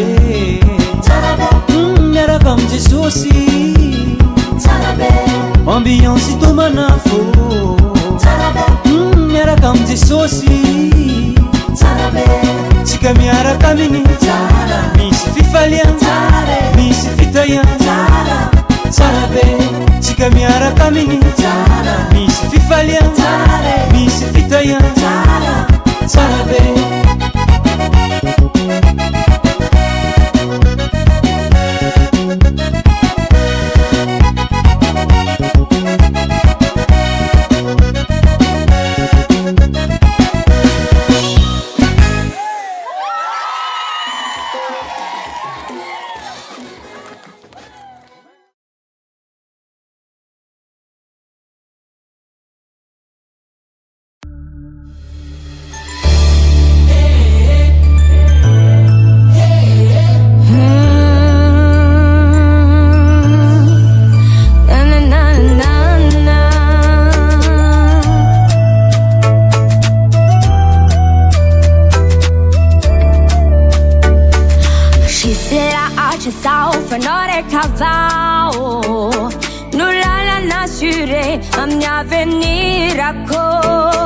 zofenanaizao muralan mechilo sufani fanujano afakanyasalo inu masakanai paresila chazao hanarakanao atobatisa chisi masakanai paresila chazao hanarakanao atovibati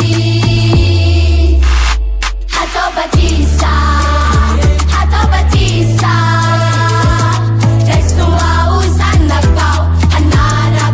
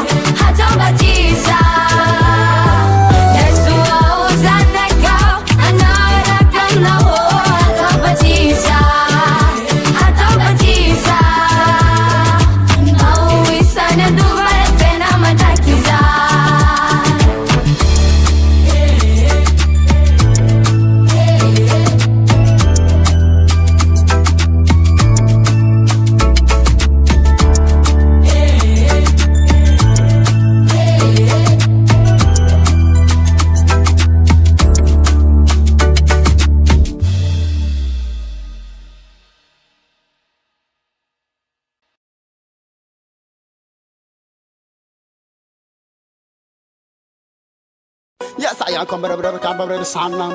Tarik tarik ya sa tamer bukan beri besim beri perasaan kaget. Buya.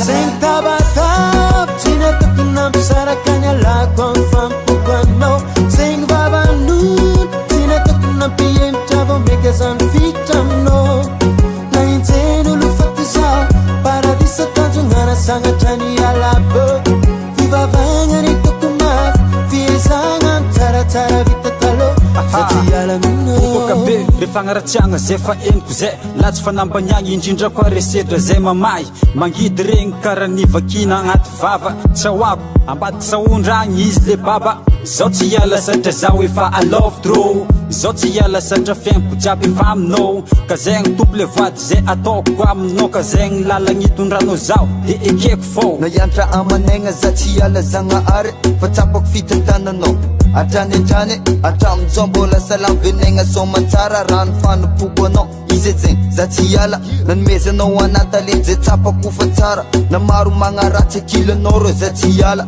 ianao le bateri ferovana i odoria miazona ijoro atrany tsy ikozia tabatam Tina tukunam sarakannya lakon fampukano Sing babanun Tina tukunam piem chavo mekezan fitamno Nainten ulu fatisa Paradisa tanjungana sangat jani alabo Viva vangan itu kumah Fiesangan tara-tara vitatalo Zati alamino Tatao makivy sakandalagna zegny satria misy nanakigna maro koa tsy nankatia natamafy niady sagnatria overy fagna ambiandakagnano tongotra tsy hiala ba agnaradia androso fogna ndraika mba ho tsara fanompagna misy tandrina zay itiako mbara mandraky zay haketo za tsy hiala na maro favaly na maro pankahala efa nao araiky avao ny finoko ray satria za magnategna fiainagna mandraky zay nefa iza mbola mpanota tsy mavita teny irery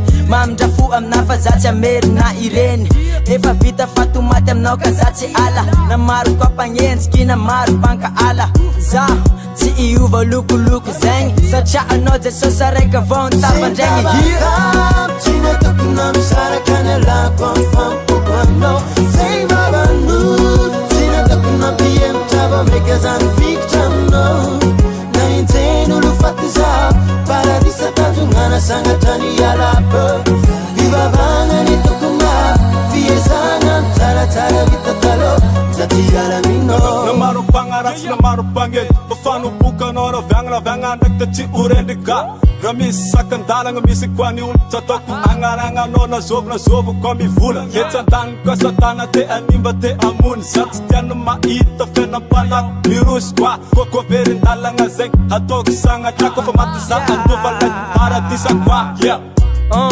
za tsy hiala aminao na de maro ady mandalo nega za tsy andao sady fagnireko mba hipetapetaka aminao andriamanitra ataoko sagnatriany hiala aminao maro magnaratsy magnadalanay aty ozay ony tsy mba mandinika am life ty fa za tsy hiala aminao satria ny foko jiaby efa lasanao Tina tukunam sarakannya lakon fampukano Sing babanun Tina tukunam piem chavo mekezan fitamno Nainten ulu fatisa Paradisa tanjungana sangat jani alabo Viva vangan itu kumah Fiesangan tara-tara vitatalo Zati alamino Manidy kazajareo papilana tsy vat pomandraky zay tsy ovaloko zany satria fa taminanay tafo satisfaction orovizano fidinao tamararovanao atrany aminao vo magneky za de soy asitako antony zay tokony hialako anao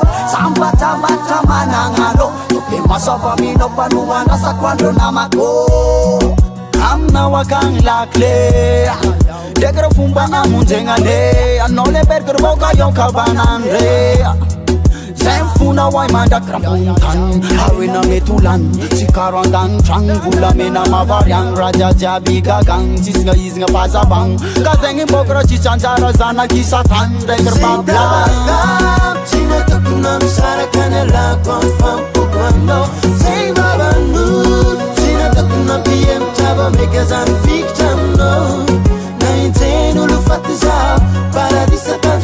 sangatany alapa vivavangany tokona fiezana tsaratsara vitatalo zaty alamino zaty alamino ray zaty alamino ray sefalatsaka boky fitiavapanôka zaty alamino zegny tabaka tsy natokona misaraka ny alako amy fampokoanao zegny vavanao tsy natokona mpiemtrava meka zany fikitra aminao na injeno no fatizao paradisa tanjonana sangatrany alapa vivavangany tokona fiezana tsaratsara vitatalo zaty alamino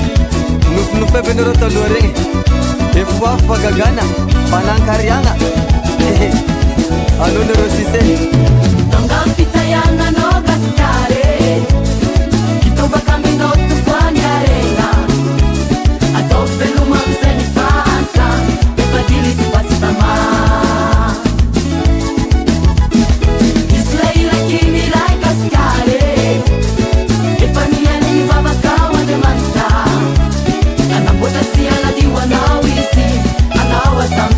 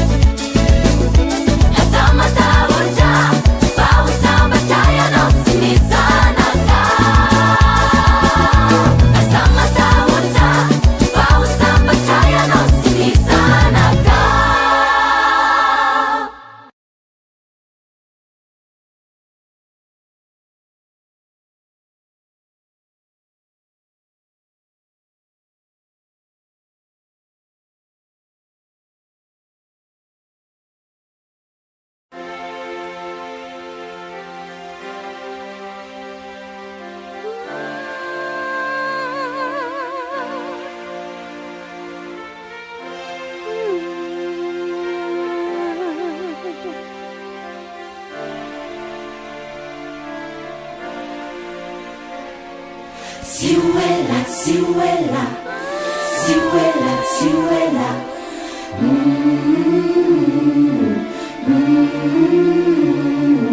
Siwela, siwela, siwela, siwela.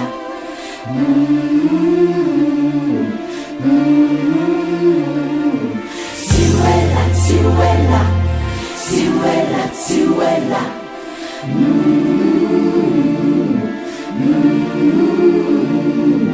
Siwela, siwela, siwela, siwela.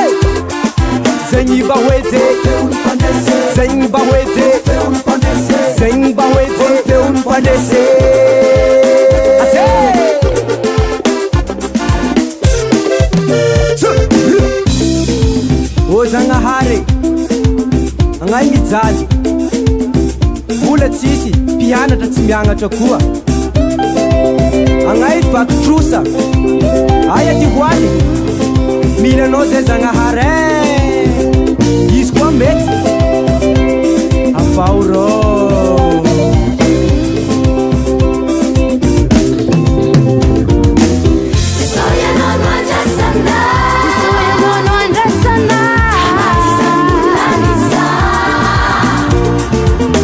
Soy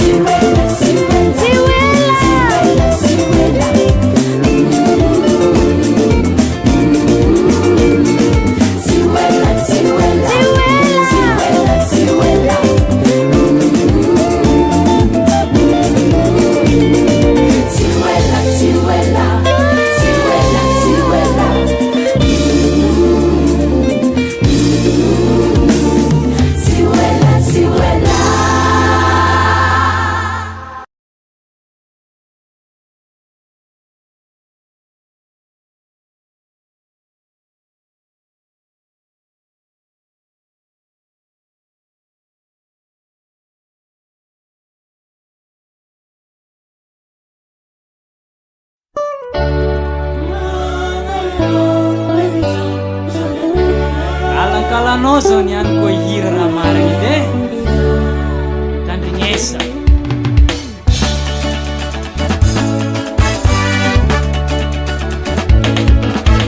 Azabarena ambolamolano fantirantsehatra koa mahefaro bozahany e bozahany e azabarena ambolamolano fantirantsehatra koa mahefaro bozahany e bozahany e Petsapetsanganao tsy mety efa mivadika ila mamango ila fiangonana jiaby fa fiananao avelan'izagny efa tsy koragnine avelan'izagny efa tsy koragnine olo jiaby fiangonana efa gaga mipetrinao karaha fafy irijinina ento salay adala iody amy tompo zagnary lambanao iody amy tompo zagnary lamba azabarena ambolamolano fantirantsehatra koa mahefaro bozahany e bozahany e azabarena ambolamolano fantirantsehatra koa mahefaro bozahany e bozahany e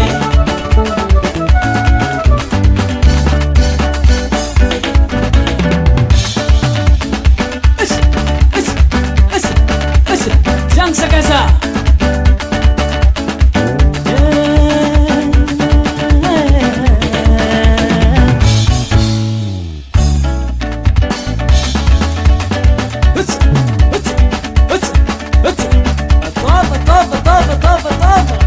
efa doboky agnaty rano agny anao zay fa tonga saigny hoe nagnino zao tafiala tamy san ya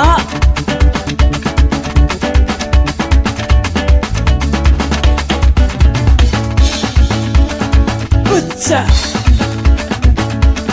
Putsa Putsa Putsa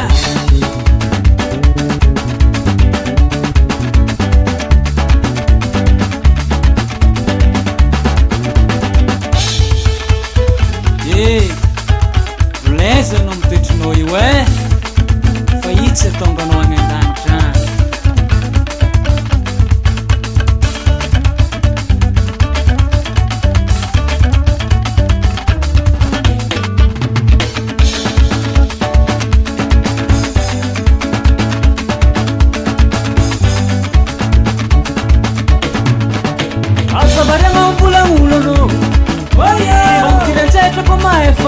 bozahany e bozahany e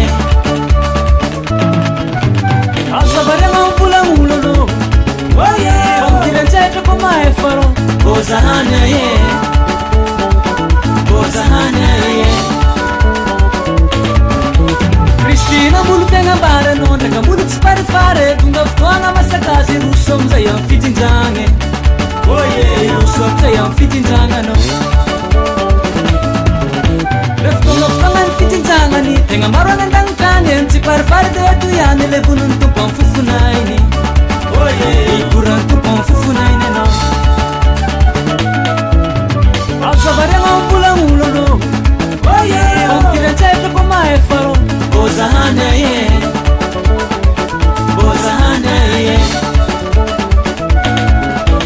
azabarena ambolamolano fantirantsehatra koa mahefaro bozahany e bozahany e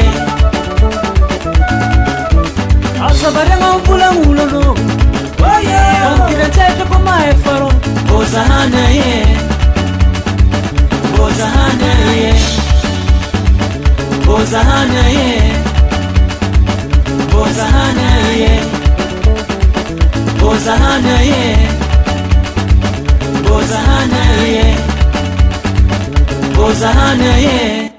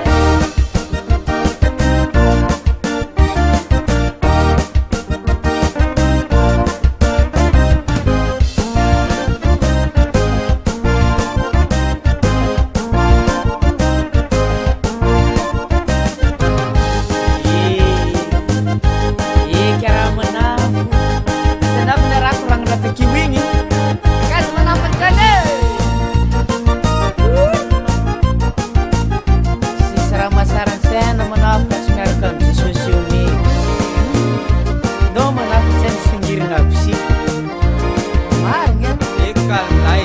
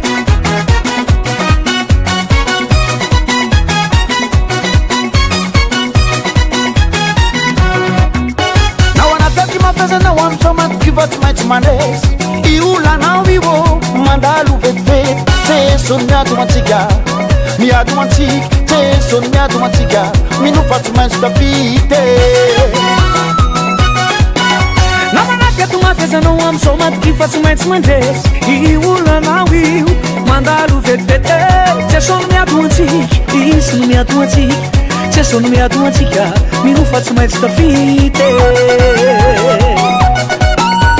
Ci metti mandese, ci metti mandese, ci metti sta fita, anendanta non t'antiche. Ci metti mandese, ci metti mandese, ci metti sta fita, anendanta non t'antiche.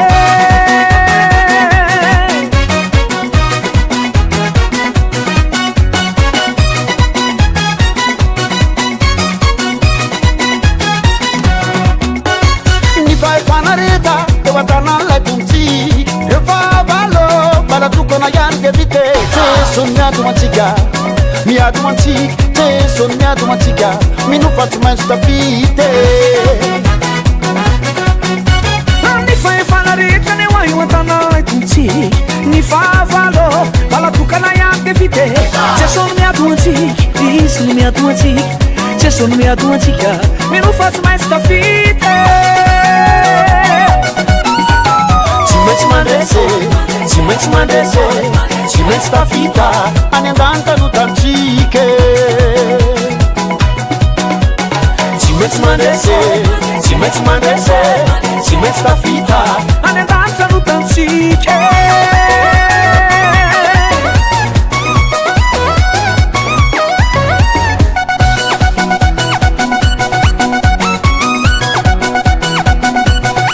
Che fa vita sede, ravansacane. Andavo in te, abbonontanane, abbonontanana, abbonontanane, abbonontanana, tanana visiamanane, abbonontanana, abbonontanane, abbonontanana, tanana visiamanane.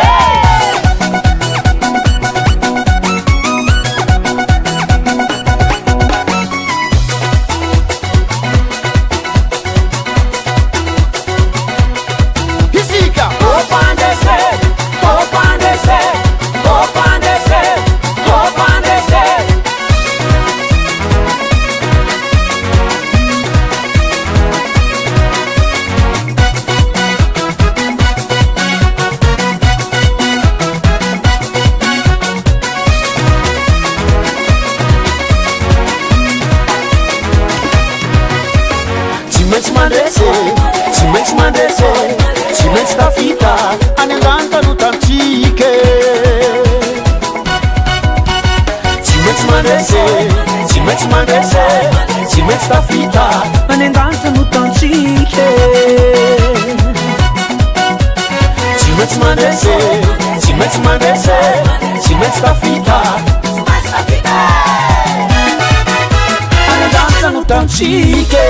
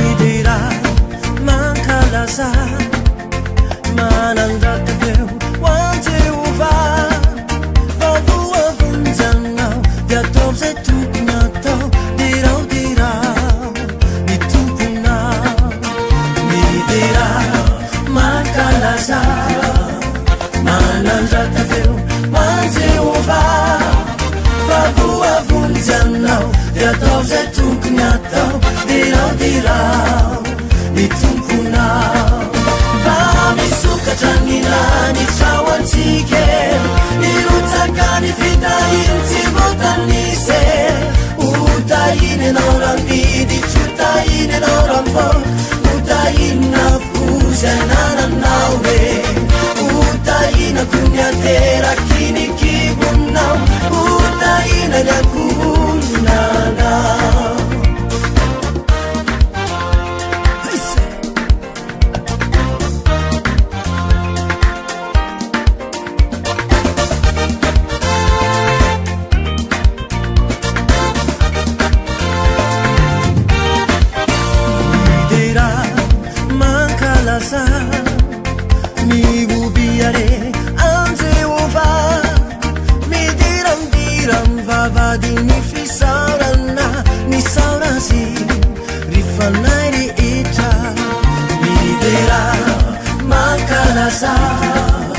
Mihubiare anzeova midiram vavadi mifisaurana misaurasi rifanare echa vamisukatra nilani chawansike mirutsakani vitahin sivotanise utaine nauramidi chutaine nauramfo utaine nafkuzanananawe utahina kunyateraky ny kibonao utahina ny akonanao miterano Jehova fa tsara izy fa mangaky zay ny famirampony mirao azy mankalaza azy saintsainy fagakana rehetra ataony mitadiavany Jehova sy ny hena ka tsy mandrakariva ny kavana fa ianao lay nataony hoe utahina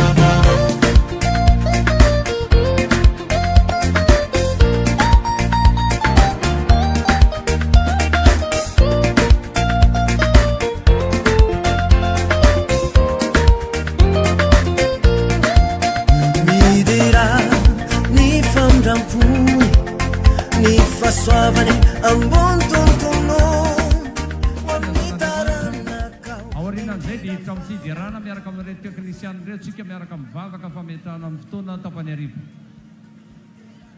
voilà eny a ao a aiza le teknisiana vetrany a amin'izay hirahira tsika menaka amin'izay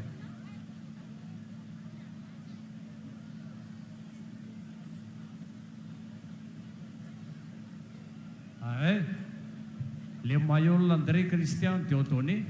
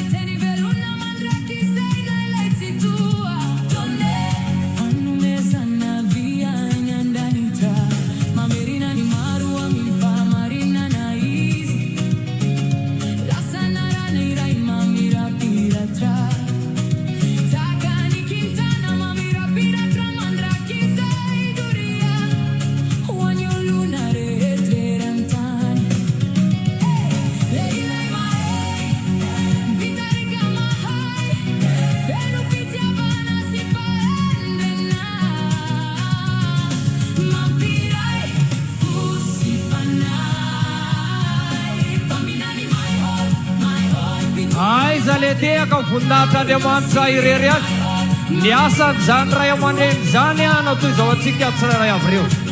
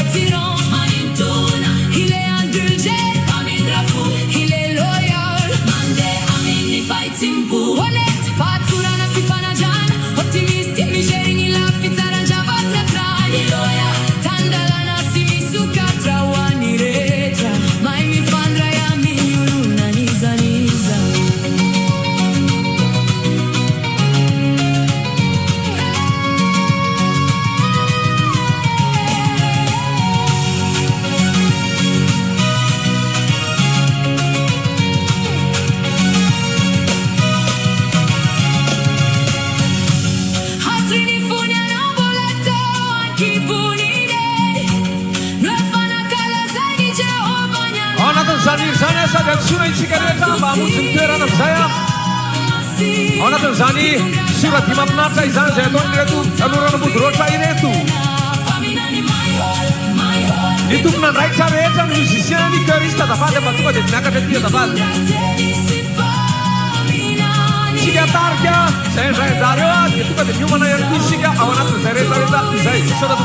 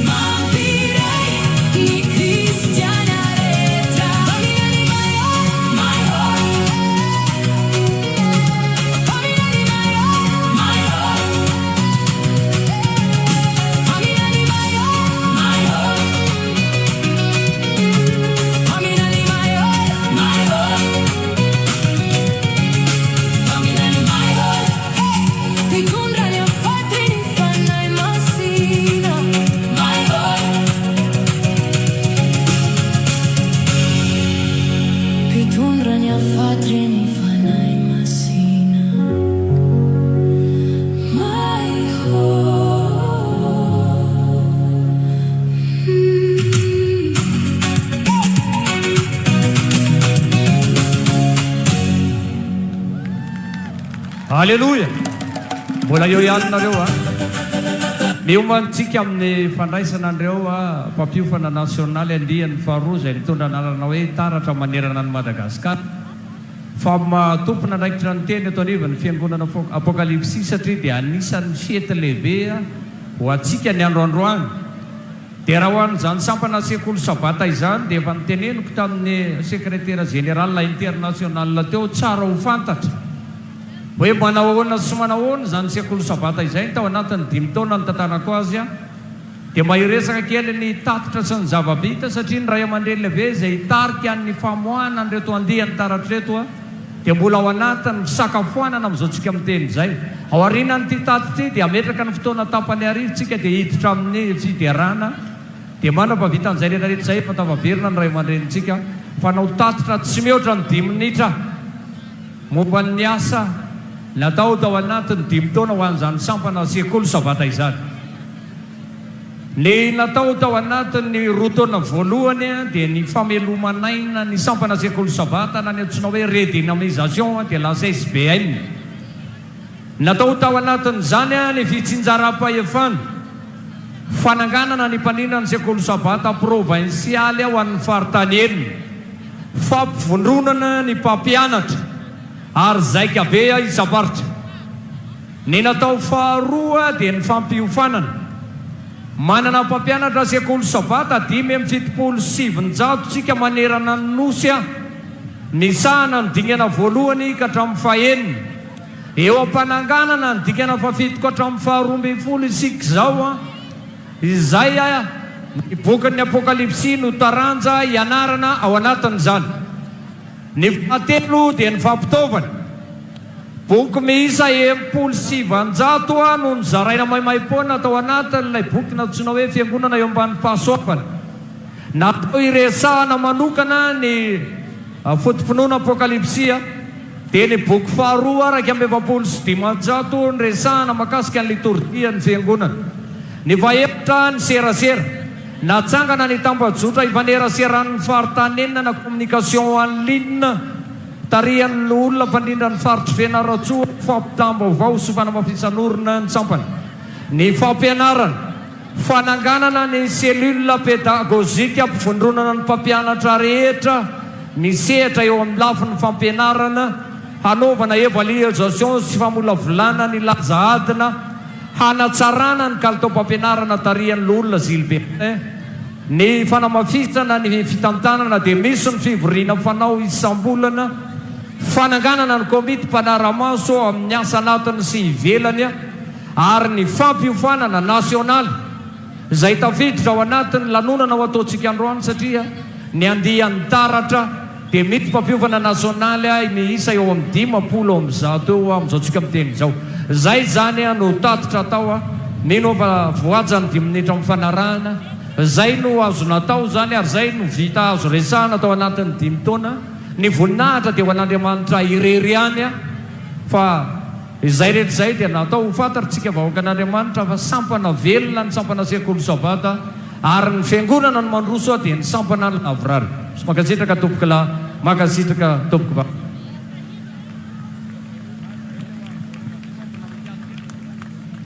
Atao mafy le teky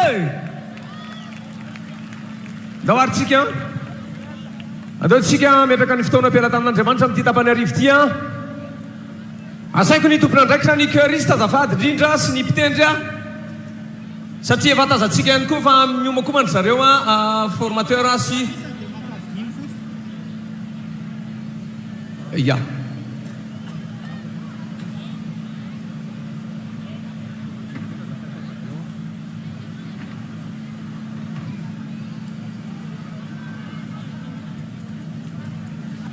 ya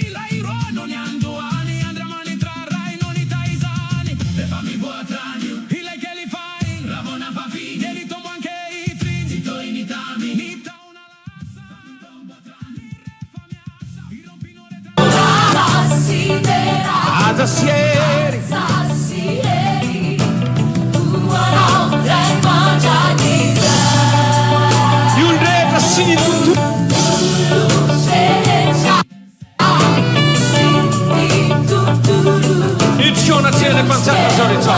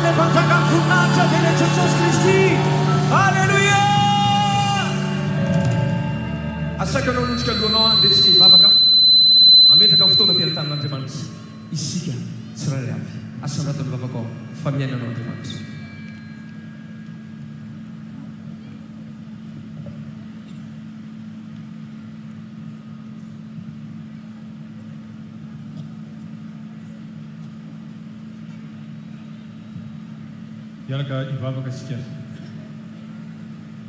Jehovah Andriamanitra io misaotanao zany amin'ny tapam-potoana maraina zay nanehoanao tompo ny voninahitra ao nanehoanao koa ny fahalebiazanao ary nankalazanao tompo ny zanaka mba haizany zanaka ihany koa mankalazanao tamin'ity sabata masina androany ity dia nankalaza ny Fiangonana Apokalypsy ianao to anaty fotoam-pivavahana maraina iny ary iny amin'ny tapany hariva ihany koa mba ahafahan'ny Fiangonana tompo mankalazanao amin'ny alalan'ny fiderana miseho an-tsehatra maro samihafa zay entina tompo hanomezana voninahitra anao izany dia apetraka eo ampelantananao eo ambany fitantananao eo ambany fitarianao zay rehetra ho ataonay tompo ho voninahitra ny anaran'i Jesosy voninahitra eo any avo indrindra tonao no nasiangatahana zany vavaka zany menaran'i Jesosy amen manatsa antsika azo fitoerana moa zany makasitraka pasteur Sylvain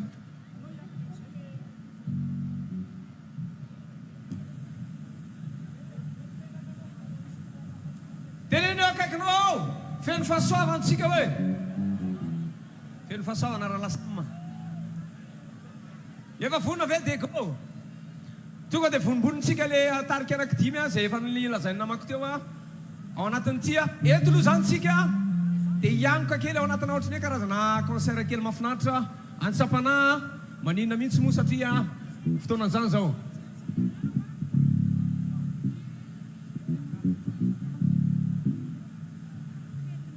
fiderana fety be mihitsy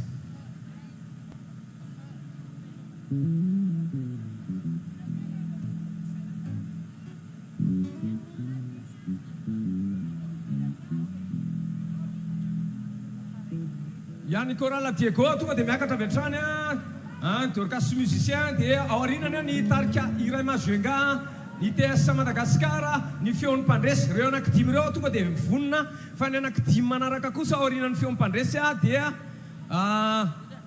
mandry tsara hira groupe izany dia hiraka praise fianaratsoa dia aorinan'izay ny groupe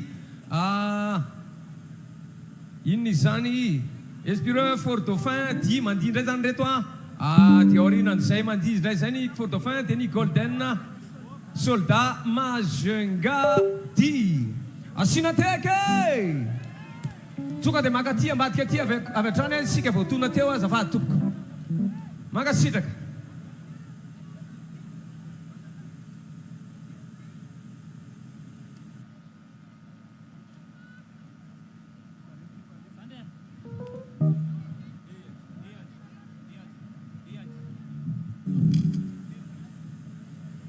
raha isika miteka reto tanoratsika reto e mba ampiko kely kosa le tehake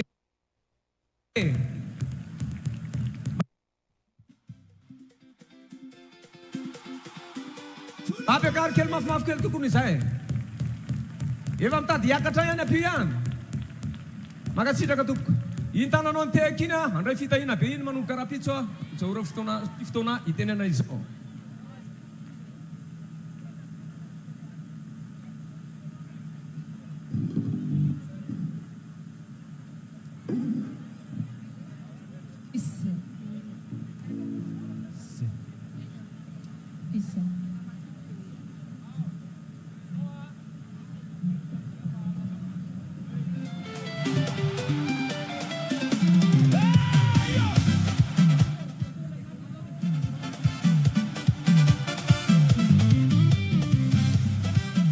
ia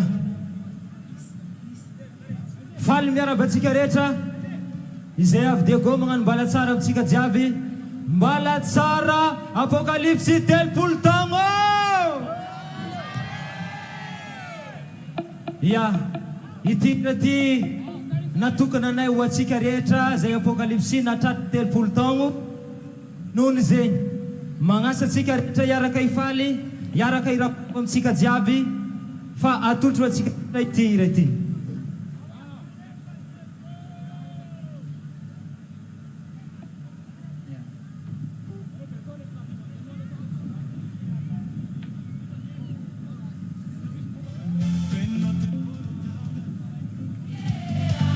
buraburaka beo atsika rehetra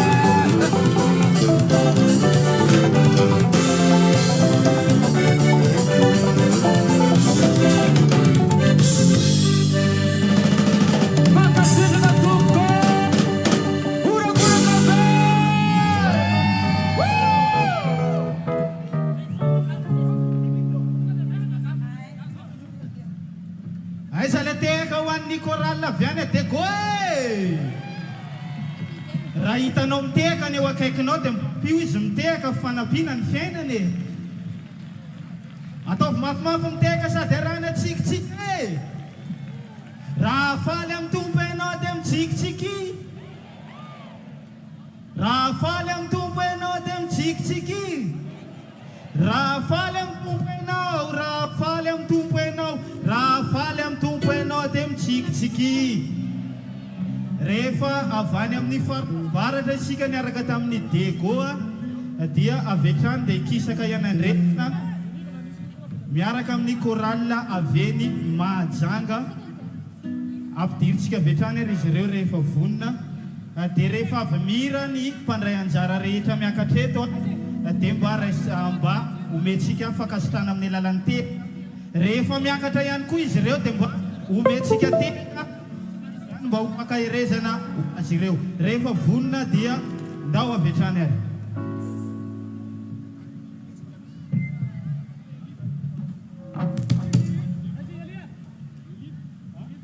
tokony efa vonibony ny TSA de Madagasikara aorian'ny TSA de Madagasikara dia ny groupe John Lavany Maritsara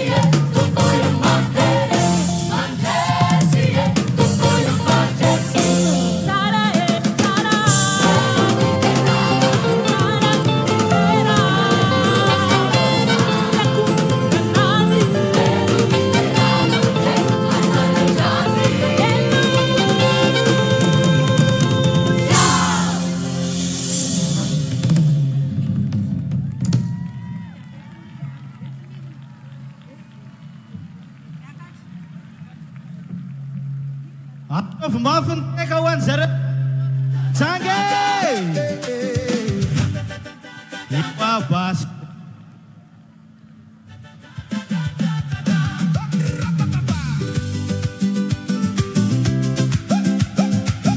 Rehefa avy any amin'ny faritra Mahajanga isika dia ikisaka kely ao amandry tsara efa migadina eto ry zareo tsy reraka miteka isika satria ry zareo reto tsy reraka hira ho atsika aiza miteka mapeo any mandry tsara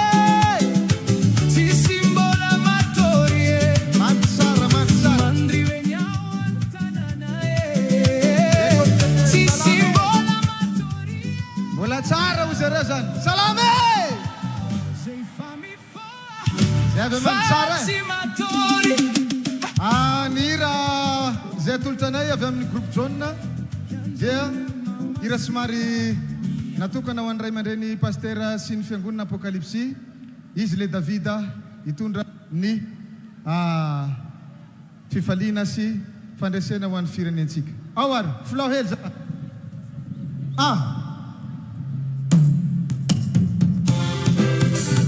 atsika jiaby miara-mitsangana tsangana atsika jiaby tsangana mitsangana mitsangana alors 1 2 3 4 allez atsika en position tout le monde en position somary manenga hely vititsika somary ta magnanigny hely izy atsika jiaby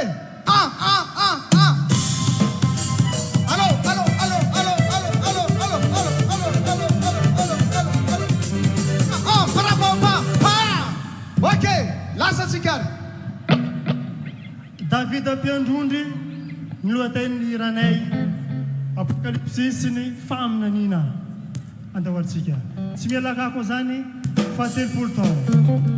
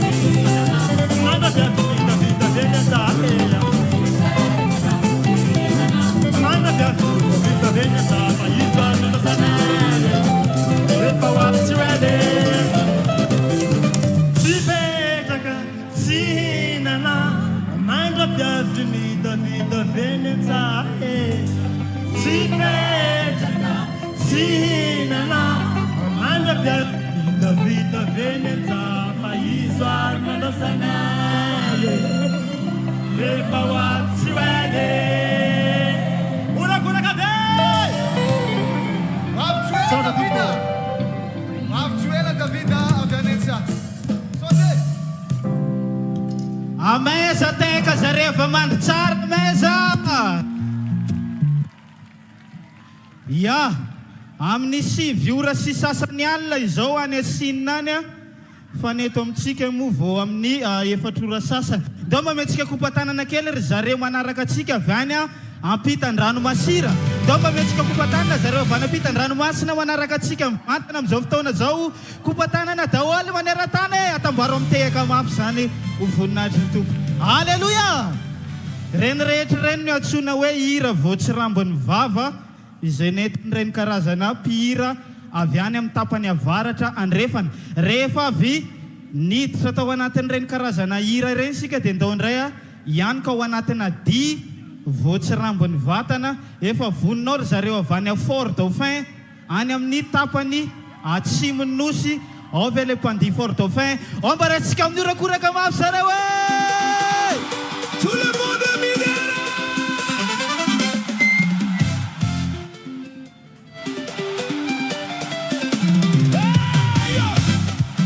Siamla teka zay matonga zareo mbola tsy miakatra aza la teka dawar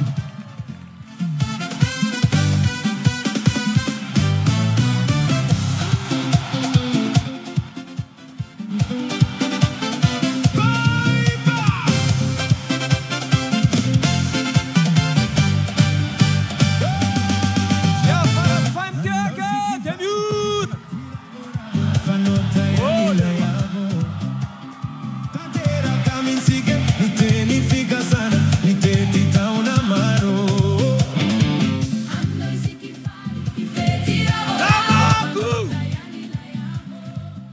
Sado varina bem na rema deve na le composition. Avereno! Atambor! Atambor! Bem na rema tan seta farad.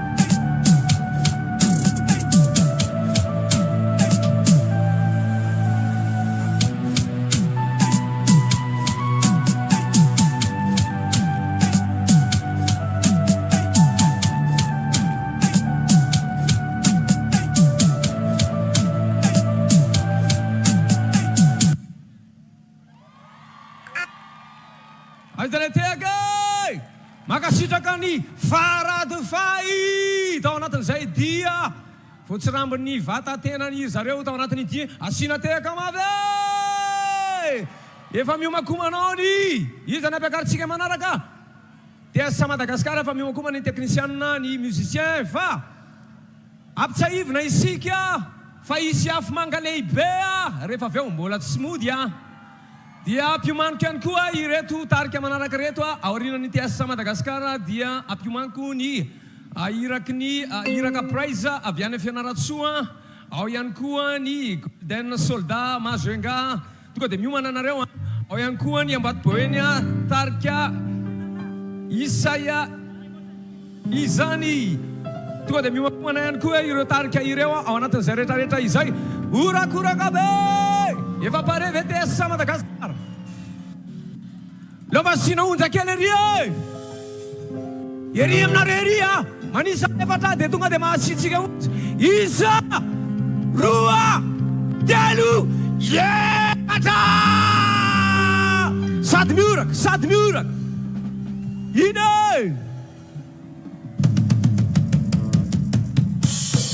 tsy anao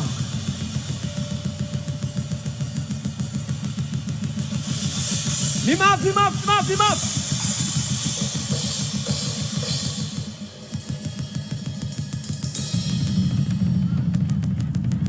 Dans la tribune centrale, la chorale nationale. Yeah!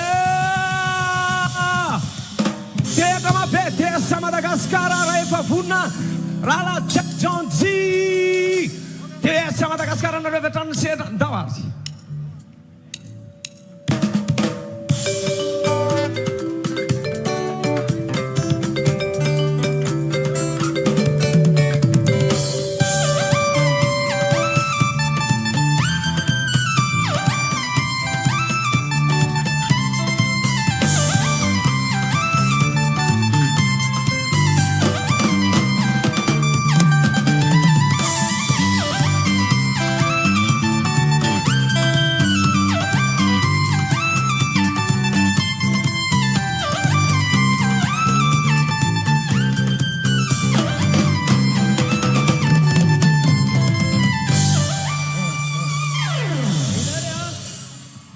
Atsika rehetra eto Mahamasina tarika TS Madagasikara Jason Glenn sy Ando Lalaina miarahira amintsika izay ao anatin'ity raha ity miara-miry tsika rehetra fa haitsika ity Amen!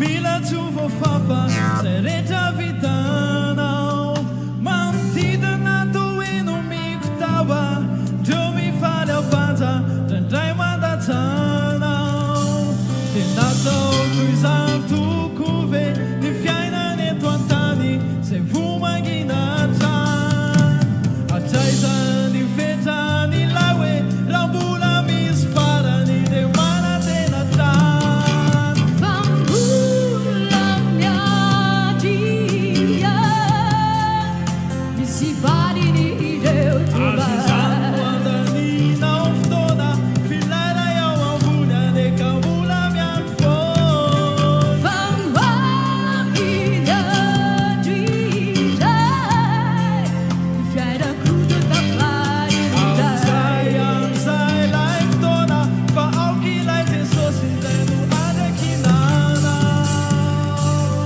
merci efa nona amizay zao ndray ny foko ratokana elo leresaka winyao dramakiakolay zany hoe ratoka jesosy garo lalana e faomiazana mivanditoloko manaro miovaloko niaizina toako fambarako aminao tokony hoe nahita fahasambananao fa miaraka amiko fambola miadia misy valiny ireo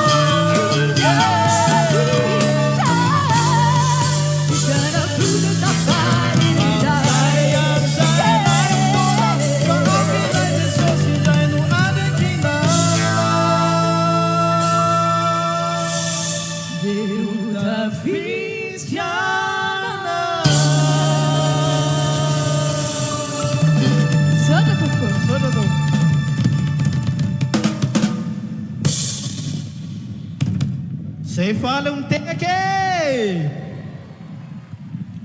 ia satria moa samy manana ny fiainam-panany ny olona tsirairay avy a misy ao anatin'ny hira izy ny tena hoe mifantoka sy mahita an'Andriamanitra misy kosa ao anatin'ny dia izy ny tena mahita an'Andriamanitra dia ho anao zay tsy nahita an'Andriamanitra tao anatin'ny dia na ilay hira teo a dia tadiava tao anatin'ity filazan-draharaha ity sao dia mba ato ny ahitanao azy a filazana ilazana izay nahita ny romarsia zazavavy kely 3 taona izany a fa mitady azy ny ray aman-dreny ny borivoly kely izy io a romarsia zazavavy kely 3 taona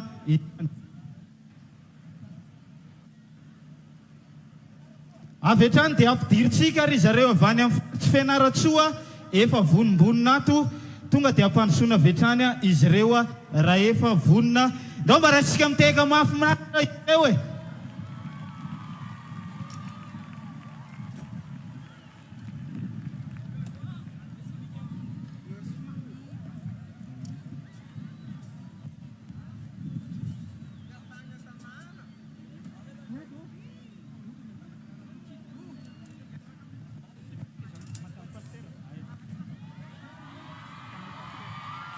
Aiza le teka ho azy reo e!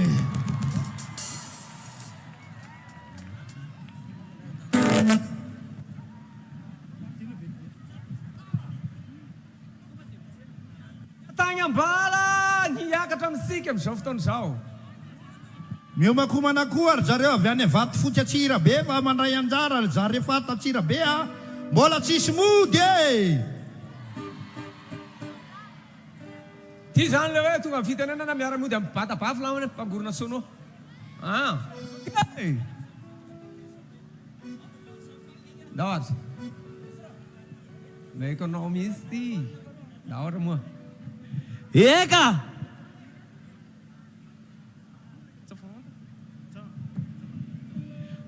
Miala basika minakapy agny, minakapy atagna fianatoagny. Salamat be! Raha ohatra misy olo ato Mahamasina, asio tapatapa mafy be! Miala tsigny aminareo ato Mahamasina fa somary banao kidodo kely angay raha sitrakareo. Akasikanareo fe! Ay ve! Ndao mo raha ohatra ka vonona dia ho ataosika asa loara. Saotra andravelo nanjary taratara ny mpapiditra andravelo. Naroa miala tsiny aminareo raha igny aman-dreny fa iraka zandry aro mitondra ny teny sa dia mahay lohatsa vao voatendry sy voafidy koa mitondra ny azafady amin'ity andro sarobidy.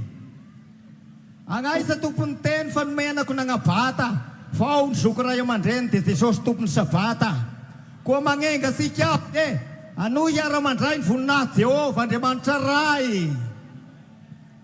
Azafady era fa ho fampiarabana ny vahoaka an'Andriamanitra dia andao anangatangana ho voninahitra Andriamanitra.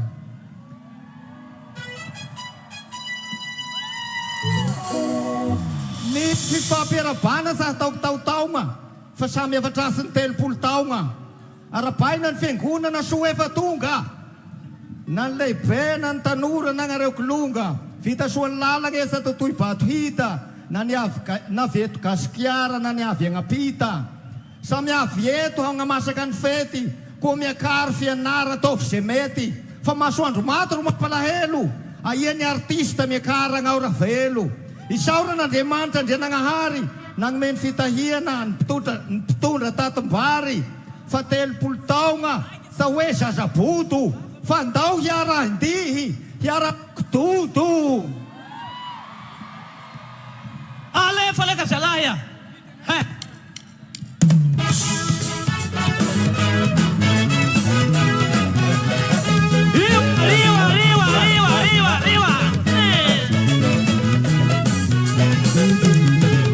Imandudungan para-parangan, bawe mandudungan para-parangan.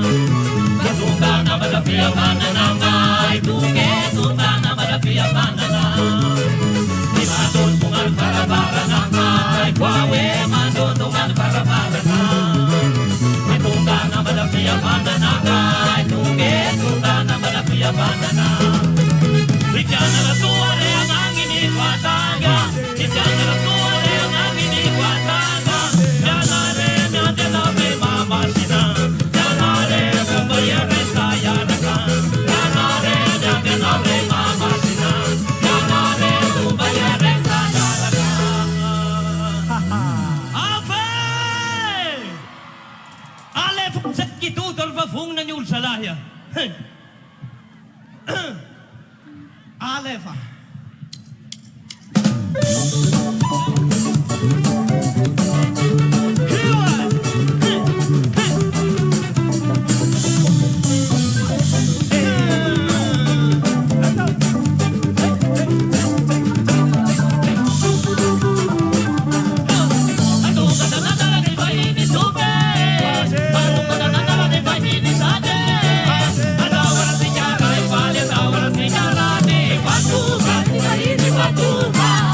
Batu,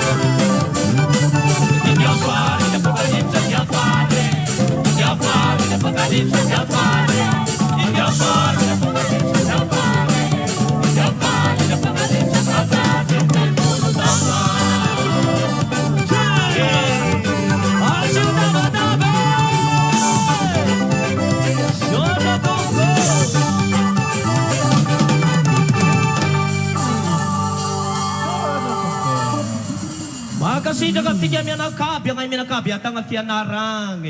So, trafon telpul taong ang mga araga ko. So, dato. Makchida ka na tayo ng fianarang. Yurakura ka na fianarang tsuye, regional. Makasida kay. Susumat, nga salamat sa mga iretin, fateto kurmo fatente na ko fiani. Marapi mo kumani feoni pandresya. Maka sigareta retsika. Okay. Fila sana kel futsina yanga fina. Tiako na taina avian madrefalo amba. Amel na telefone na failu latina efatra marena nunian sonario zafat ba veluma kel zan telefone na se.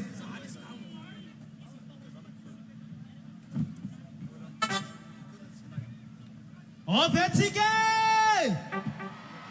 Ya fila zana manaraka watsika rehetra zay manandrify ny D12 zany a amin'ny rifaritra menamena D12 ry dia mba mikisaka kely fa avy eo no mandefa an'ilay afo fotsy manga, afo manga. Dia iangaviana ampanajana ny diakona zany a mba ampikisaka an'ilay olona eo amin'ny faritra ny D12 amin'ity faritra menamena D12 ity zany. Na mikisaka miankavia na mikisaka miankavanana zany isika eo amin'ny D12 fa avy eo no miainga ny afo fotsy sy manga. Daoara. Ao aorianan'ny feon'ny mpandresy dia miditra ny famille pasteur.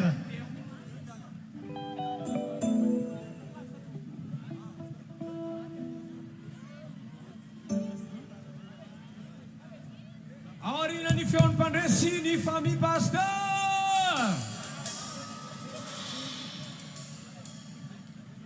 Zay mpandresy miorake.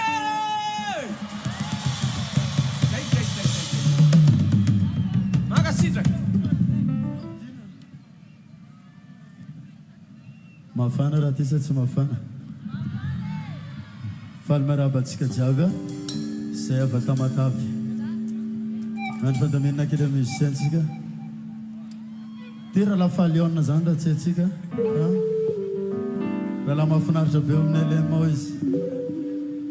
Awa? Navana zava-maneno. Ivarasatsika. Fanasitrana ve nandresy lahatra anao amin'ity fiangonana ity sa antsin'Andriamanitra? Ndao ve tesitsika kely hoe na tsy hamontsy na aza ny aviava e? Na tsy hamontsy na ny aviava Yarakil Dis fanantena Dia mbola manantena anao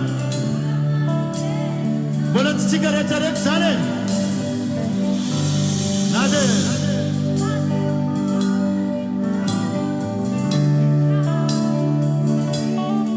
Mbola misy tsy mila lolona ao tsika rehetrarehetra zany Na ve tsika ia na dia tsy hamontsy na ny aviava Da Yarakil miaraka amin'ny fiangonana na dia tsy hamontsy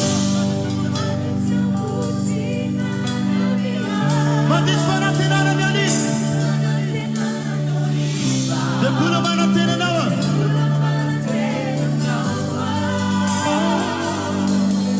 Zay, tuisa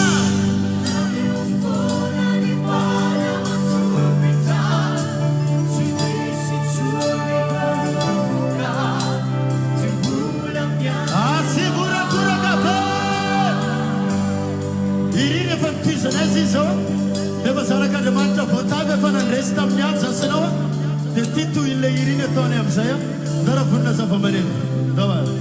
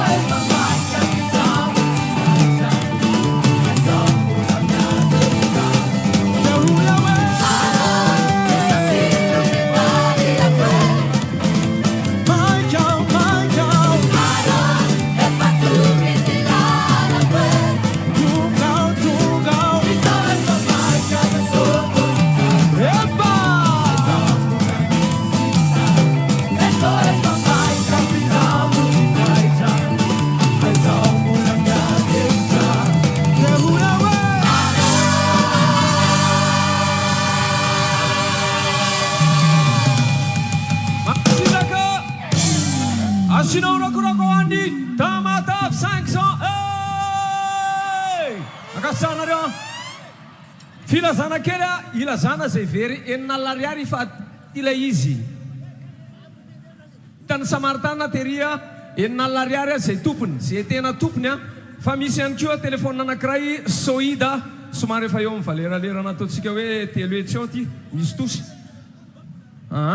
misy numéro atao anatiny dia tsatoanao le numéro atao anatin'le izy na atsoinao eto masinay zay makasika an'izay filazana izay fa ampiomanina ny soldat golden soldat aorianany zareo dia raisitsika ny famille pasteur asinao rakoraka mbola izy afy manga mbola tsy mainky any ody zay le hira teo aza mainky any andeha asinao ody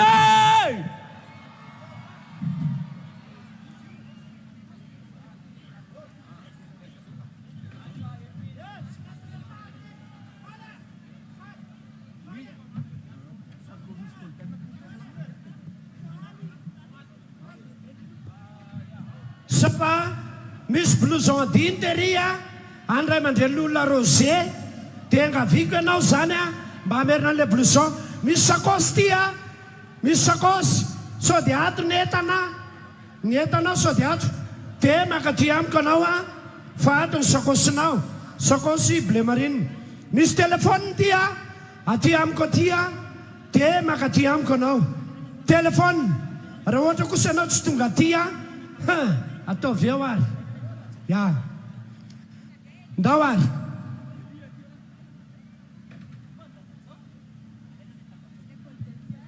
golden soldat vevô raha mbola tsy voninareo dia miomiko manany coutulière asy ody ataontsika départ indray na ody vonina venareo ary ambony ary amin'ny D2 ary dia any amin'ny C2 manisa efatra isa roa telo uja makan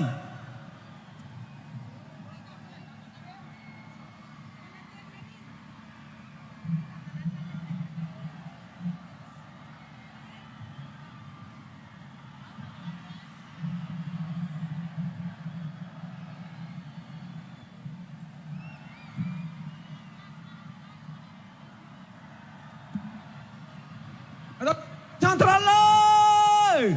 Tonga da tuitasik.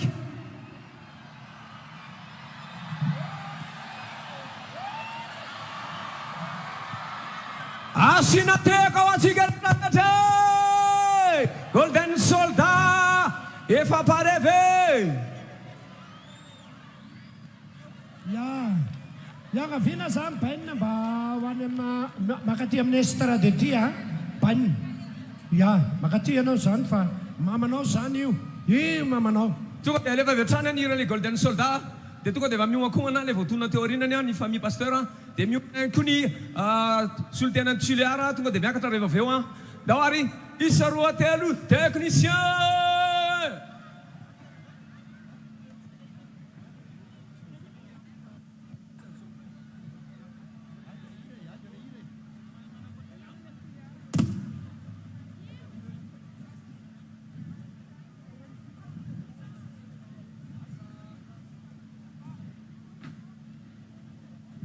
L'olona Francis dia l'olona Garçon aventurière mba makaty kely azavady izany bainy niarany sakafo taonareo bainy dia hito mamanao miandry anao eto makanesa ty anao fa tomany izy alefa le hira le golden soldat azafady zay eo foana eto foana technicien makasitraka misaotra trany ihany koa hoanareo zay manaraka anay am'izao fotoana zao amin'ny alalan'ny fahita lavitra RTA sy ny MATV eo ihany koa zay manaraka anay amin'ny tambajotsa tserasera ny Facebook amin'ny page ny radio fanambarana sy ny 7 marjefy ihany koa izany amin'ny alalan'ny canal Star Times canal 114 ihany koa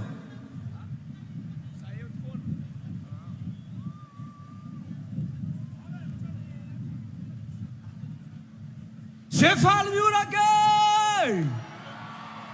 efa vonimboninao ny afimanga fa za mbola misy miala mbola andray tsodrano sady zany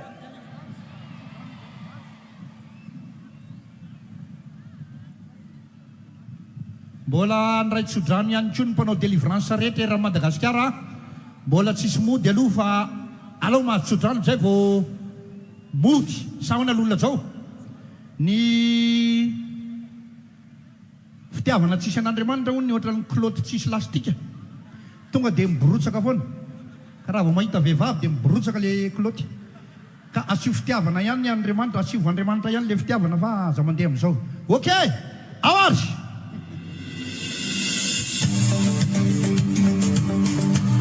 Urbragabe!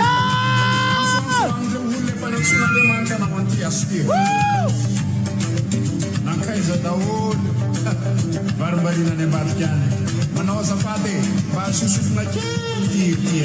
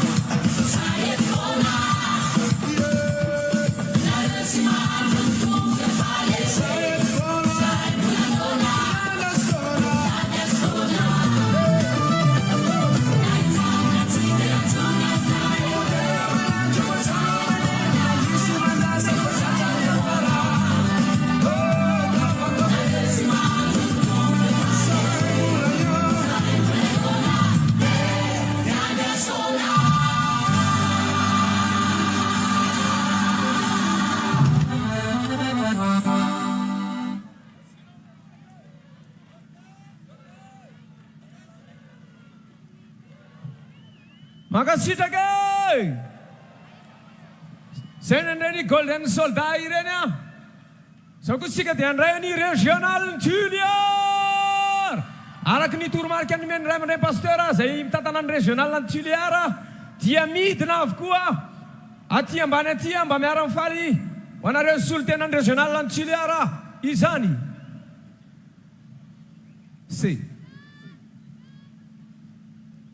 mba alefa le playback amile tsinjaka bevatao miarabany ray aman-dreny pasteur Mayolina vadiny avy any amin'ny faritra Toliary tsy miroro miaraba natratra ny 30 taona ny Fiangonana Apokalypsy miaraba ny mpiray fanantenana rehetra ihany koa dia solotena no ato ao aby reo maramila ny tompo avy any amin'ny faritra iny zany hitatsika avy ao ny missionnaire ny mpitandrina ny vadiny mpitandrina reto mpandihy reto dia misy ihany koa zavatra kely mba ho fahatsiarovana atolotra reto avy any amin'ny faritra atsimo ireto ho an'izany ray aman-drenitsika izany satria araka n'ilay tenin'Andriamanitra zay teny fanevantsika dia izako ianao voahiraky ny tompo amin'izany rehetra zany ka mialohan'izany ao le plabiaka avy any Toliary any tsinjaka bevata aloha mialohan'ny fanolorana n'izany zavatra zany any reto ray aman-drenitsika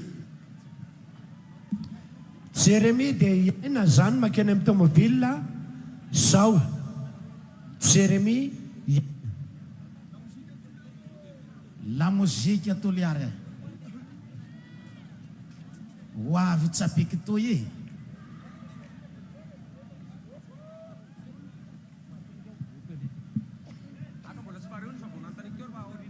ndao pisy posy kely aloha ray aman-dreny mandra-piandrasantsika mozika zany dia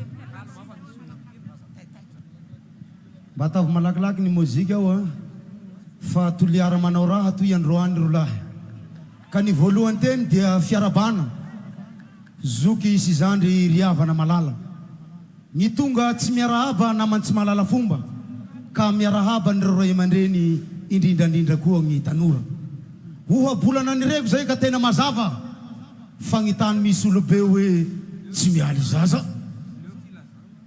ka dia fiadanana ny ho amintsika tsiraray avy aiza le playback any zareo ary mbola miandry la mozika tsika efa ao tsara zany la mozika mandroso avy atrany Toliara tsy miroro Toliara manao raha ahita raha tsika androandro lahy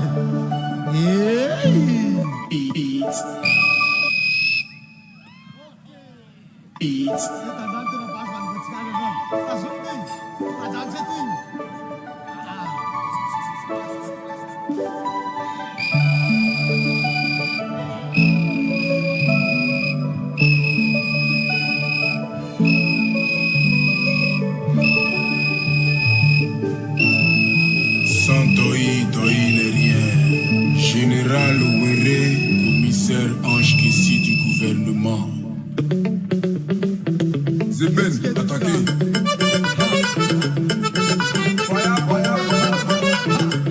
Nous c'est la bobo. Le boss qui ouais, John Muller. Président détecteur. Abidjan Paris, vous n'avez qu'à prendre position. Chef de Paris, il est en train de parler. Tout le monde est bloqué là. Venez danser, moi vous pouvez décaler le menton. Il savait que c'est pas moi qui l'ai créé. Venez danser, mais pas tout, c'est moi qui fais danser.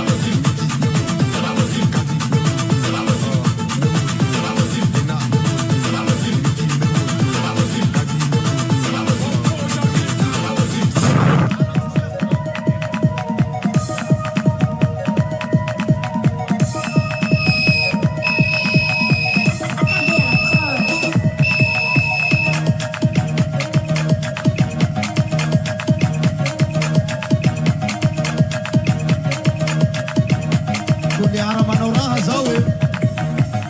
Tsy mampiroro azy io. Toliara manao raha zao e.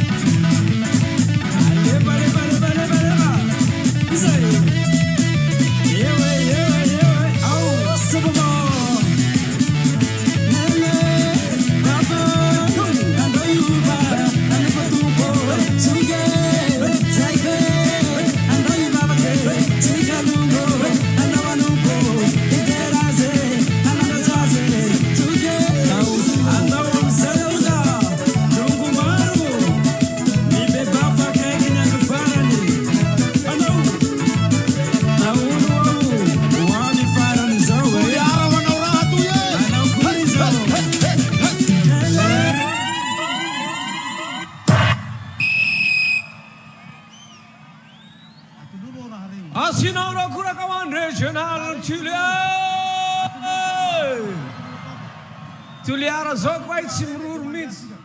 Makasitraka ny régional Tuliara. Sorona kely pasteur. Awar. Tsika rehetrarehetra rea otafinay avy Tuliara vetivety pasteur mandrosinareo eo atononareo ray aman-dreny pasteur tafio Tuliara ray aman-dreny pasteur otafinay lehilahy mahery anao omenay lefona apitafinay anao awar mandrositsika io fa o apitafiny Tuliara ny akanjon'ny Tuliara izany ray aman-dreny zany asio foragoraka be avetsika io zany David andray an'lelefona ao fa ho raisiny iny fa tsy maintsy mpandresy izany ray aman-dreny zany fa tsy maintsy ho tonga Josefa feno ny 30 taona zanany lehilahy asio foragoraka be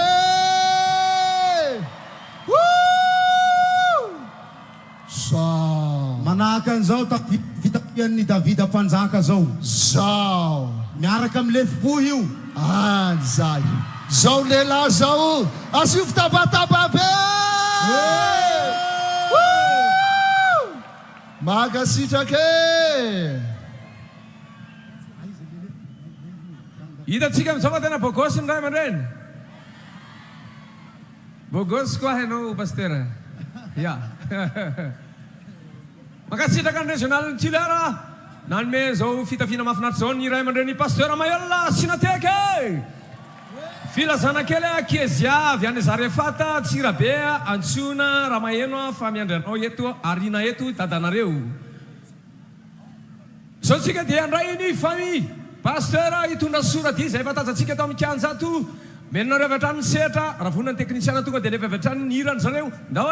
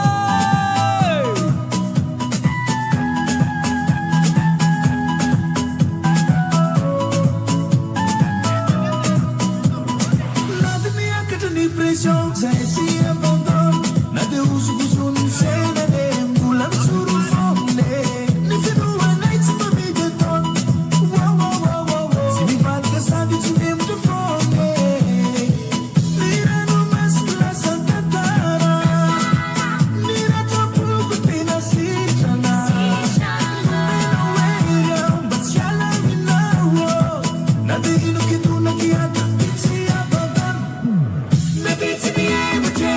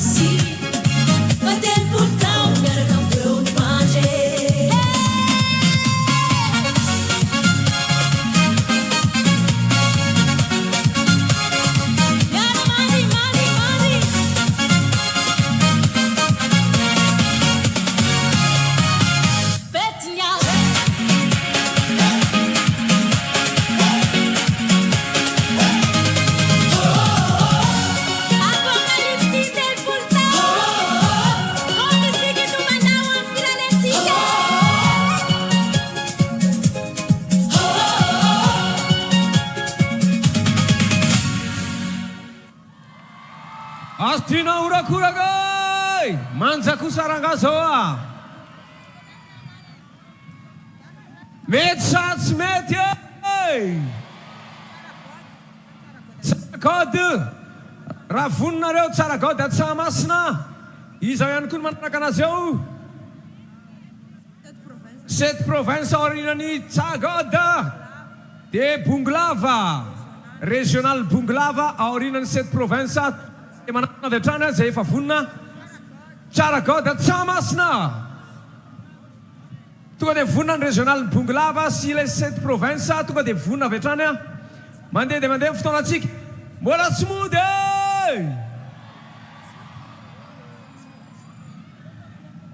Tenenina akaiko anao izay mbola tsy mody e!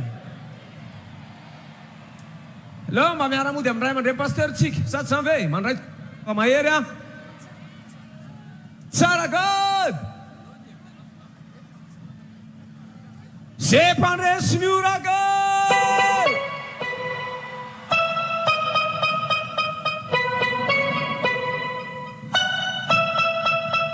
Happy birthday, happy birthday, happy birthday to you.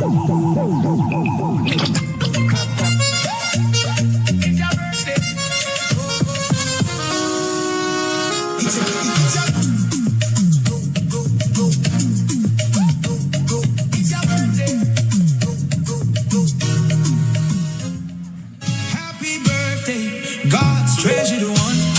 Heaven chose you for the month of July. Make a miracle, shining in His light. You walk with grace and favor that cannot be denied.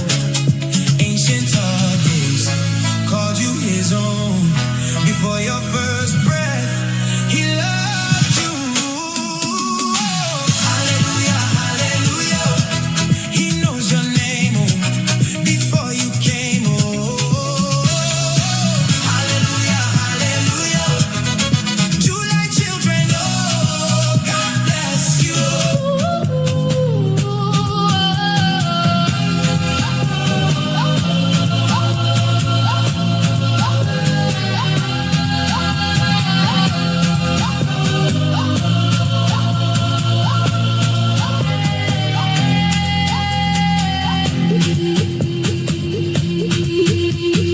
Avy any merina foany a misy mitady ato ambadika ato. Toky avy any merina foany.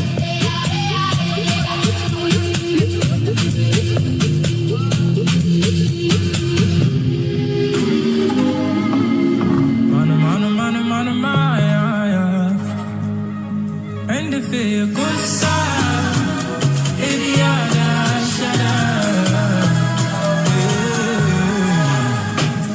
lights for my generation. Every day now my celebration. Everyone on the province are in the world every day. All I know is celebration. I know the power there for my body. So Regional Bonglava aorinan'ny 7 province aorinan'ny io. I've got the Holy Spirit inside of me, so I just get a boat. Oh yeah. Goodbye to sickness and brokenness and pain. Grace hands away, like they flow through my veins. I am sufficient in everything. I bring the change. Holy Spirit, they control me, oh. Holy Spirit, they direct me, oh.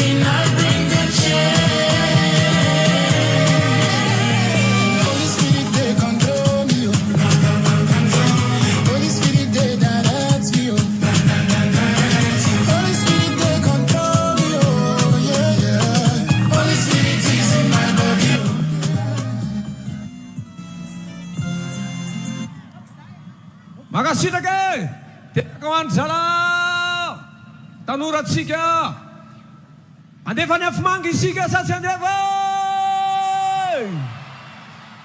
rehefa fetiko avana be ohatry zao tsy maintsy misy afimanga foana tsaty zany régional ny bonglava zany hoe ao anatin'ny ty mpandraynjara eto hiakatra eto zao ty no alefatsika ny afimanga tofokovy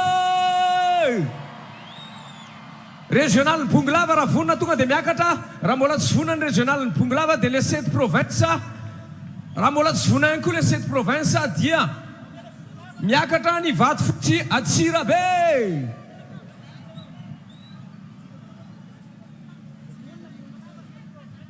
bonglava vato fotsy 7 province aizinareo zay fa te hahita afimanga mbola oviana voaveny sisia Samedi mbola avy pare aiza le téléphone areto le flash afaka daholo ny téléphone Android ny ACTC sy ny rehetrarehetra areto daholo le flash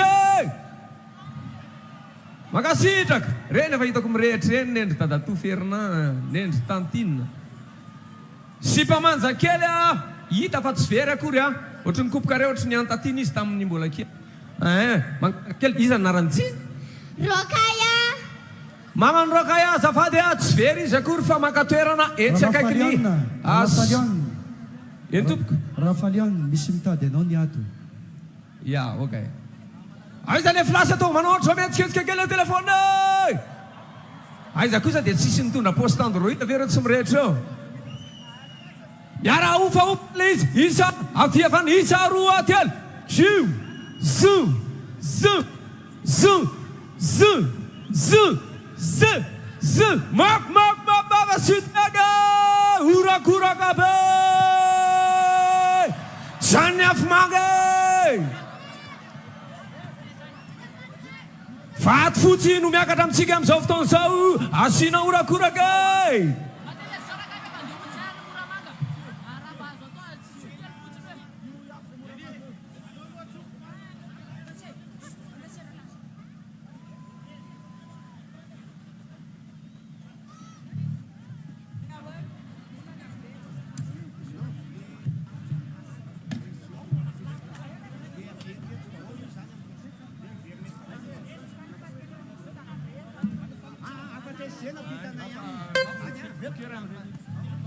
vato fotsy zay maresy dia omena mana miafina vato fotsy misy soratra anarana eo amin'ny aritsy malala ok di soradi zany nataony zareo reto misy afatra tiana pitaina eno tsara ny jereo tsara ny fihetsika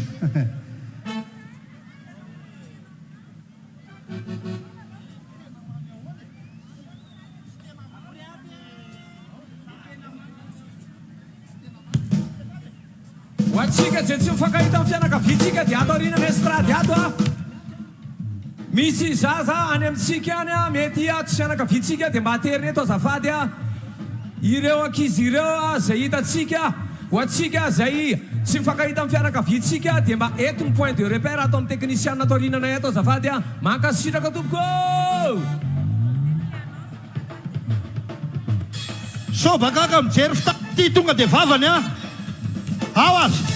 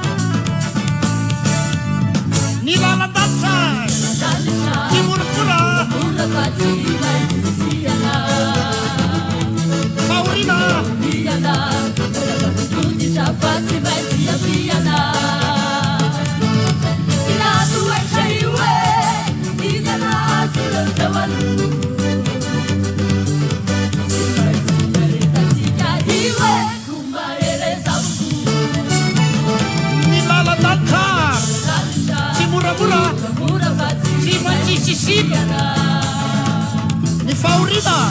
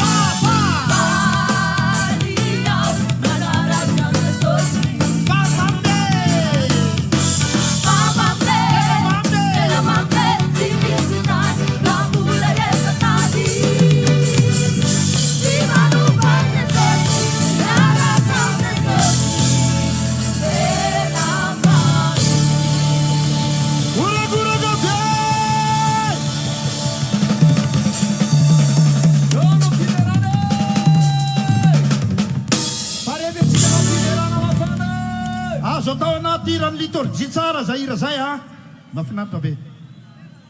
Afomanga. Ranabavy tsy afoya, ranabavy tsy afoya, azo tovavy kely firotondry. Ranabavy kely tsy afoya, zazavavy mangamanga kely atao rinato. Afomafy ty fa tsy afomanga mihitsy.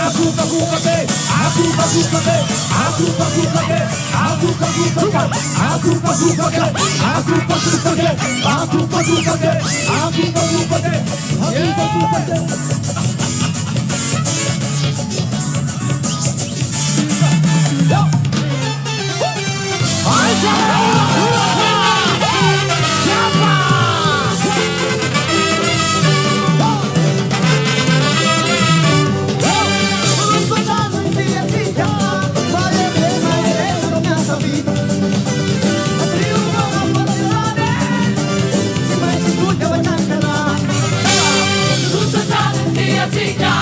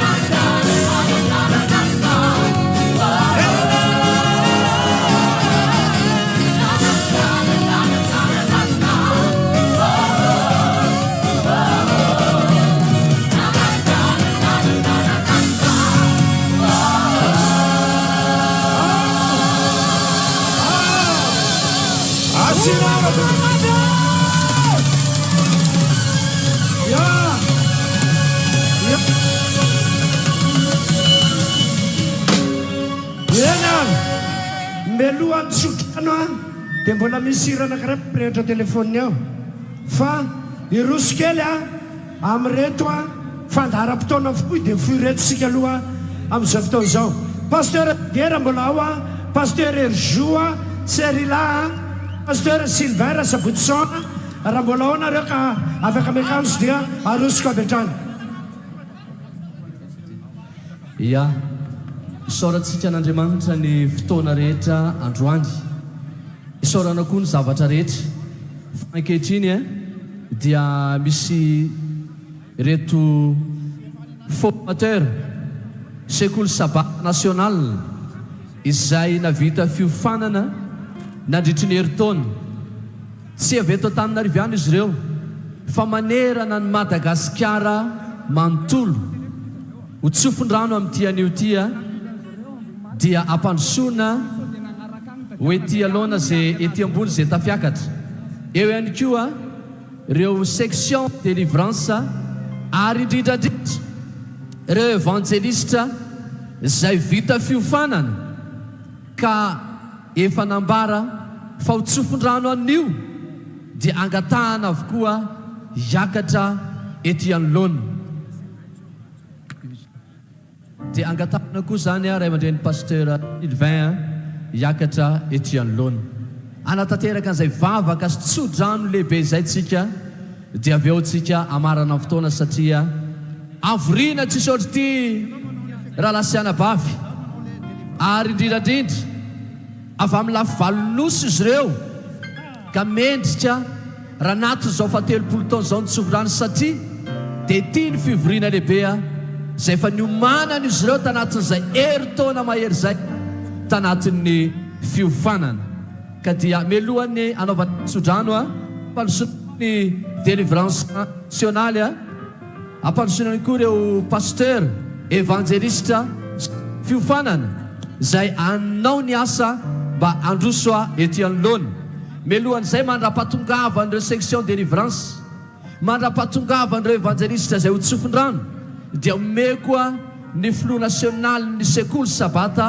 alohan'ny fitenenana anazavazavanao fofio makasika an'izany a formateur national izany menanao ray aman-dreny fitenenana ia ny formateur national dia misy 70 am'zato tanivon'ny Fiangonana Apokalypsy mianatra nandritra ny heritaona sy efa-bolana teo izy ireo a taranja 710 no niofanany ny fitsofany rano a dia mbola atao any amin'ny régional na rotsiraray avy ao anatin'izany ny fiainianana dia manaraka ny certificat fa ny atao eto fa 30 taona ny Fiangonana Apokalypsy dia hoentsika lanonana nomezam-boninahitra n'Andriamanitra raha ny fotsiny dia omeko ny tompona raikitra avy hatrany any anohy voninahitra Andriamanitra irery any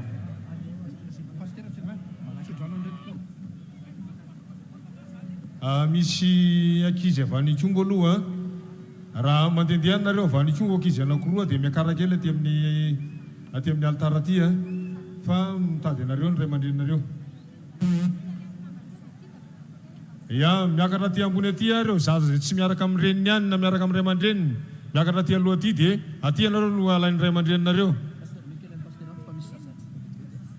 ia misy za tsy hita Iandry sy Jordan avy any Kongo sy Iandry avy any Kongo raha ohatra ka any dia mba manatona ny pasteur Jeria eto amin'ny estrade eto zao raha ianina koa manatona ny mamany eto Iandry sy Jordan avy any Kongo raha any asaina mba hanatona ny pasteur Jeria eto amin'ny estrade zao zao raha tompoko vonina daholo ve ny sekoly sabata national tompoko ay zao ny anaovantsika azy ireo section délivrance hoentina mbavaka koa ve fa eo avokoa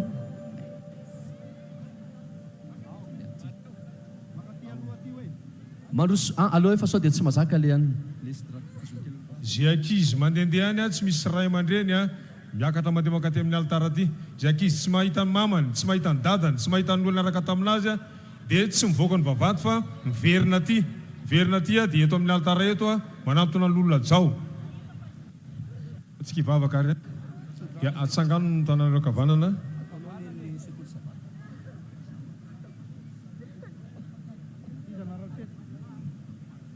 Jehovah Andriamanitra raha io araka ny teninao Jesosy manao hoe mandihana any amin'izao tontolo izao atao mpianatra ny firenena rehetra ary dia mitoriny filazantsara amin'ny olombelona rehetra.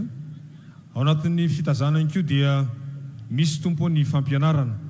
Ao ny sekoly sabata lehibe, ny sekoly sabata tanora ankizy ka dia ndreo toreto mpanomponao izay fianianana, vita fianarana, vita fifanana ao anatin'ny volana vitsivitsy ary anao ny asa mamoniteur azy ireo sy ny mamonitrice azy ireo ka dia mitsodrano azy ireo zay amin'ny anaran'ilay Jesosy Kristy lohany maty tamin'ny antsasakerinandro tao pasana telo andro telo alina natsangana tamin'ny maty tamin'ny andro fahatelo.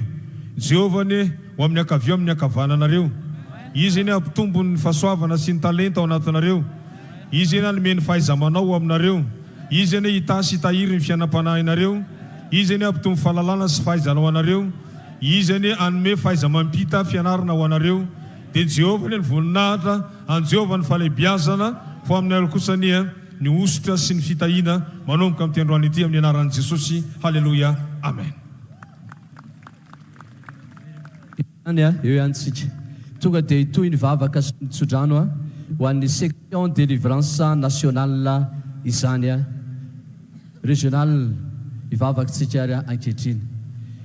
Asandrato ambony ny fanondrontsika tsiraray avy. Jehovah raitsoto ndreto ndray tompo ny section délivrance avy eo nivon'ny Fiangonana Apokalypsy maneran-tany. Izy reto Andriamanitra ray dia ny rahinao ihany koa manao hoe mandiana sy tranony marary diovony boka avoainy dia amin'ny fefanahazo maimaimpony ianareo koa dia manomeza koa maimaimpony mangataka ary zay Andriamanitra satria ny teninao hoe tsy amikerina mipatantsahana fa mifanahiko ianao Jehovah tompony maro. Ho dia mangataka ilay fanahy fitompotetrolo sy fendrianana izay ary tsay mivatravatra zany Jehovah amin'izao ora izao irotsaka ny fanahy fito avy alohan'ny seza fendrianana anositra ny section délivrance tsiraray avy ka ninninona tondrono izy ireo sodorana izy ireo dia homay hopotika horodana iongotra enjera ary dia potika sy rava ny seza fiandrianany Satana noho ny amin'ny herin'ilay Jesosy Kristy nampitsahatra ny fanalitra latsadrato amin'ny atsasakerinandro. Aoka tompo vita batisany fanamasina izy ireo ainjiriko ny tananao Jehovah anaovana izy ireo fagagana sy famantarana ny anaran'i Jesosy zanakao ilay tokana. Dia aoka zany usitry ny fanamasina izany anositra ny section délivrance manontoro ahafahan'izy ireo manao ny asanao hopotika ny asan'ny maizina ho levo ny dragona ho potika Beelzebuba ravy anao Lucifera potika ny herin'ny zaza vavindrano ny galan'oro vasiba no ny herin'ilay Jehovah mitoetra ambony sy fendrianana sy ny fahefan'i Kristy nampitsaratra ny fanalitra latsadrato amin'ny isan-kerinandro. Sanositra ny fanamasina zany any hanositra ny mpanompona tsy avy amin'ny fahafenona Jehovah ray ny anaran'i Jesosy Kristy tompony sabata. Amen.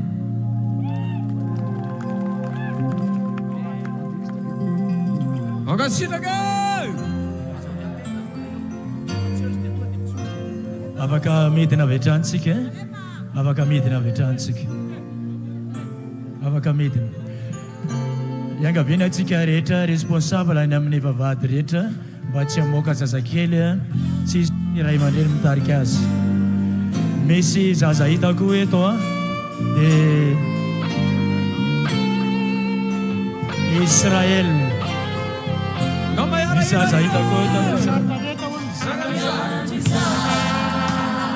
Sisa rasa aprende le flash le telefone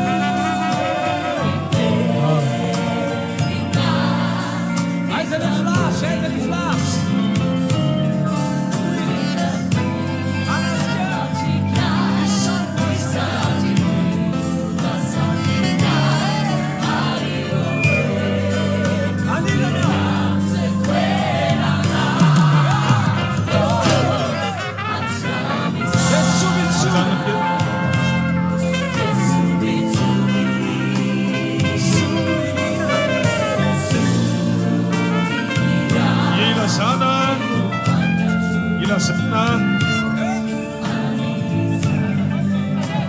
fahazana ireo olona vany fianaratsoa zay niaraka tamin'ny lolona poeta dia eny amin'ny toerana zay nanaterany fiarynareo tamaraina no angalananareo dia niaraka tamin'ny olona poeta dia eria amin'ny toerana tamaraina ihany no angalanareo fiara.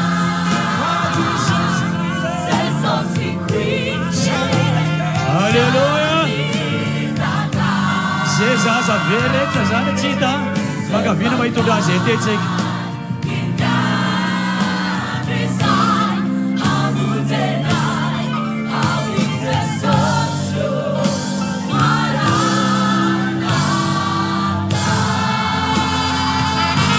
Zay rehetra mahita le zaza dia mahentina ty ambony aty daholo.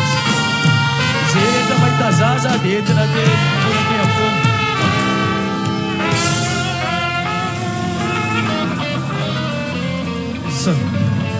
Ilazana isika avy any Tamatavy a ilay mipetraka ary amin'ny sity 60 hectara varatra ery amin'ny jiro lehibe misy ny chorale sy ny pasteur ny fotoanantsika zany efa eo zany miandranay ny lolona tiana izany tsika rehetra avy any Tamatavy a mipetraka ary amin'ny 67 hectara eo fotoanantsika amin'ny jiro lehibe misy amin'ny chorale sy ny pasteur mankasitraka indrindra hoy le olona tiana.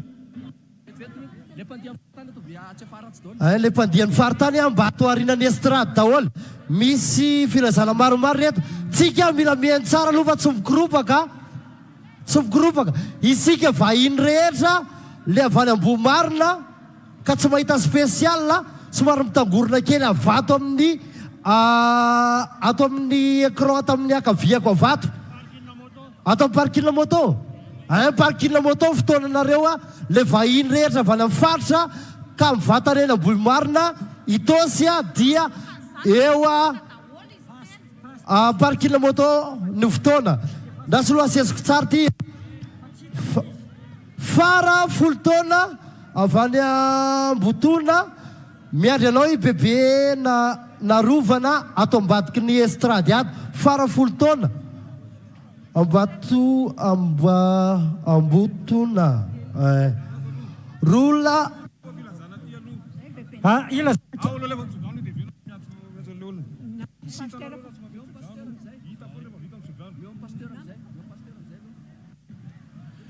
awa soran'andriamanitra avo indrindra noho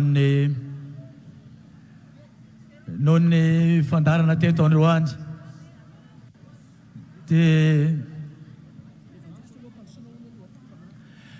mangataka ny evangelista malaky mangato aloha ato entina mbavaka vavaka ho an'ny zaza rehetra ity vavaka ho an'ny zaza rehetra aloha ty vavaka alohatsika vavaka ho an'ny zaza rehetra alohatsika Jehovahandriamanitra tsy toavy indrindra ianao le manana fanahy mahery mpitaridalana mpanolo-tsaina matoky ahito mpampitora sy taona ty fa eto ny anjelinao maro mangataka aminao Andriamanitra avereno ny sainy reo zaza rehetra reo anatona ny ray aman-dreniny ho aketo amin'ity estrady ity amin'ny anara maherin'i Jesosy Kristy fanahin'i Jehovah isitona anareo aketo amin'izao toeran'izao ho eto amin'ity estrady ty ho tokoa anareo rehetra noho ny amin'ny heriny ny fanahin'Andriamanitra avo indrindra noho ny amin'ny heriny ny fanahy mpitaridalana sy mpitondra amin'ny fahefan'i Jesosy tonga eto ianareo zaza rehetrarehetra ary tsisy zaza very eto naray ary fa hita daholo amin'ny tana maherin'i Jesosy Kristy no miaro an'ireny ary mitondra eto noho ny amin'ny voninahitra noho ny falebiazany amin'izao andro fisandratana lehibe izao dia miverina eto izany voninahitra Andriamanitra voninahitra ny eo an'ny avo indrindra. Alleluia. Amen. Ny ray aman-dreny Jérôme avy any Morondava miandranao to amin'ny estrady eto ny madamanao ray aman-dreny Jérôme l'olona Jérôme avy any Pasteur Célestin ila zanakely zany zay mahita ny Pasteur Célestin vady fa tadaviny zanany izy izy tsy dia mbola salama ery amin'ny poto vy atsimo ry zany izy miandry azy eo zanany zora tompoko ao ary angatahana mba alalana kely ny eto amin'ny estrady fa mbola misy vavaka azo tosodrano ho ataon'reto a ray aman-dreny evanjelista zay vita fiofanana anatanteraka ny asa fanompoana zay netsony tompo a azy a ireo. Ao ary mangala toerana ianareo a rehefa avy eo misy zazakely anankiroa tsy hita raha tsy eny akaikinao ny zanakao dia mba toka aveto mijareo zaza ireto. Ao ary mangala plasy avokoa ianareo a ray aman-dreny a pasteur Isany.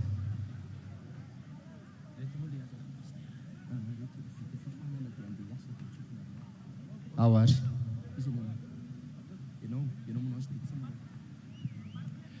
eny ary ry pasteur rehetra noho ny voninahitry Kristy sy ny fahalebiazany sy ny fahatsarany dia voahiraka indray ianareo a anao asa lehibe noho ny fivoahanareo tao anatin'ny fiofanana ara-panahy ary fiofanana ara-tsaina, fiofanana ihany koa ny ara-batana izay iandrasana ny ondry sy anangonana ny ondry. Vavakitsika ary mitsodrana anareo Jesosy ianao no naniraka ny mpiandry rehetra.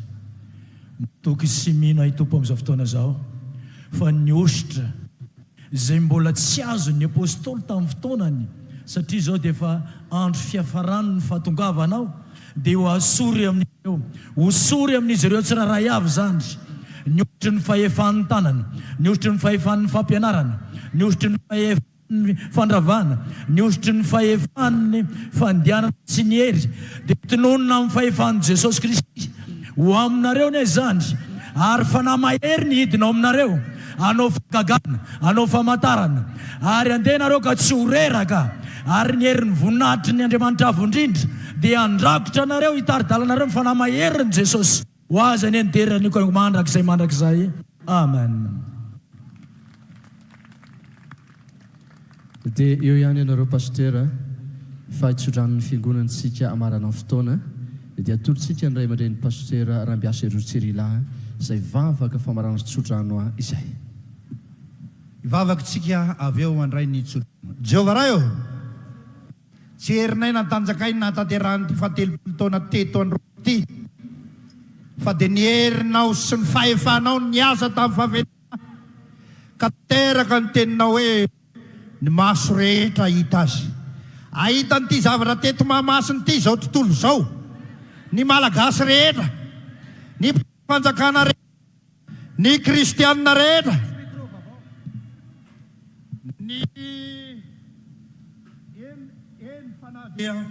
eny fanady izay nandefina azy azy ireo zay nanohitra rehetrarehetra ka dia deraina ny anaranao Jehovah, ankalazaina ny anaranao. Itodidohody ny mpanomponao misy ny efa lasa, misy ny manendera rapitsy, misy amin'ny latsinainy. Tatany ny dian'izy ireo mba ho tonga ny amin'ny toerana izay ningana. Tahaka ny tantananao azy nandroso, no hitantananao azy niverina. Rakofony rahanao ny lalana rehetra izay andianany any. Rakofony rahanao ny fiara izay andianany any. Ny tananao mahery ny hitantana ny fiara sy ny diany tsirairay avy. Ka herendozy eny an-dalana eny. Tsy manana fahefana ny asan'ny devoly, dragona Lucifer Belzebuba, satana devoly menarana ela kokolamby fazima, zaza vavy ny rano. Fa na ratsy rehetra eo dia ekohaka eo anoloantsika tsirairay avy satria mahery ny Andriamanitra ivavahantsika. Zay varotra dia azo tombony meo papana. Didina ny vola, didina ny fitahina ho tonga isan-tokantrano. Ary dia ho ambiny karena ny tsirairay avy. Ho ambiny mbola amin'ity taon'ity ny tsirairay avy. Ny asan'ny tananao dia ho ambiny Jehovah. Fitadiavana taonao, ny asa fivelomanao dia ho ambinina sy anjary. Ka tsisy apokalypsy antratsony fa miamitombo ny arenanao fa raha kely ny andohanao ho lehibe indrindra ny hafaranao ry apokalypsy satsy zany ve raso ny tsodrano avy amin'ny tombo ary Jehovah ny teny tamin'ny Mosesy ka nanao hoe mitenena amin'ny Arona sy zanany hoe izao ny teny hoentinareo amin'ny tsodrano ny apokalypsy. Itay anao any Jehovah ka hiaro anao. Hampamirapiratra ny davany aminao any Jehovah ka hamindra fo aminao. hanandratra ny tavany aminao ane Jehova ka anome anao ny fiadanana. Apokalypsy 30 taona manaraka. Apokalypsy 30 taona manaraka. Apokalypsy 30 taona manaraka. Uraguraka pe. Tonga avany amin'izay ny angany avy tsika tsirairay avy. Sora to. Ya filazana amin'izay a. Ny diakona rehetra, ny sokoto rehetra, ny tompona andraikitra rehetra, ny samaritana mba tsy somotontsika fa mbola hanorina ny fitaovana rehetrarehetra ifanometanana fa tsy tonga dia motontsika miasa alohantsika zany zao a fa tsy tonga dia mody. Alors janona kely le fekira. Isaorana ny komity fatelopolo taona nitotona fotsiny andro namasaka tamin'ity lanonana ara-panalehibe ity. Ifonana amin'ny tompo sy alana tsiny amintsika izay tsy tanteraka fa olombelona ihany izay pika.